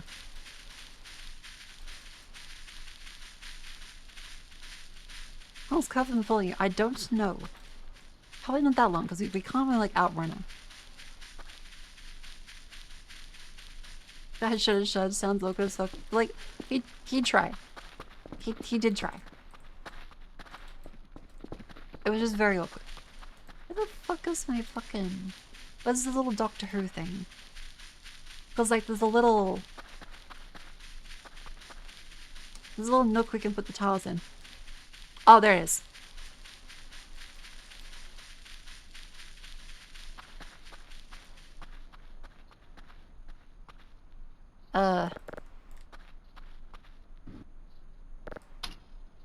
Yeah.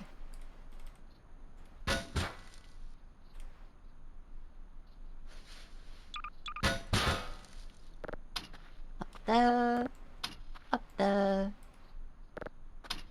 there. Need 4 more, I think. Yeah, 4 more. What just then comes out to do in the first place? Collect the radio reports. Because they have to find like the server hashes. That gives me some money. And doing it myself is a slight pain.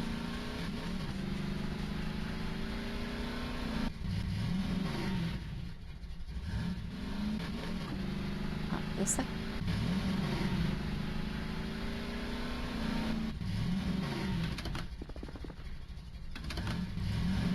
Nice. Yeah, we'll run look out for skulls and tiles. Skulls and tiles.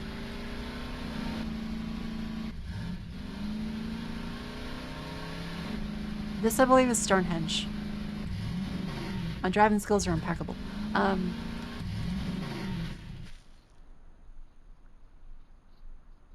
here you see the lowly ATV's mating ritual.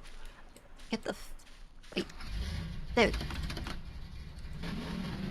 Yeah, covers those errands.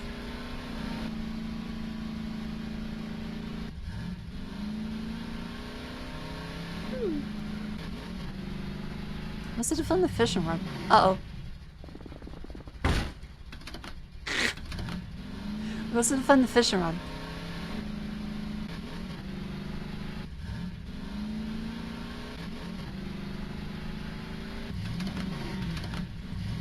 How is this area?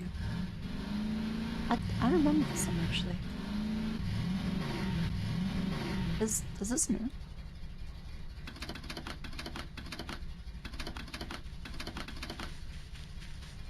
Oh wait.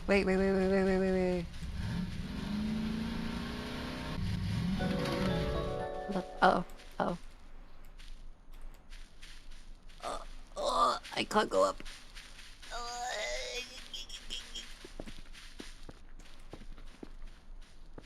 There's gotta be like something. Like something in these. Oh.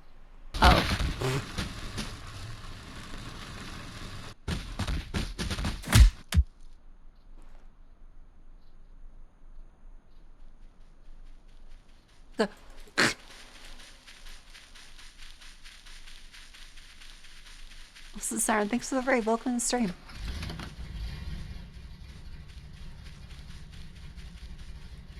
It's a little painful. For you. Alright. Let's go through these ones. But figuring out where the hell the skull is going to be.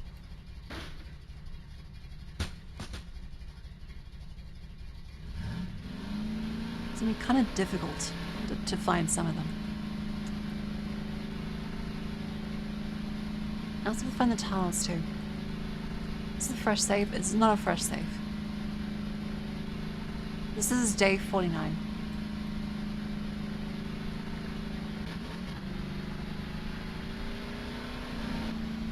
I'm just gonna find out where the place in the map is. And a metal detector would probably help. Yeah, metal detector would definitely help. Didn't check the safe at the checkpoint? Was there a safe at the checkpoint?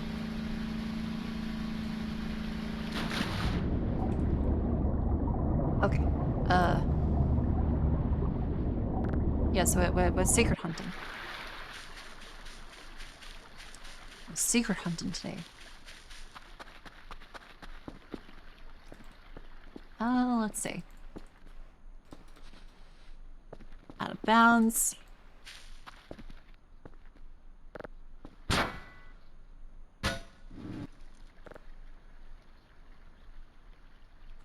It's empty.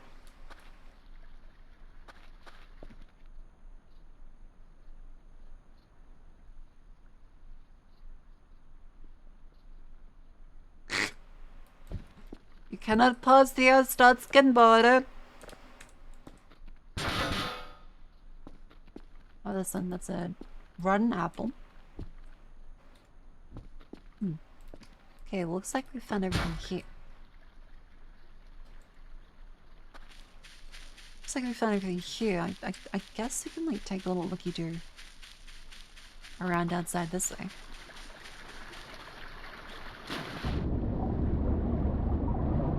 Is there anything like down here? Maybe not.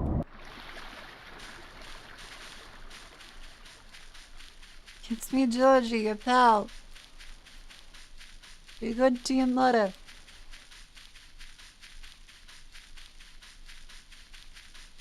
The secret of the tablet? No, we haven't. Still trying to figure that out. Okay, that's an invisible wall. Oh. Okay. There's an invisible wall along this way.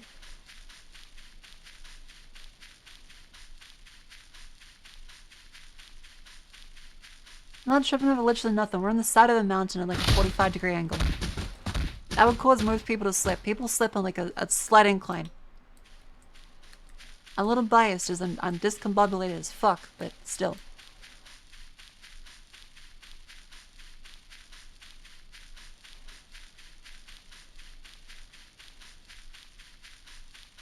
Okay, there's no grass here. There's grass over there. There's no grass here.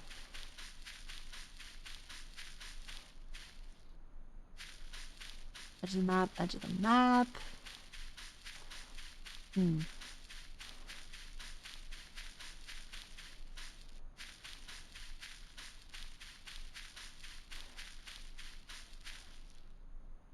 32.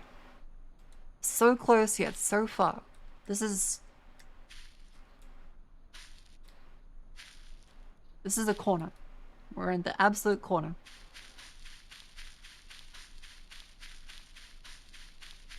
Hey, look, my knees aren't that bad. They're not that bad.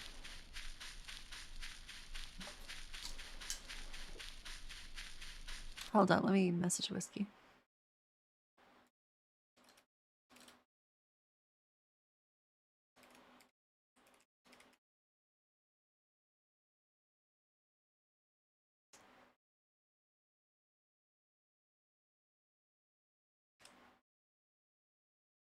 There.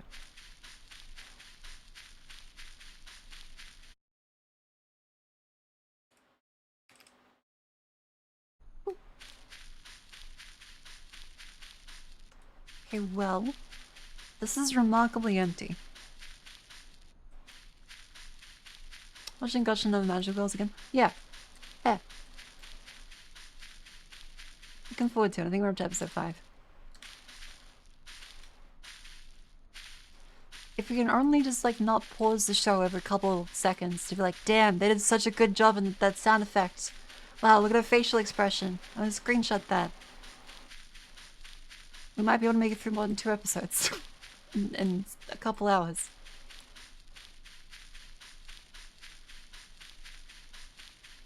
Maybe. Okay, I'm not sure when we lost out of... Just one tree up then. There's just like one tree.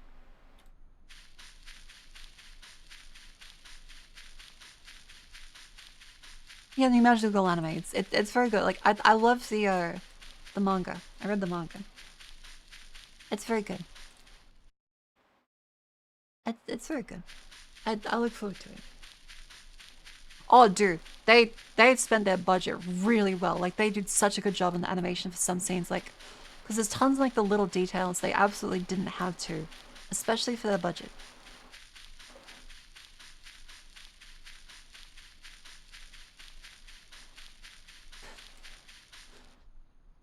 Yeah, that's all the moving trades are trying to get to. They're always trying to get out that place.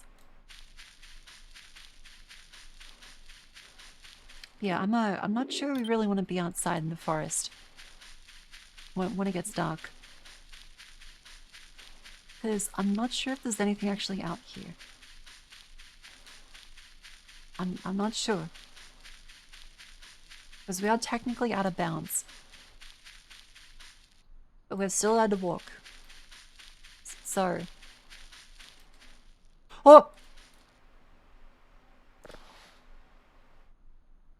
A skull! Wait. Oh. Never mind, there is actually things out here. There's actually things.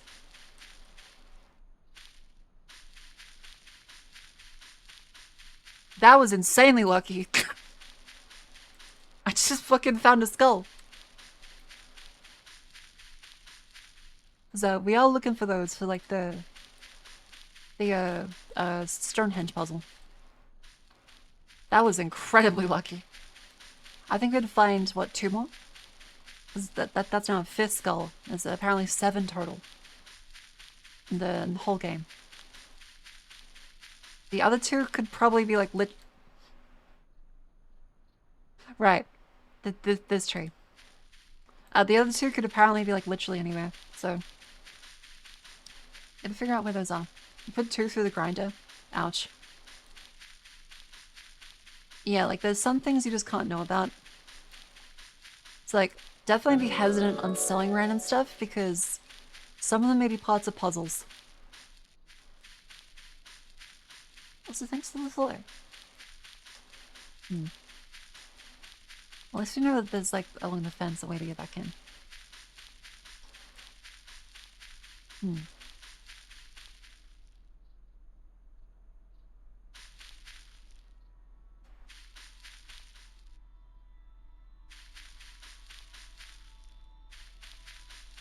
Weird.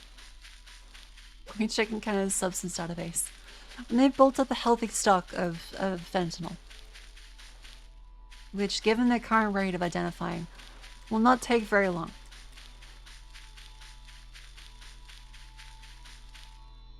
It shouldn't take that long before they have like another dose of...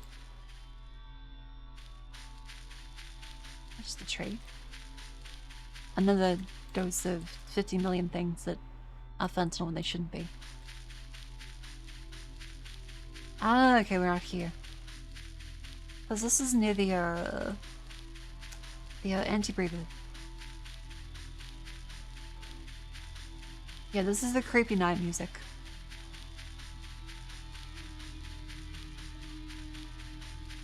God, I don't want to see the Wendigo. I think I'm good. I think I'm good on that. Like, we've gone all the way around the edges. We started around Victor. We've gone counterclockwise.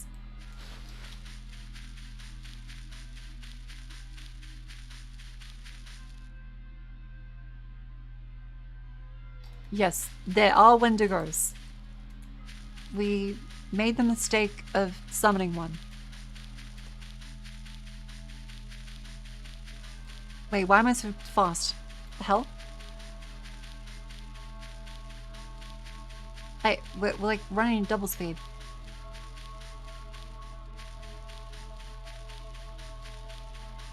Hey, what the fuck?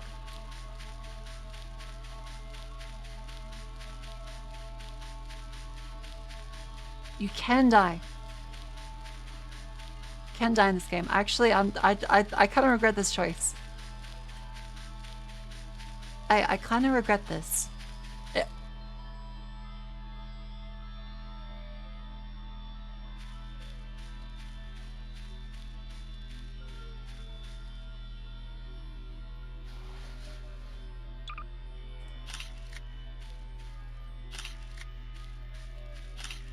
Oh my god, it's a bunch of titties.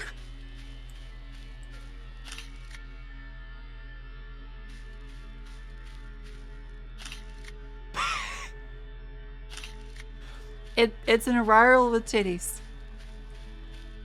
It's an arrival with titties. Les, is this a good battery? No.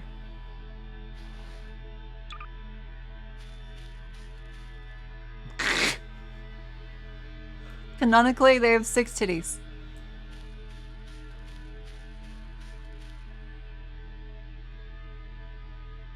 Is that meant to be Kutha? Is this Kutha? We found an Orion statue. Incredible. Oh!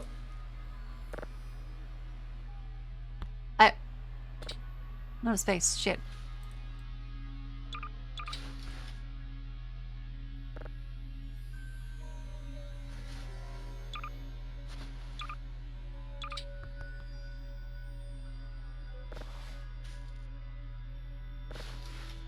The hell is this? Unknown fruit. Tastes like apple and pumpkin, orange from the inside. Interesting. This makes it infinitely more spooky though.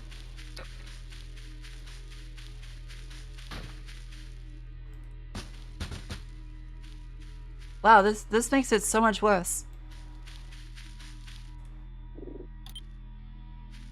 This is so much worse.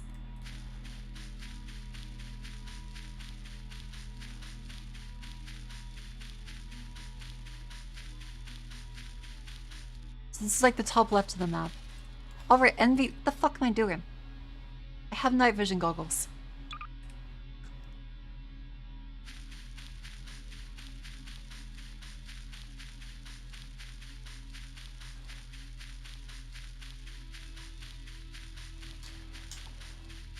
I was a little silly.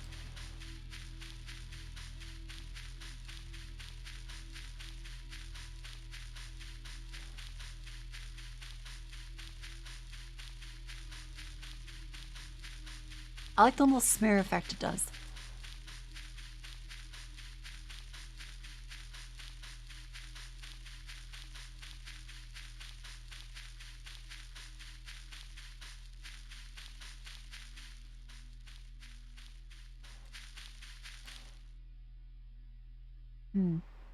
Okay.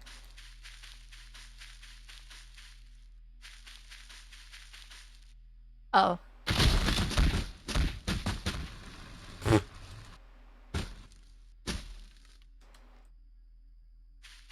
Ouch.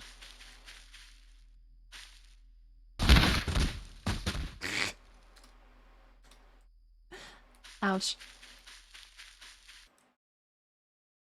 Just a little bit of pain. A little bit of pain. Oh.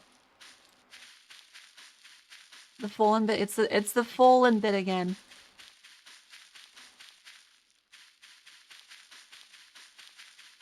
Women be fallen.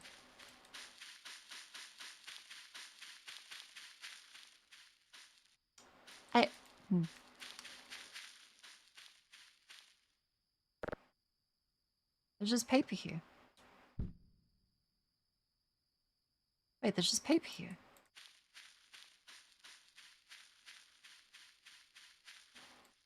Is it like... Did something fall?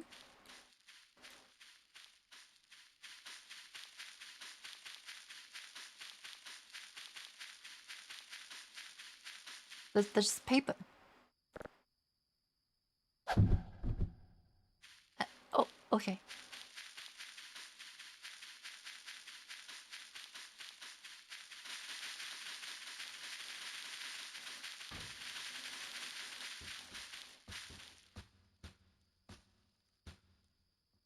I dislike that. I heavily dislike that.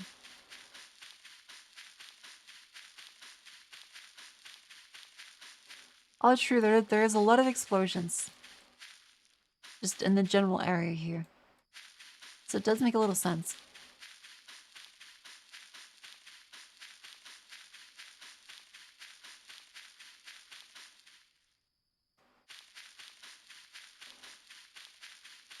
I could bring in the anglerfish. No.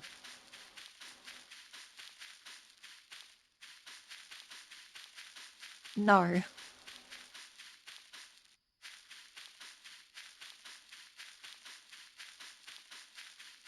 Oh god. That anglerfish was the worst thing to happen to me in any recent game. Dear Lord.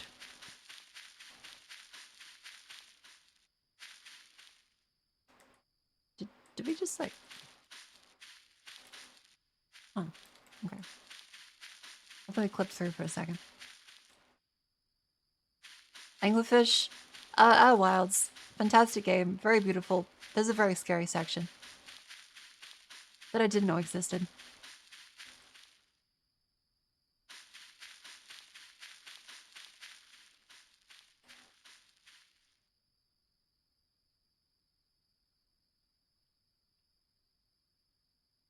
The fuck away.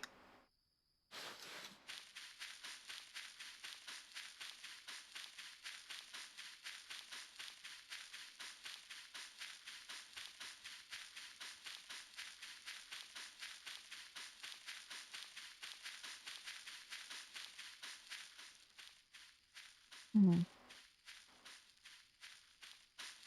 You know, it does look kind of dark even with night vision goggles on. Ah!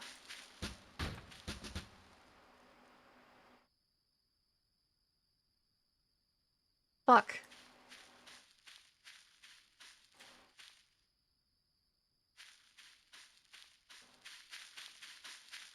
Fuck. That would be a pine cone. Or a stick. For some ungodly reason. That's the noise a pine cone makes. Because of course it does.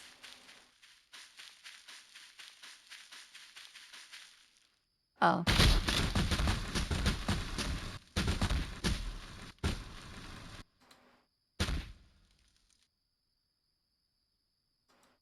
Okay, well sadly, I don't think I'm gonna be delivering the hash cards today. I think that might not happen. As we're off the map.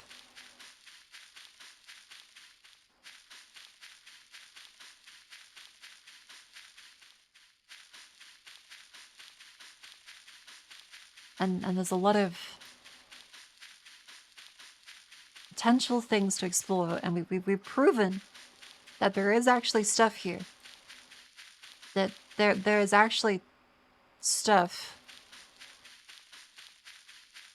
It's just a little bit creepy. This is light of the mountain. Alright, yeah, that's blocked. That's near the entrance. Like the god booth? That is sadly blocked. We can't go further than that.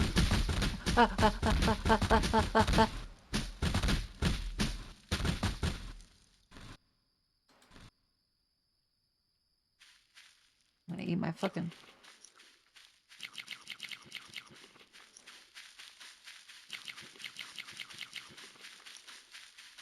I'm gonna eat my fucking MREs.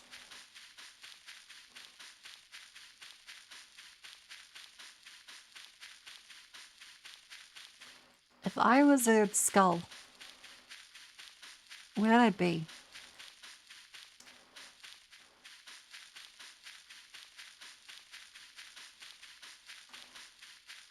I guess inside you, but like something else, like a location.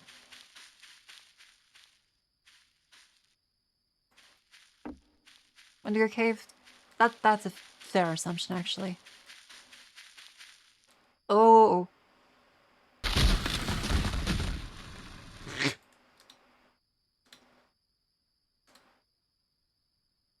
Yeah, we also do need to sleep.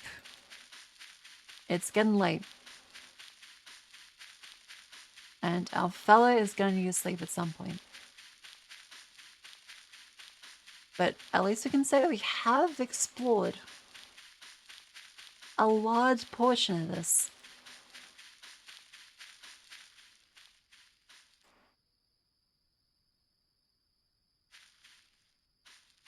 Interesting.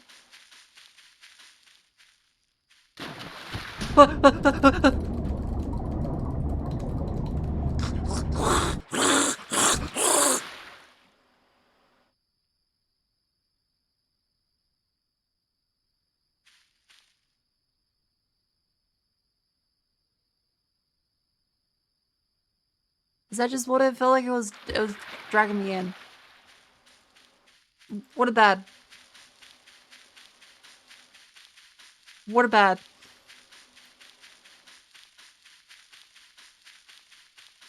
Don't like it.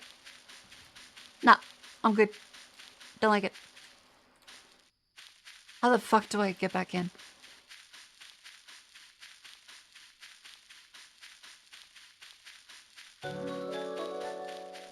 Let's be sure. Afraid of contact with water. I don't have rabies. I just have leave the fuck away syndrome. I don't want to be here. This is dark and scary and... Okay, well, that's good. There's a river.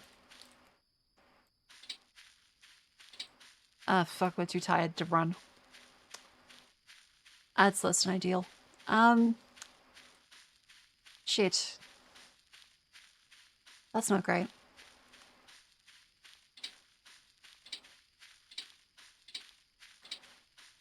What if we just, like...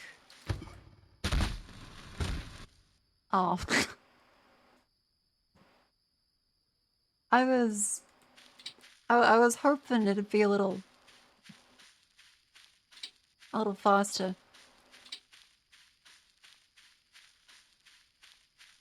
Oh. Well.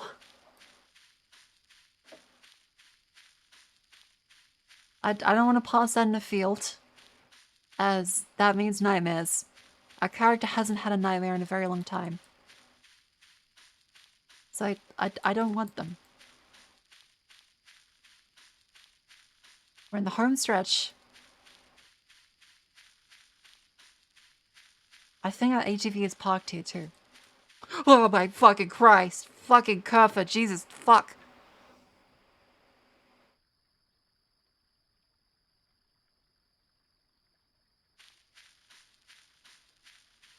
Fuck. Jesus.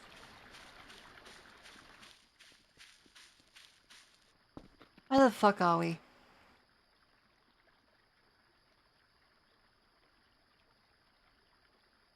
What the fuck are we? I jump scared a lot by Kerfus. That's why we have a Ram Ranch. This is exactly why.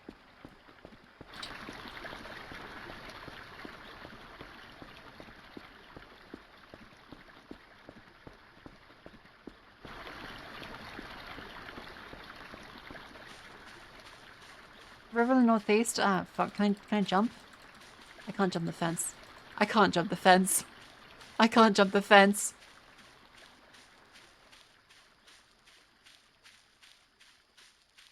This is not good.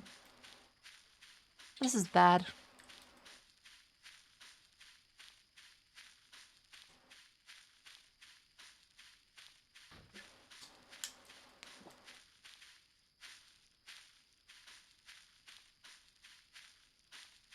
Not good.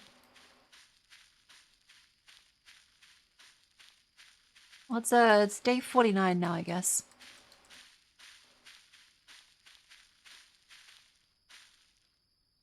Oh. Fuck.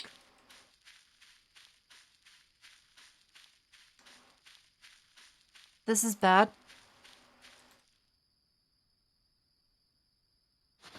Does eating the egg restore energy? It does not.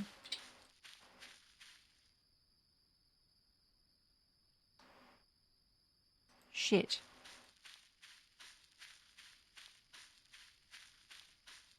Yeah, we found we can attach a radio to Kurthus. And it does help a lot. The fruit, I don't want to eat the fruit. That feels like a... That feels wrong. Found a big purple fruit. I need to study for like scientific research. Oh, we're so fucked. We're so fucked. Yeah, so fucked. Look for a fairy circle. Oh yeah, the blue mushrooms. Not sure if we can even find one. There's just a styrofoam cup.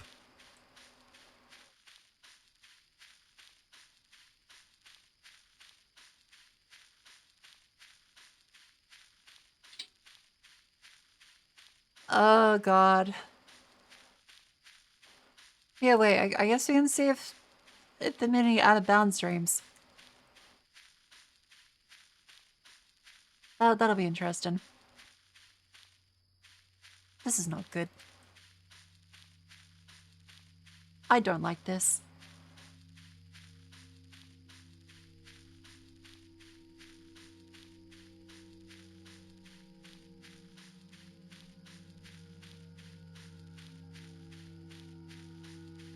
Don't like that sound.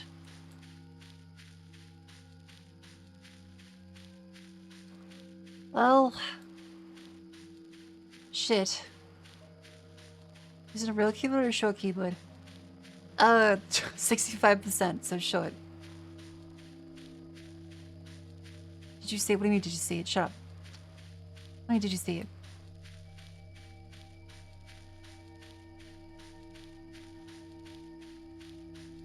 Ah, fuck, fuck, fuck, fuck, fuck, fuck, fuck, fuck, fuck.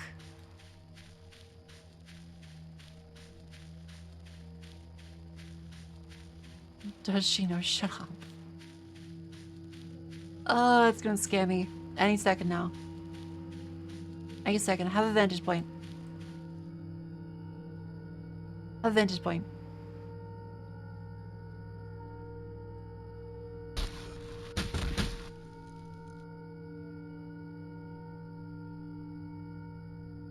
Oh.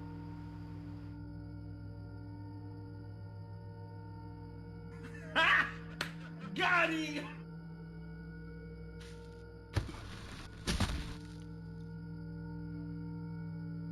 Uh-oh. I don't think we can sleep out of bounds.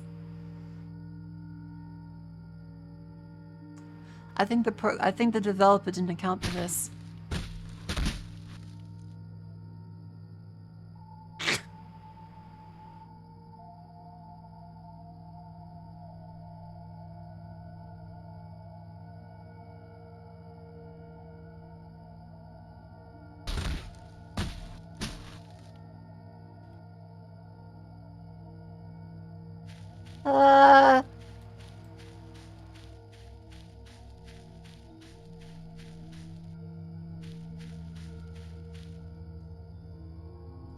A couple of enemies nearby. Okay.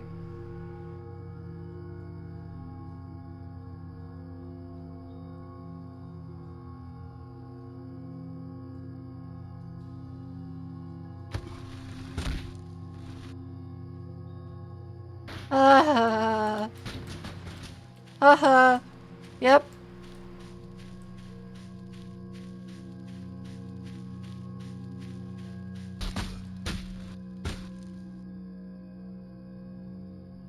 Fuck. Fuck.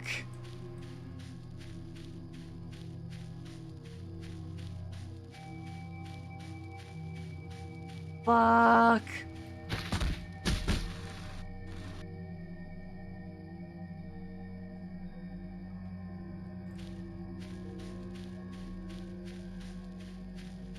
This is not good.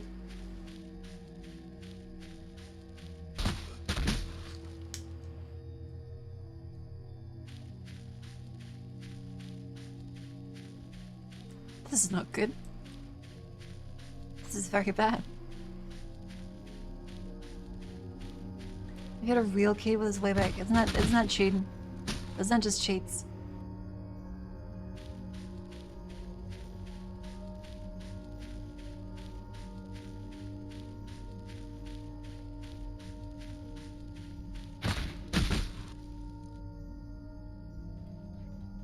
Oh.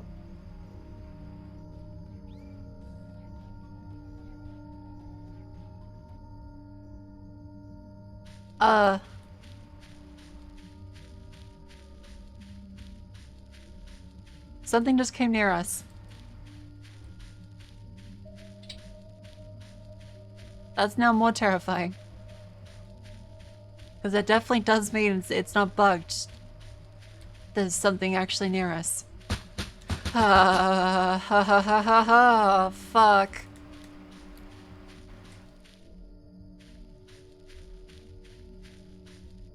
Man.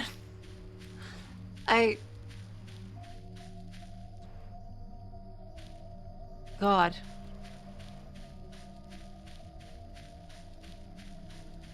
You think we can, like, at least... So ATV is still over this way. Let's not trip. Let's not trip. Let's go around gently. It's a bit of a glowy river.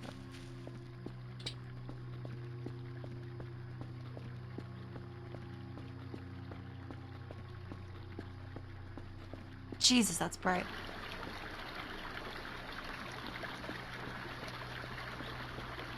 Okay. Yeah, some spicy nuclear water. Delicious. I love plutonium.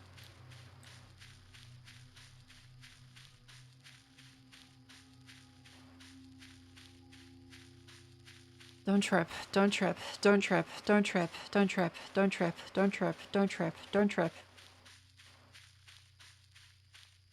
Okay, flatland.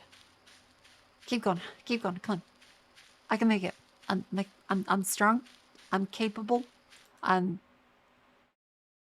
in the middle of nowhere in the woods, on the wrong side of a fence. My character keeps passing out and waking up because there's a dangerous enemy nearby. This is not great. This actually kind of sucks. Yeah, can the cackles come pick me up, please? Can they come pick me up, please? I'm scared.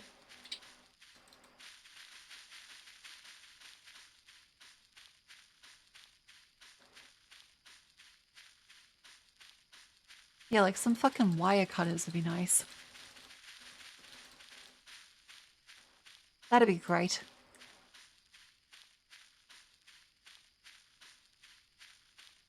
Man, this is a huge expanse of like fucking nothing. This is like actually just nothing. I think over the hill should be the start. We should be like back.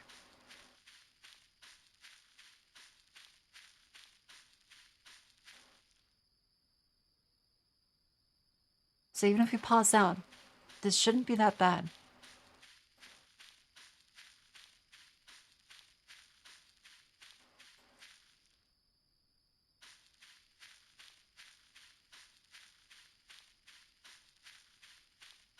Okay.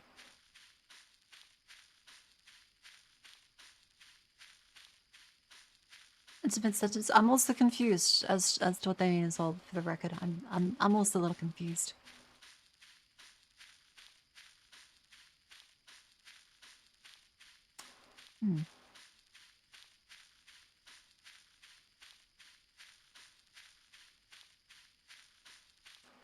This is a lot of walking.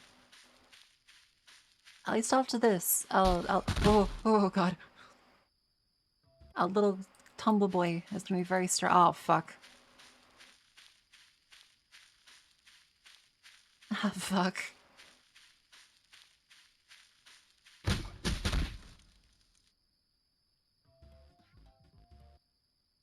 Oh god, something is close. Something keeps walking towards us. I don't know what it is. Let's keep going. Fuck.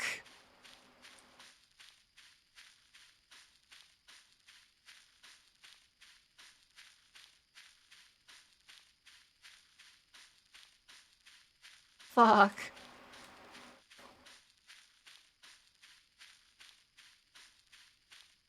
I don't want to die. I just want to return my videotapes.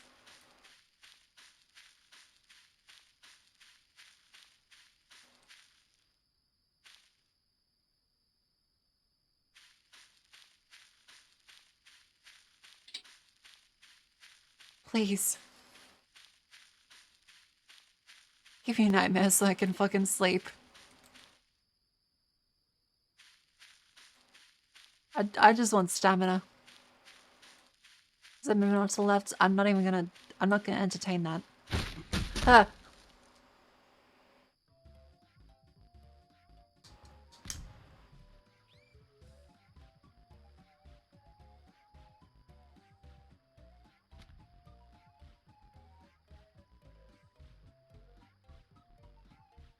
Are we safe?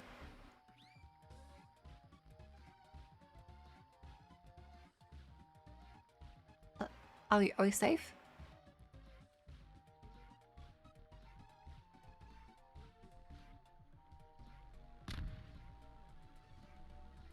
We walked until like 5 a.m.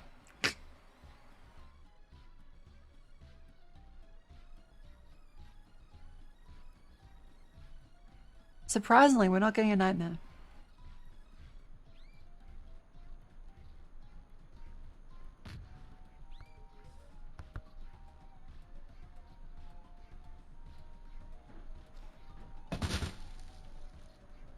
Yeah, let's be well rested.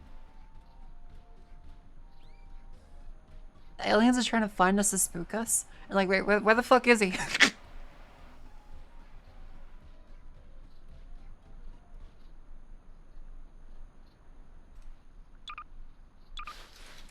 Ah. What a wonderful sleep.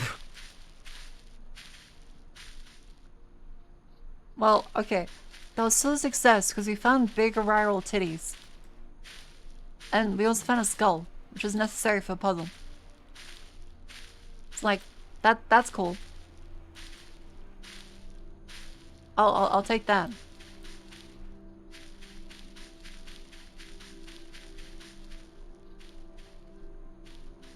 These rocks are suspicious. These are some suspicious out-of-bounds rocks.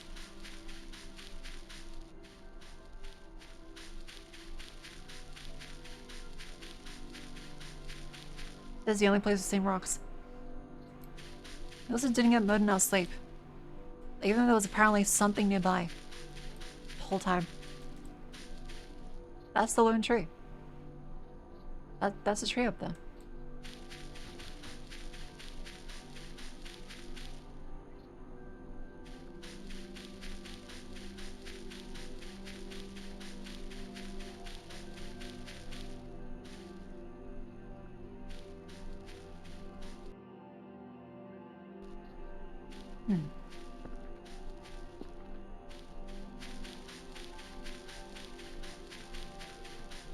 I can't see any stuff around the rocks.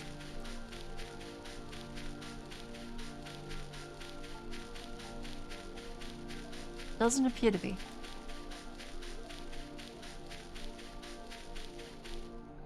Wait. Did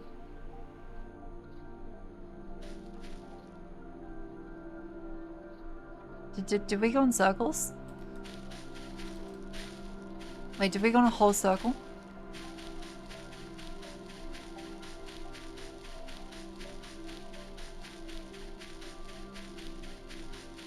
Where's the fucking entrance?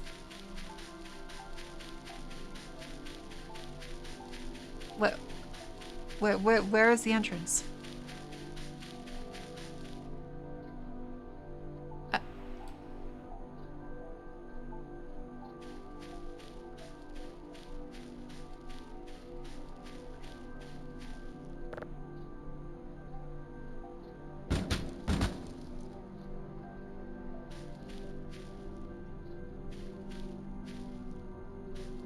Okay.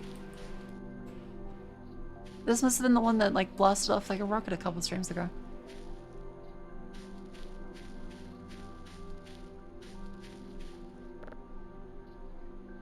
Yep. It's oh. It's empty. How the fuck do we get back? How the fuck do we get back?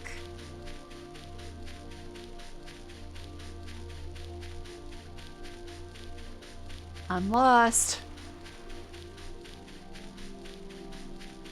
I'm really lost. This is not good. This is very bad, actually.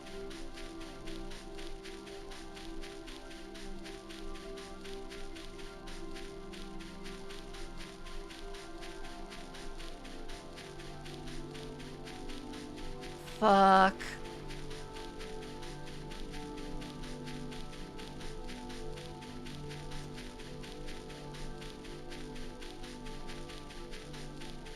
Can I post clips this stream? Feel free to post clips. Yeah, like post clips in chat. That's fine.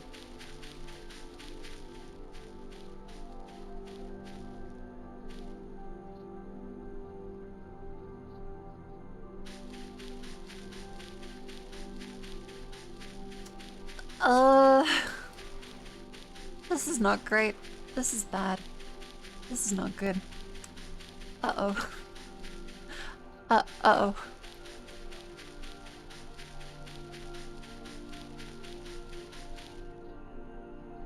Wait, Stonehenge is over there. That's the fucking Stonehenge. Wait.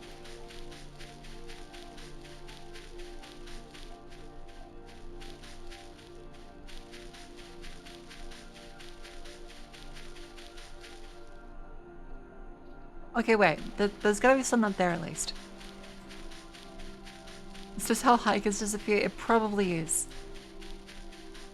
Not that I'm any skilled at navigating the wilderness, but still.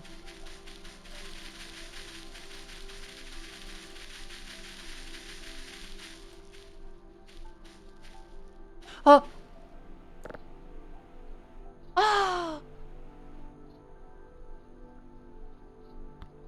It's worth it. This was worth it.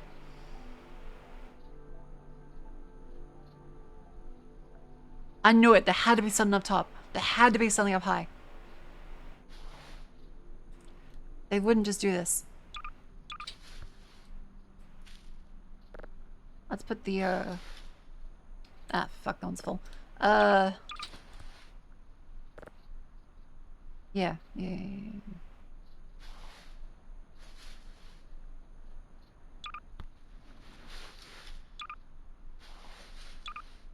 we go.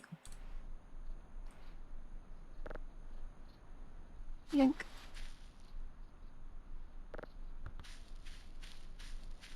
See, a game developer cannot resist putting a tall hill with something at the top of it. A game developer cannot resist.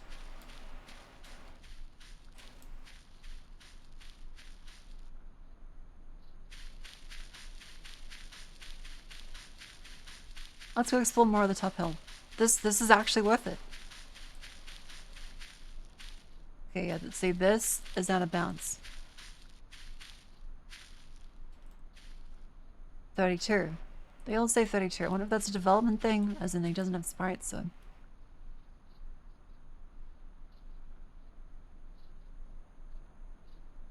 Can't see any stuffs.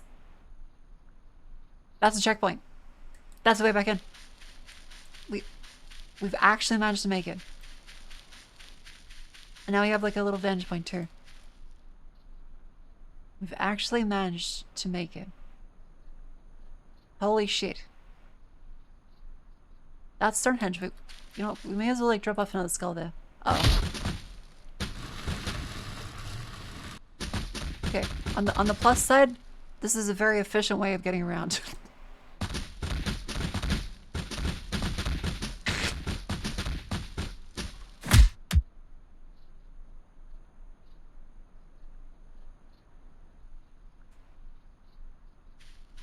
Good.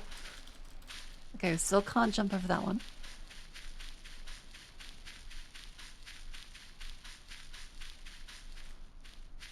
How about this one? Fuck. Fuck.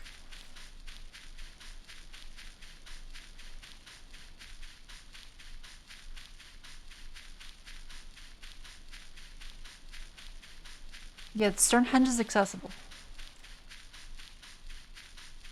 We can go there. Way to put some skulls down. If I press C... If I press C, I'll do that. Maybe. I could. The fence is down past, this way. We clip out of bounds. At the checkpoint.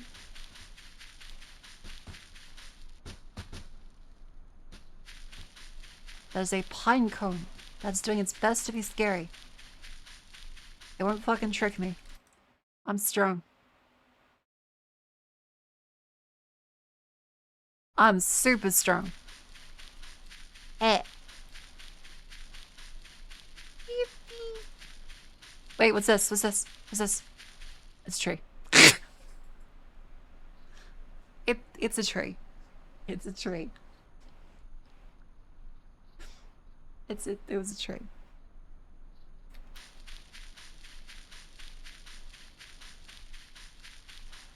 We found a skull.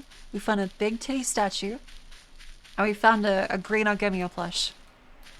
I would say that this is a fantastic out of bounds.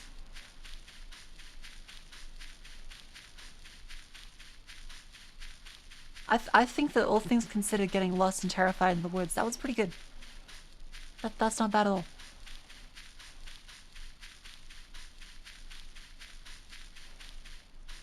Yeah, this is as far as we go, and the mountains with the thing up there, it's up there. This is as far as we go.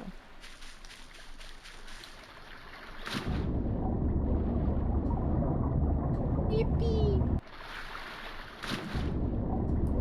Oh, good night, Shfoof. Have a good sleep.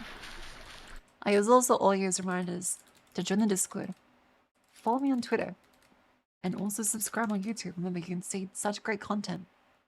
Like, where is it? I'm gonna be doing YouTube streams at some point again. I need to do them, but yeah, look, there's all kinds of stuff you can see.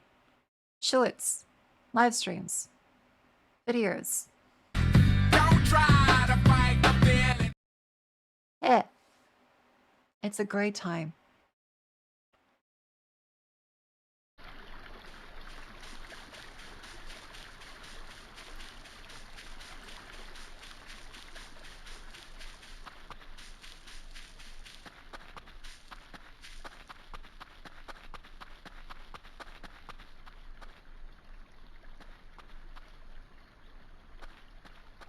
I do kind of wonder what's up there, though.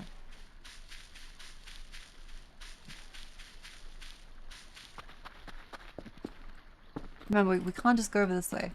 This is actually invisible walls. So we have to go under this one. Under this one. Ah, fuck. Under this one. And over this way. Yeah. Because what? It's getting fucking dark. I should have learnt my lesson.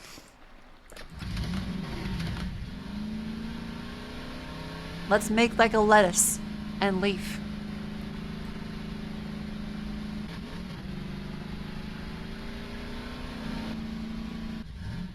Where's Kofas? Somewhere.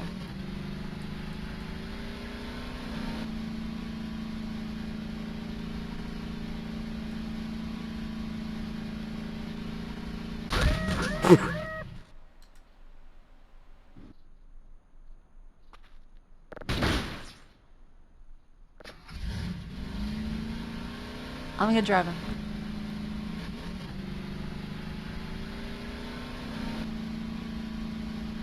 A pole came out of nowhere.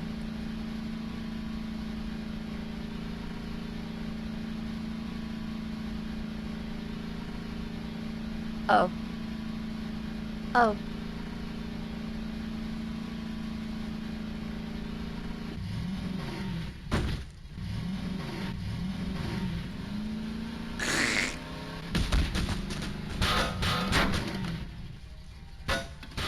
Wait, what the fuck is that?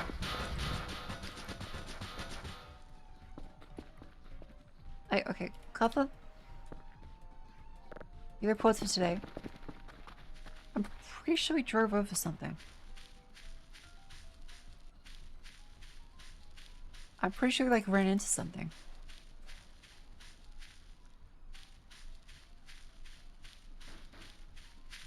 Nope.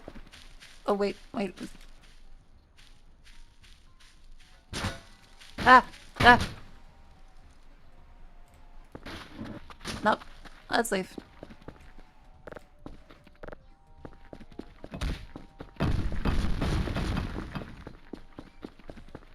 Up we go.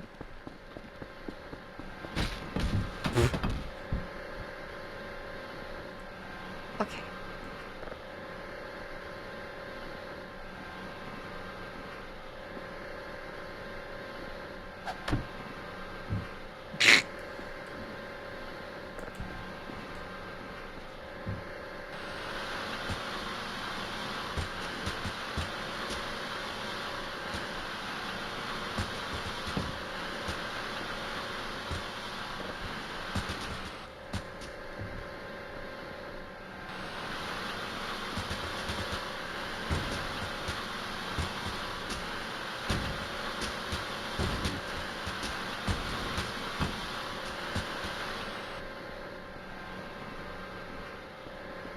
Yeah, if it scares me, I put in the wood chipper. It will stop scaring me very quickly. Yeah, oh boy howdy have I had a doozy of a day.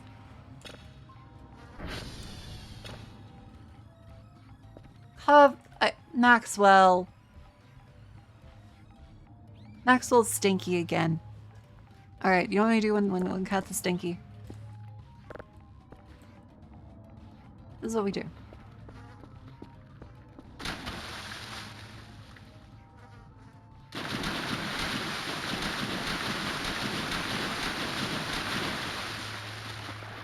Good as new.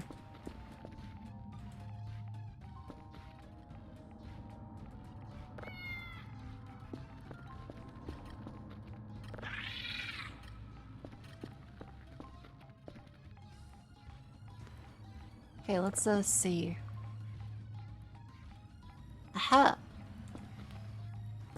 Let's play this one.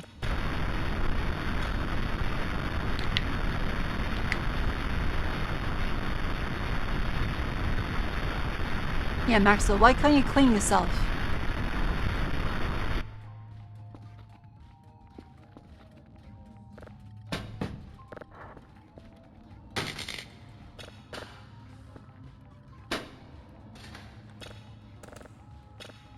Nice.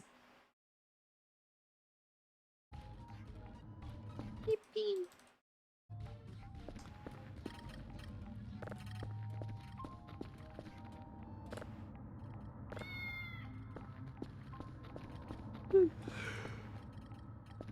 Beautiful. Alright, well, we found another skull. Let's find another Algemia plushie.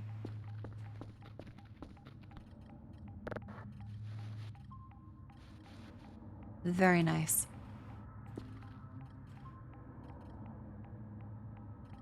Let's order some more shrimps.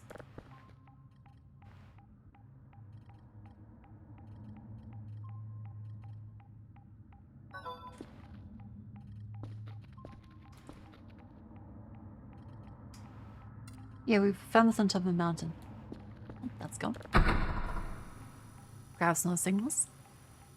I love this game. Even if we've technically finished it now, there's still lots of silly things that can happen.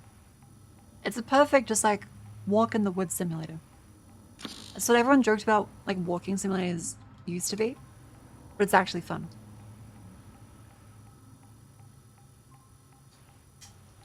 Yeah, technically, we found the final signal.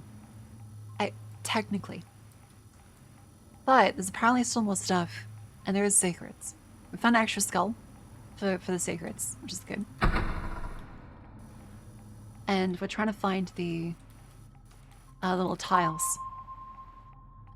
Because we also have to find more of the plushies, because there is more plushies, I guess. There's pink one, green one, there's a red one. So there's gotta be more ones. At some point. We found this little fellow. We know what that does. Found skulls, which we can also... Let's see. Oh, we also found a strange fruit. A strange fruit. Oh, it's stinky. It's stinky, actually. Yeah, we found a bone.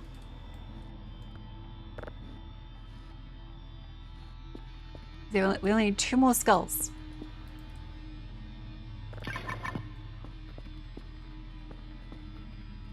Ha.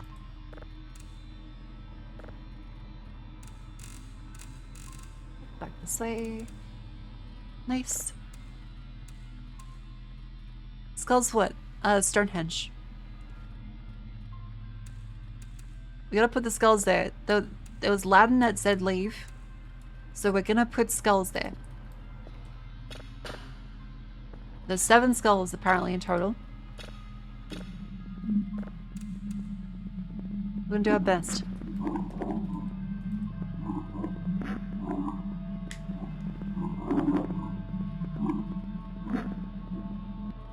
Awesome.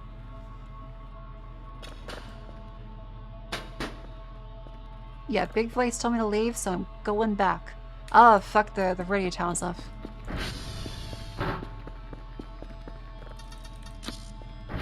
Ah! Fuck! Fuck! Fuck!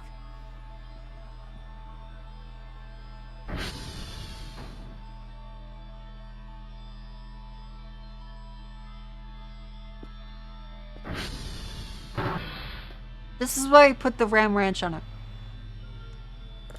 This is why we do this. This is why we... Where's the fucking... Where's the hooks? Just stay here, please. Holy shit.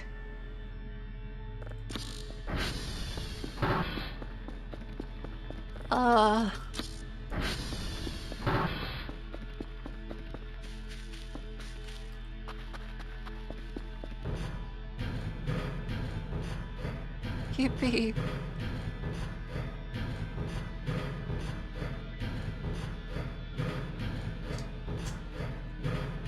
We should have a jump scare, kinda.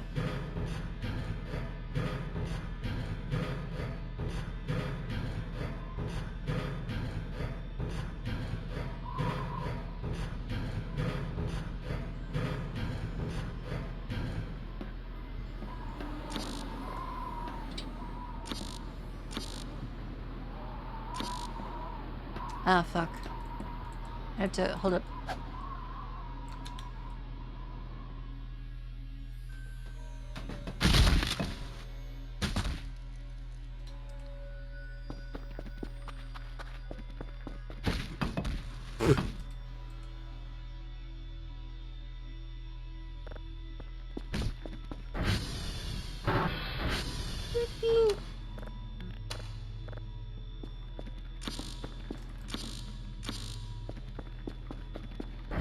Okay.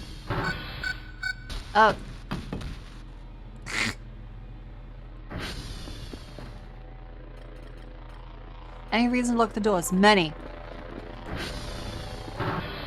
Many reasons to lock the doors.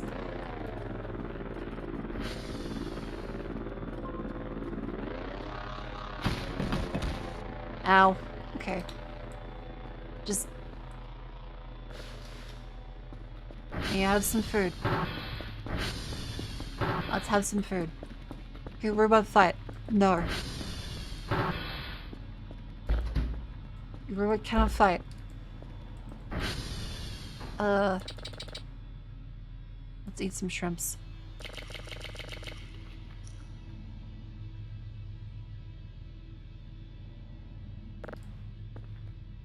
We have a lot of like cat goo.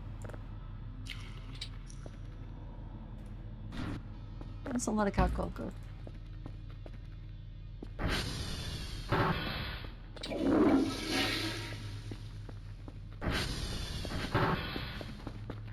But the mannequins have not tried to eat my brains yet. Thankfully, hasn't happened. Yes, cat go go. These little fuckers. Speaking of which, they will have delivered the cat go shrimp.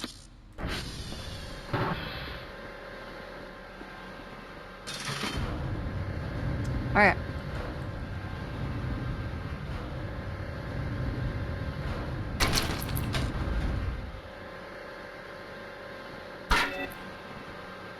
Achievement!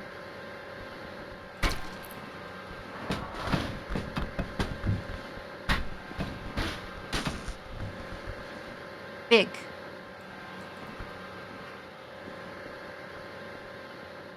Big.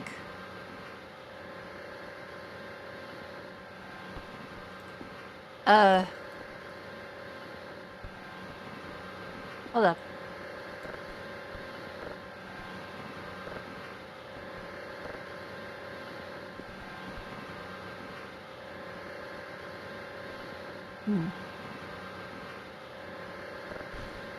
Well, let's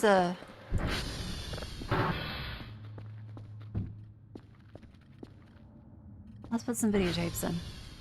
Save this. This apparently looks like nothing. Sounds beautiful. Okay, we should send these.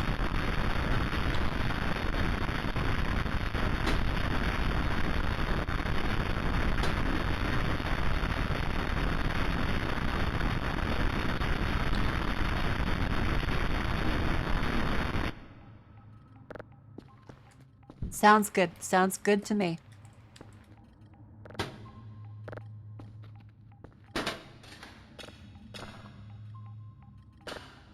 Accidentally tells the cat girl push into the wood chipper and incur a cat girl wrath. I don't want to ever do that.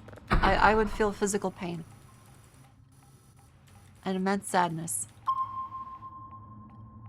There we go. I would be very sad.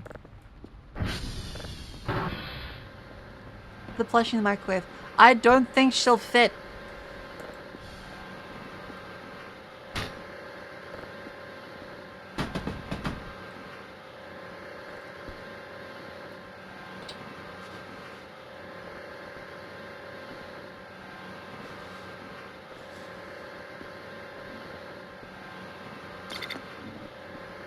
Okay, good. The small ones will fit though? Okay, true. Not the jaw. Hey, let's see how photos turned out.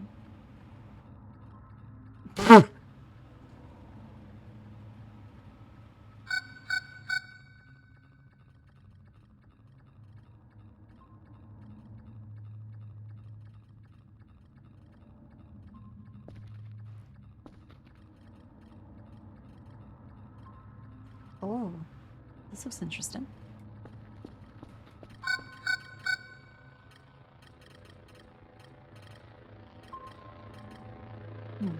Phase 3. That explains why I had trouble sleeping.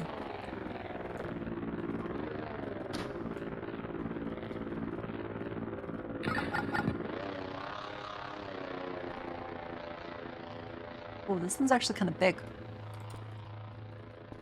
Like, as far as files go. That one's moderately large. Back this way. 100%! Right on the money.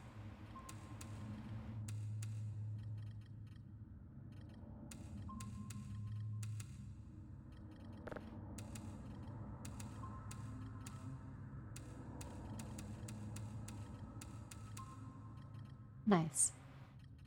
Yeah, the cacklers do come in and feed me at night, so that's a nice thing. Okay, some of these could use a little bit of improving. Oh yeah, let's try microwaving a plushie. Let's see. Ooh.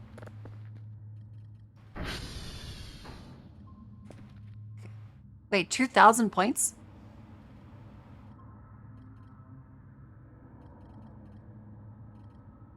2,300 points?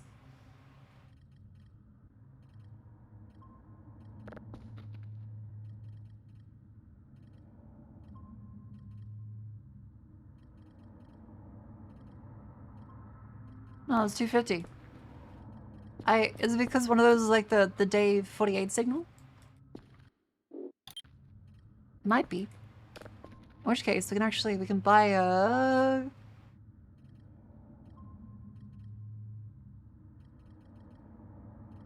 You buy it printed. Buy it printed. Oh wait, shit, what did the drone take?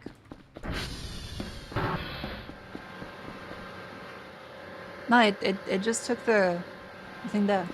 Could buy a meatball. We could get a meatball. Okay, let's see. Let's buy a fax printer. Let's buy decoration. Let's get a corkboard. Oh. Corkboard.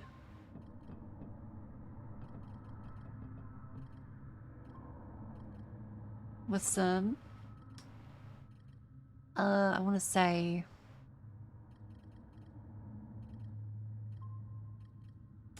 where are the tools? Pens. Pen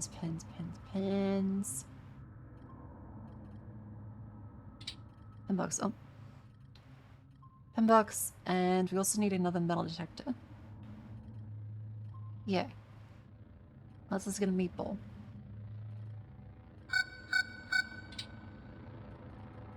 But a lot of orders come in. Yeah, the decorating is very, very important.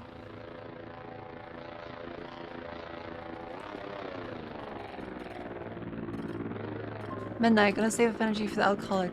Oh, okay, it's nearly 1 AM. Look, I'll be watching anime in the morning, so I can't stay up too late. As there is someone I have an appointment with. Yeah.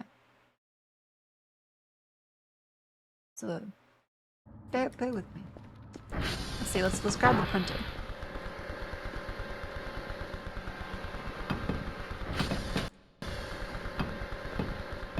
Oh my god, it's like a real printer. Okay, let's also try the okay, let's put this here.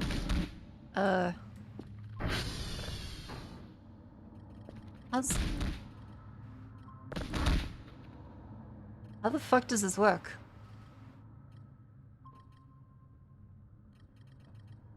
Well, I mean, it's pretty accurate. It also doesn't work.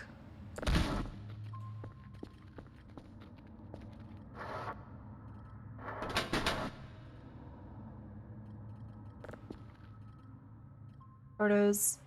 If I click like saved. Oh!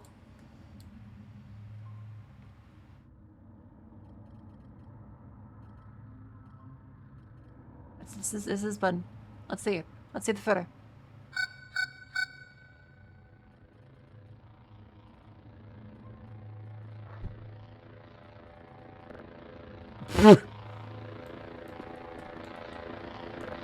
Sir, evidence. Wabam.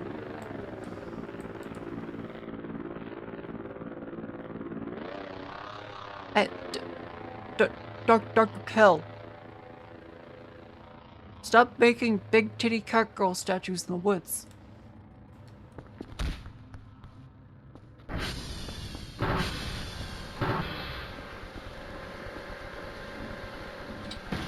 Okay, let's finally a corkboard.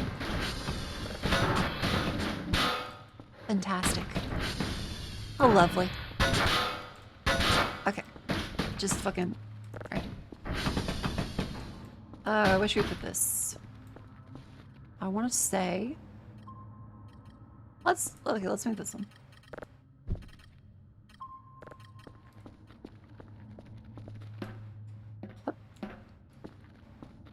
Let's do corkboard up this way. Nail it to the glass. I could. Okay. Just... Oh, that works. Good.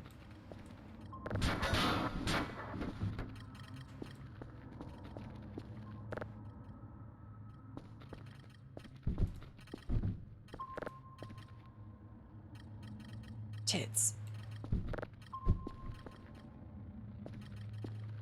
Stay. Let's print down some more photos.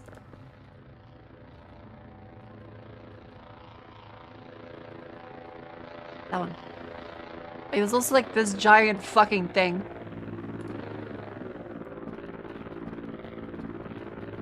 So it's real. It's definitely real.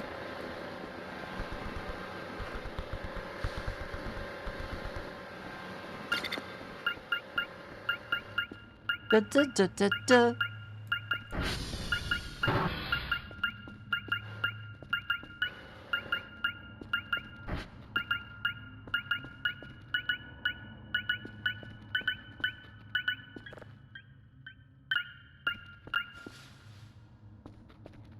Okay.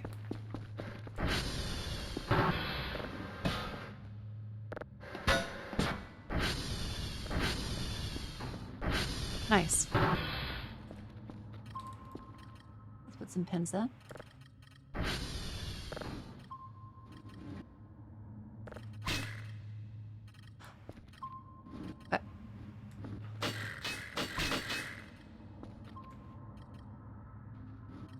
How the fuck do I...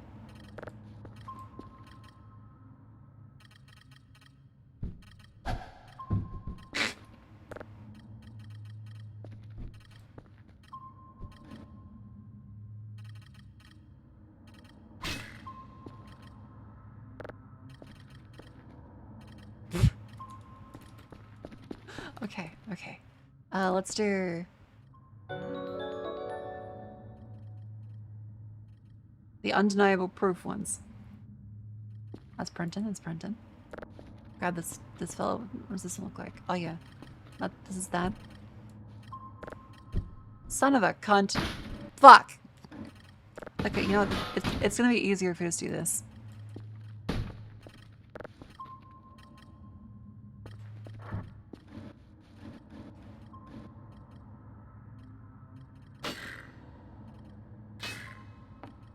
This is cute now. I like this. I like this. This sparks joy.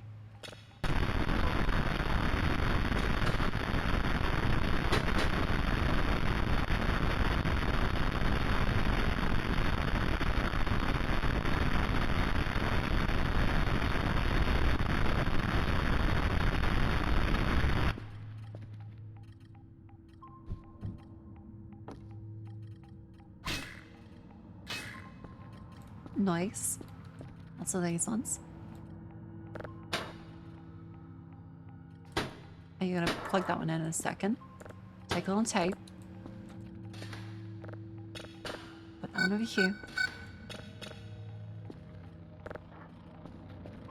Right, plug this one in. Wait.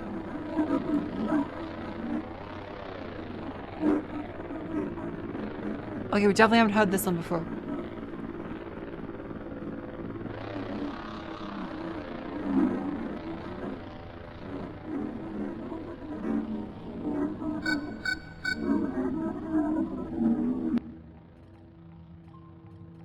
Weird. Okay. Just in time for my bedtime.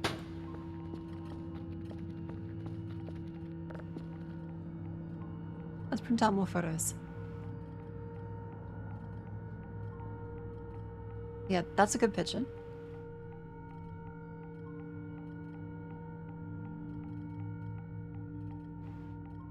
We've actually got quite a few like good photos. I love the exposure the camera does.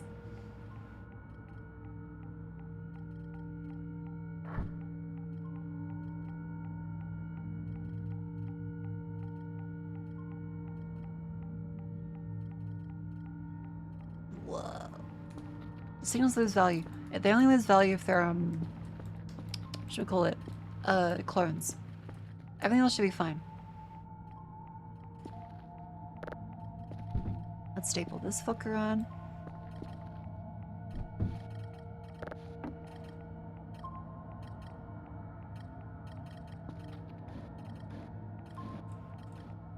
Wait, bowl of red string. Wait, can we do like red string?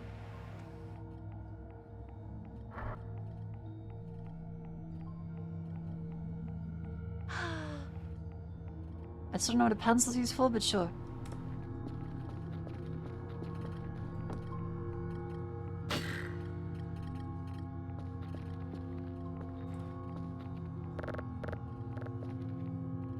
Start this one. Yeah, for the corkboard.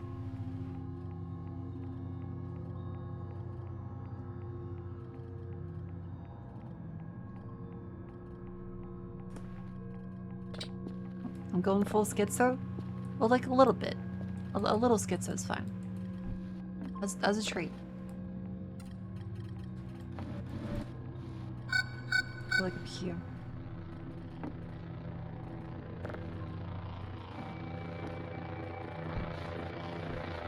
Yeah. Yeah, it's all connecting. It's all connecting. Hello, welcome to stream. How you doing? I am winning.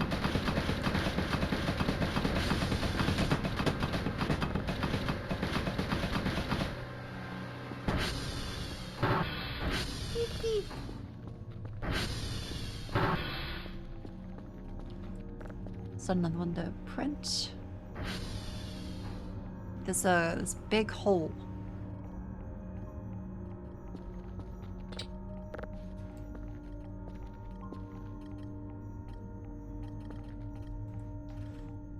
Yeah, so we have no idea what this one does.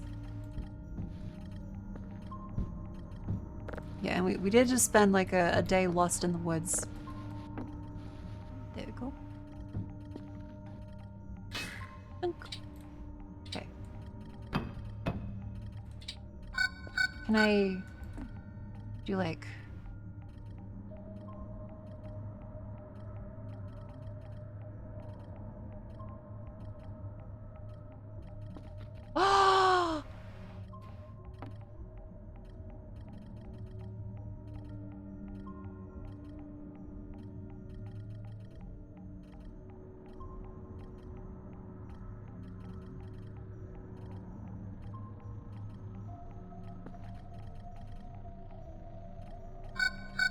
It works!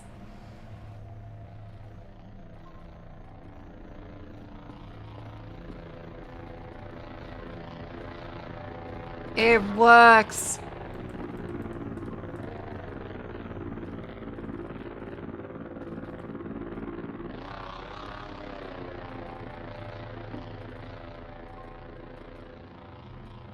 Nice.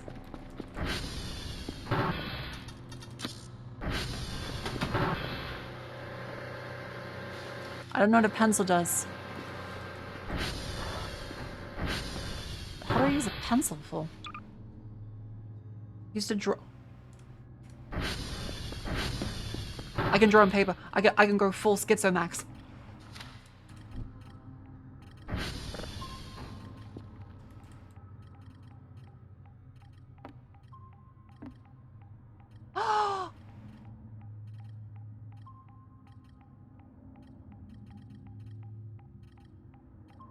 Live fast. Eat S.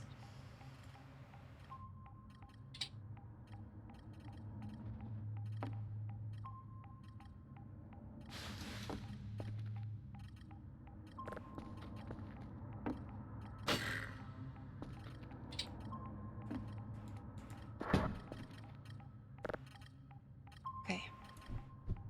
Let's turn another page on.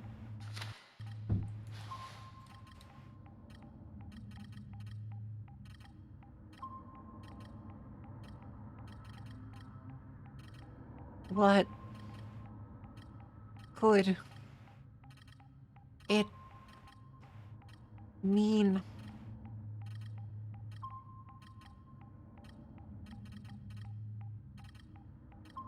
I'm full schizomaxing.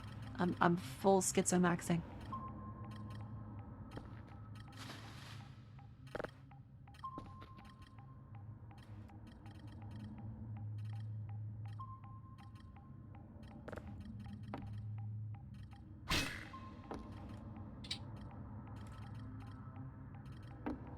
We are the real monsters.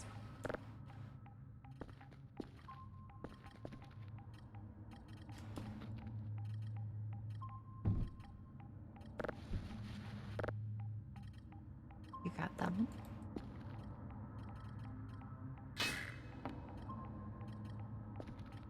Yes, this gone good, this gone good. Let's take some more photos.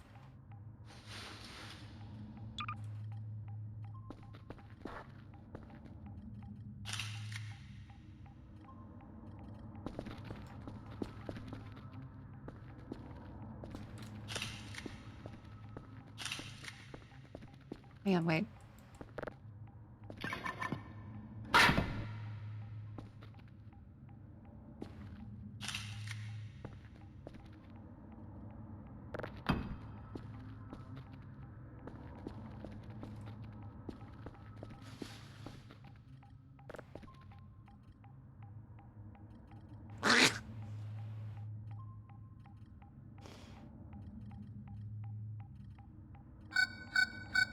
That's good.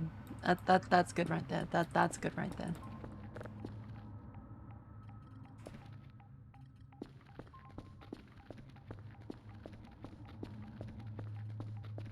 That poster run.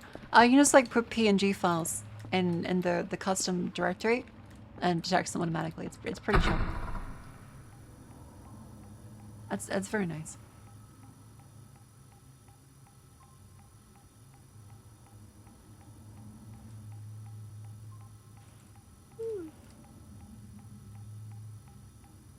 Mistake pins and mannequins? I'm not sure. Did you count that? This is Maxwell. We found him in the woods. He has a song.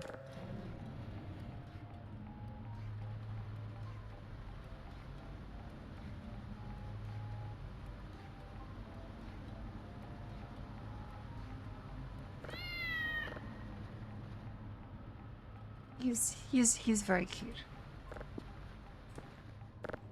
It's actually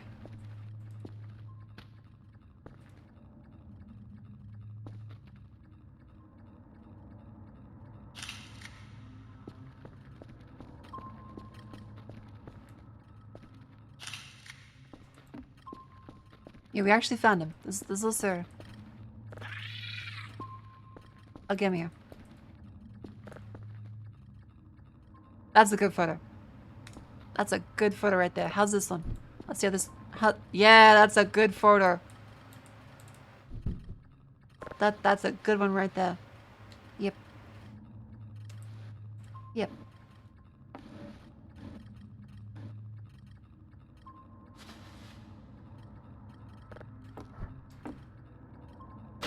This is not modded. That does not appear to be a landscape option.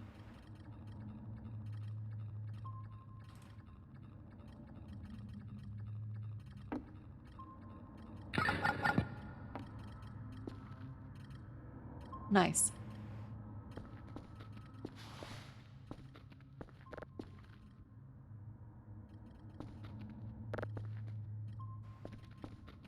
Get.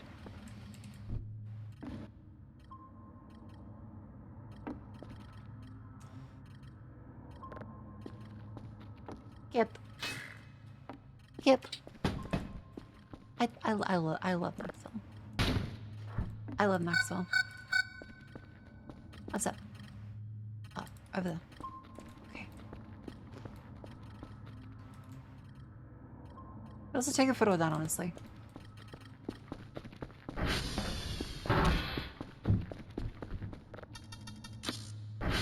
Wait, the meatball!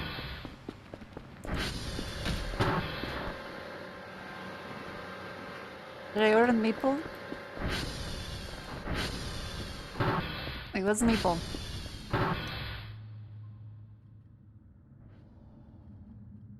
Did I go to the meatball?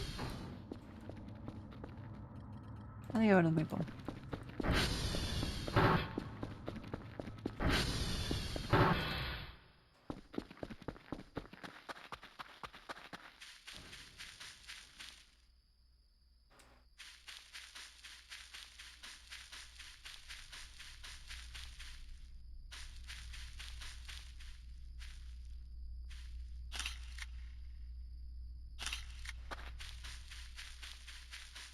That's good.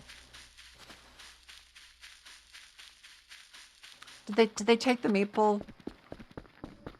Fuck. Damn it. Did they take the meatball?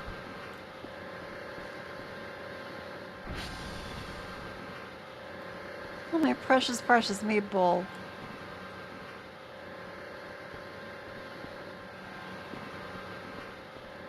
Fuck.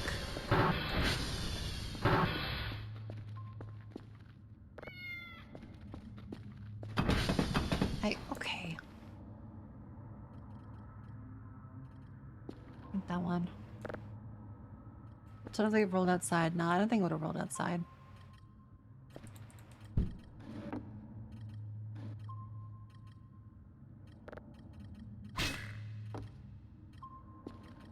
Okay. This is looking good.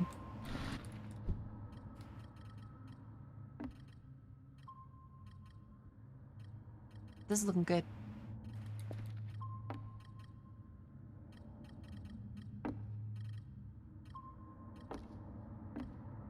Need more red string.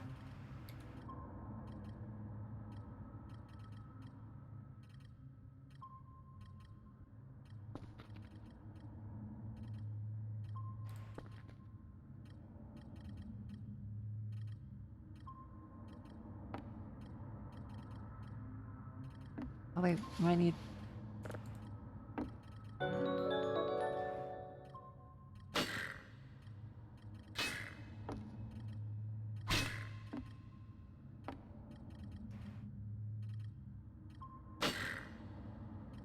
Oh.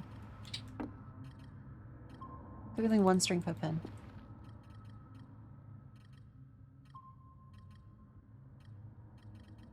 Aha!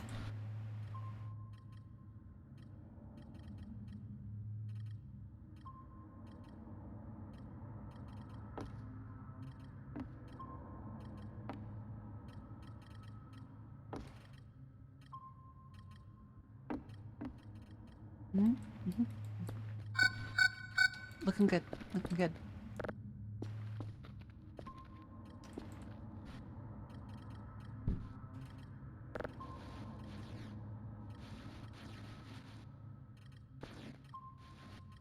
Yeah. Yeah. Yeah. Yeah.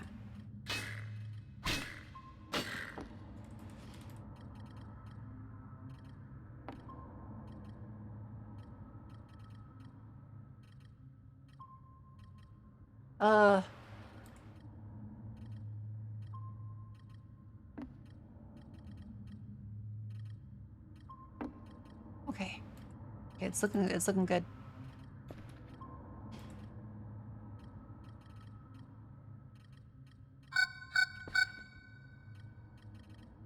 Yeah, okay, it's one per thing. Oh god.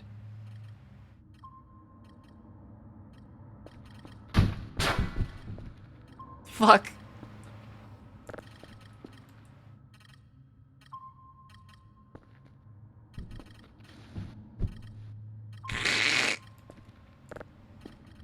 Uh-oh. Uh-oh.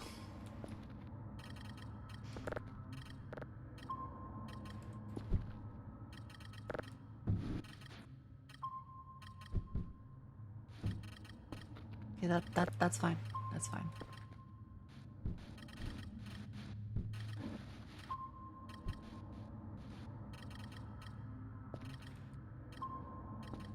Okay, just.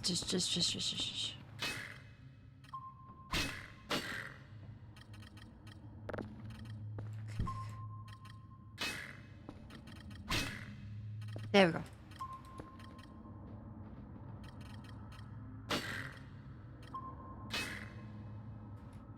Yep. Just. Yep. Good.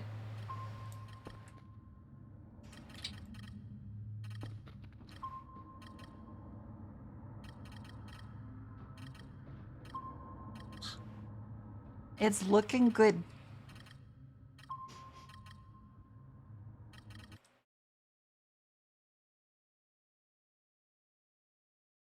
Hell yeah. Ugh. Very nice. I think I'm happy. It could be more schizophrenic. It could be more schizo.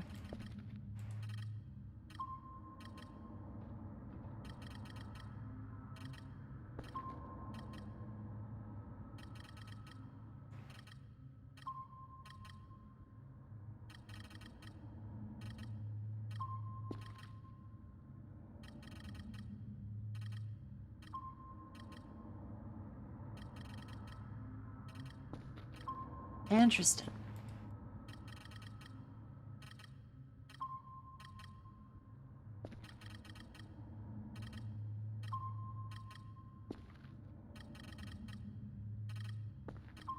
Ha. Yeah, that's how you do it.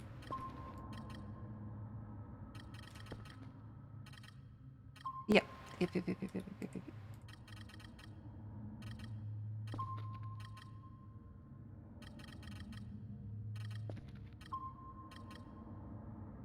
Yeah. There it is.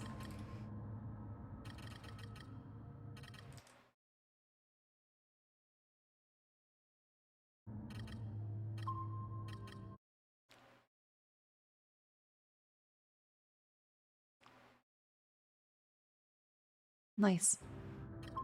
I can allowed to do that, so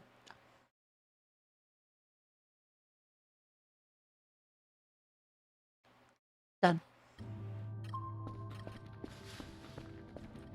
Oh, let's microwave a plushie.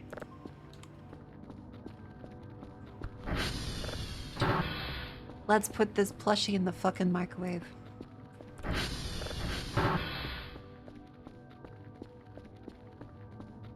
Godspeed.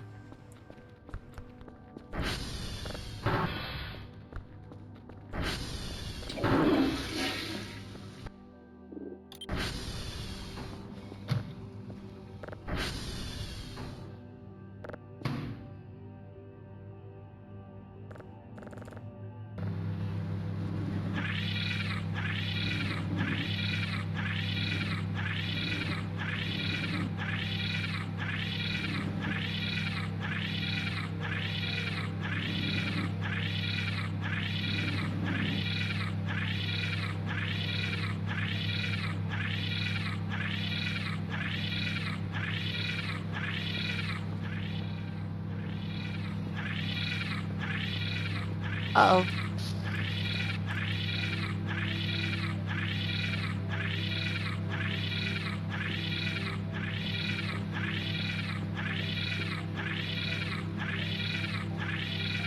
Uh-oh.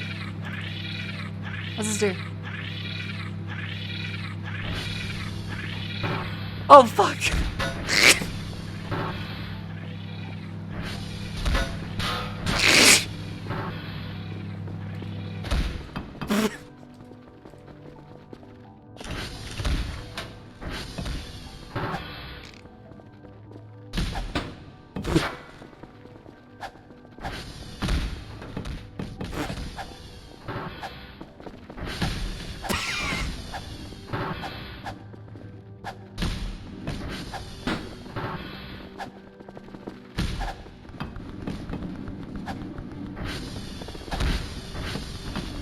Oh.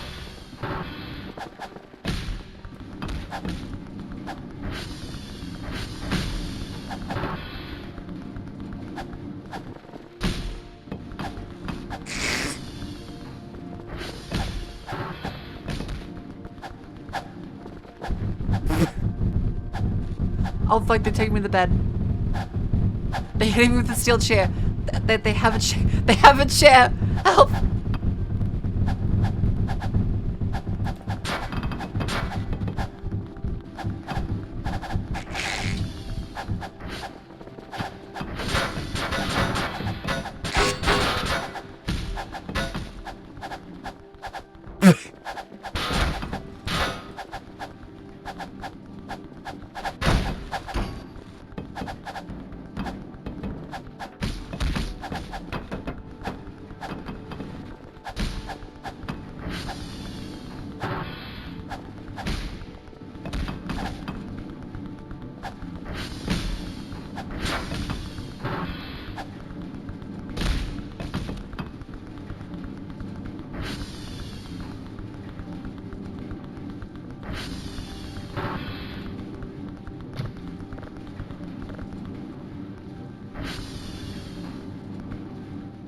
Okay.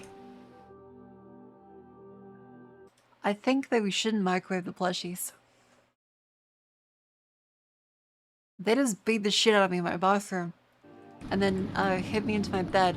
And honestly, that bit was kind of cool. I like that bit.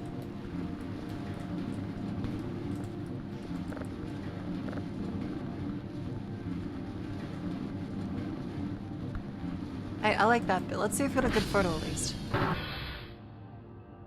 I think they may have thrown the camera somewhere. I think it's safe to say the camera is gone. The camera's gone.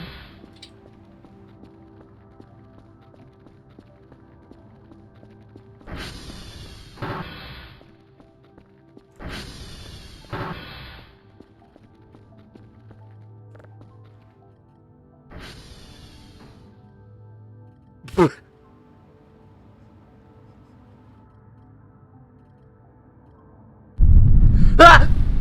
Ah! Fuck. Fuck. Fuck. Ah!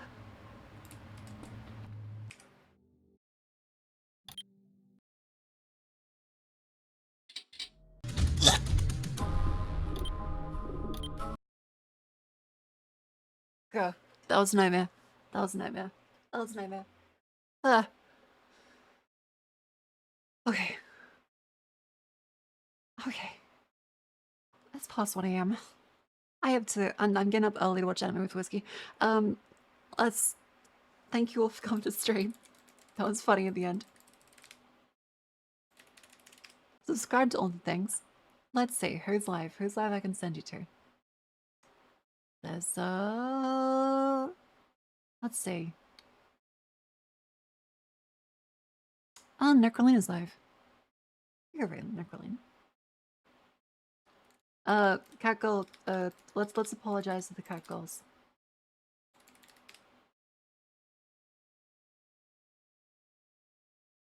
Let's say we can say sorry. We can say sorry.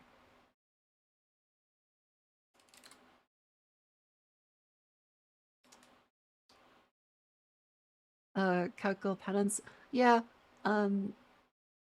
beaten up by catgirls.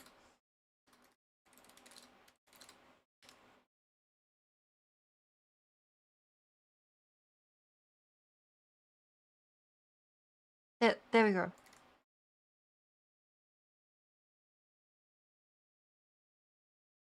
They took my fucking lunch money with that one. Which, to be fair, I did microwave the plushie. That was very mean. I shouldn't have done that. Just a good thing that we didn't save. We didn't save when we did that.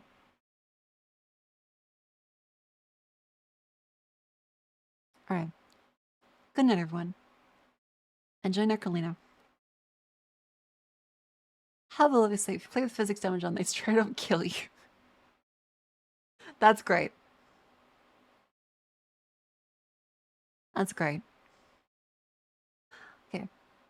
Good night. Have a good sleep. Yippee.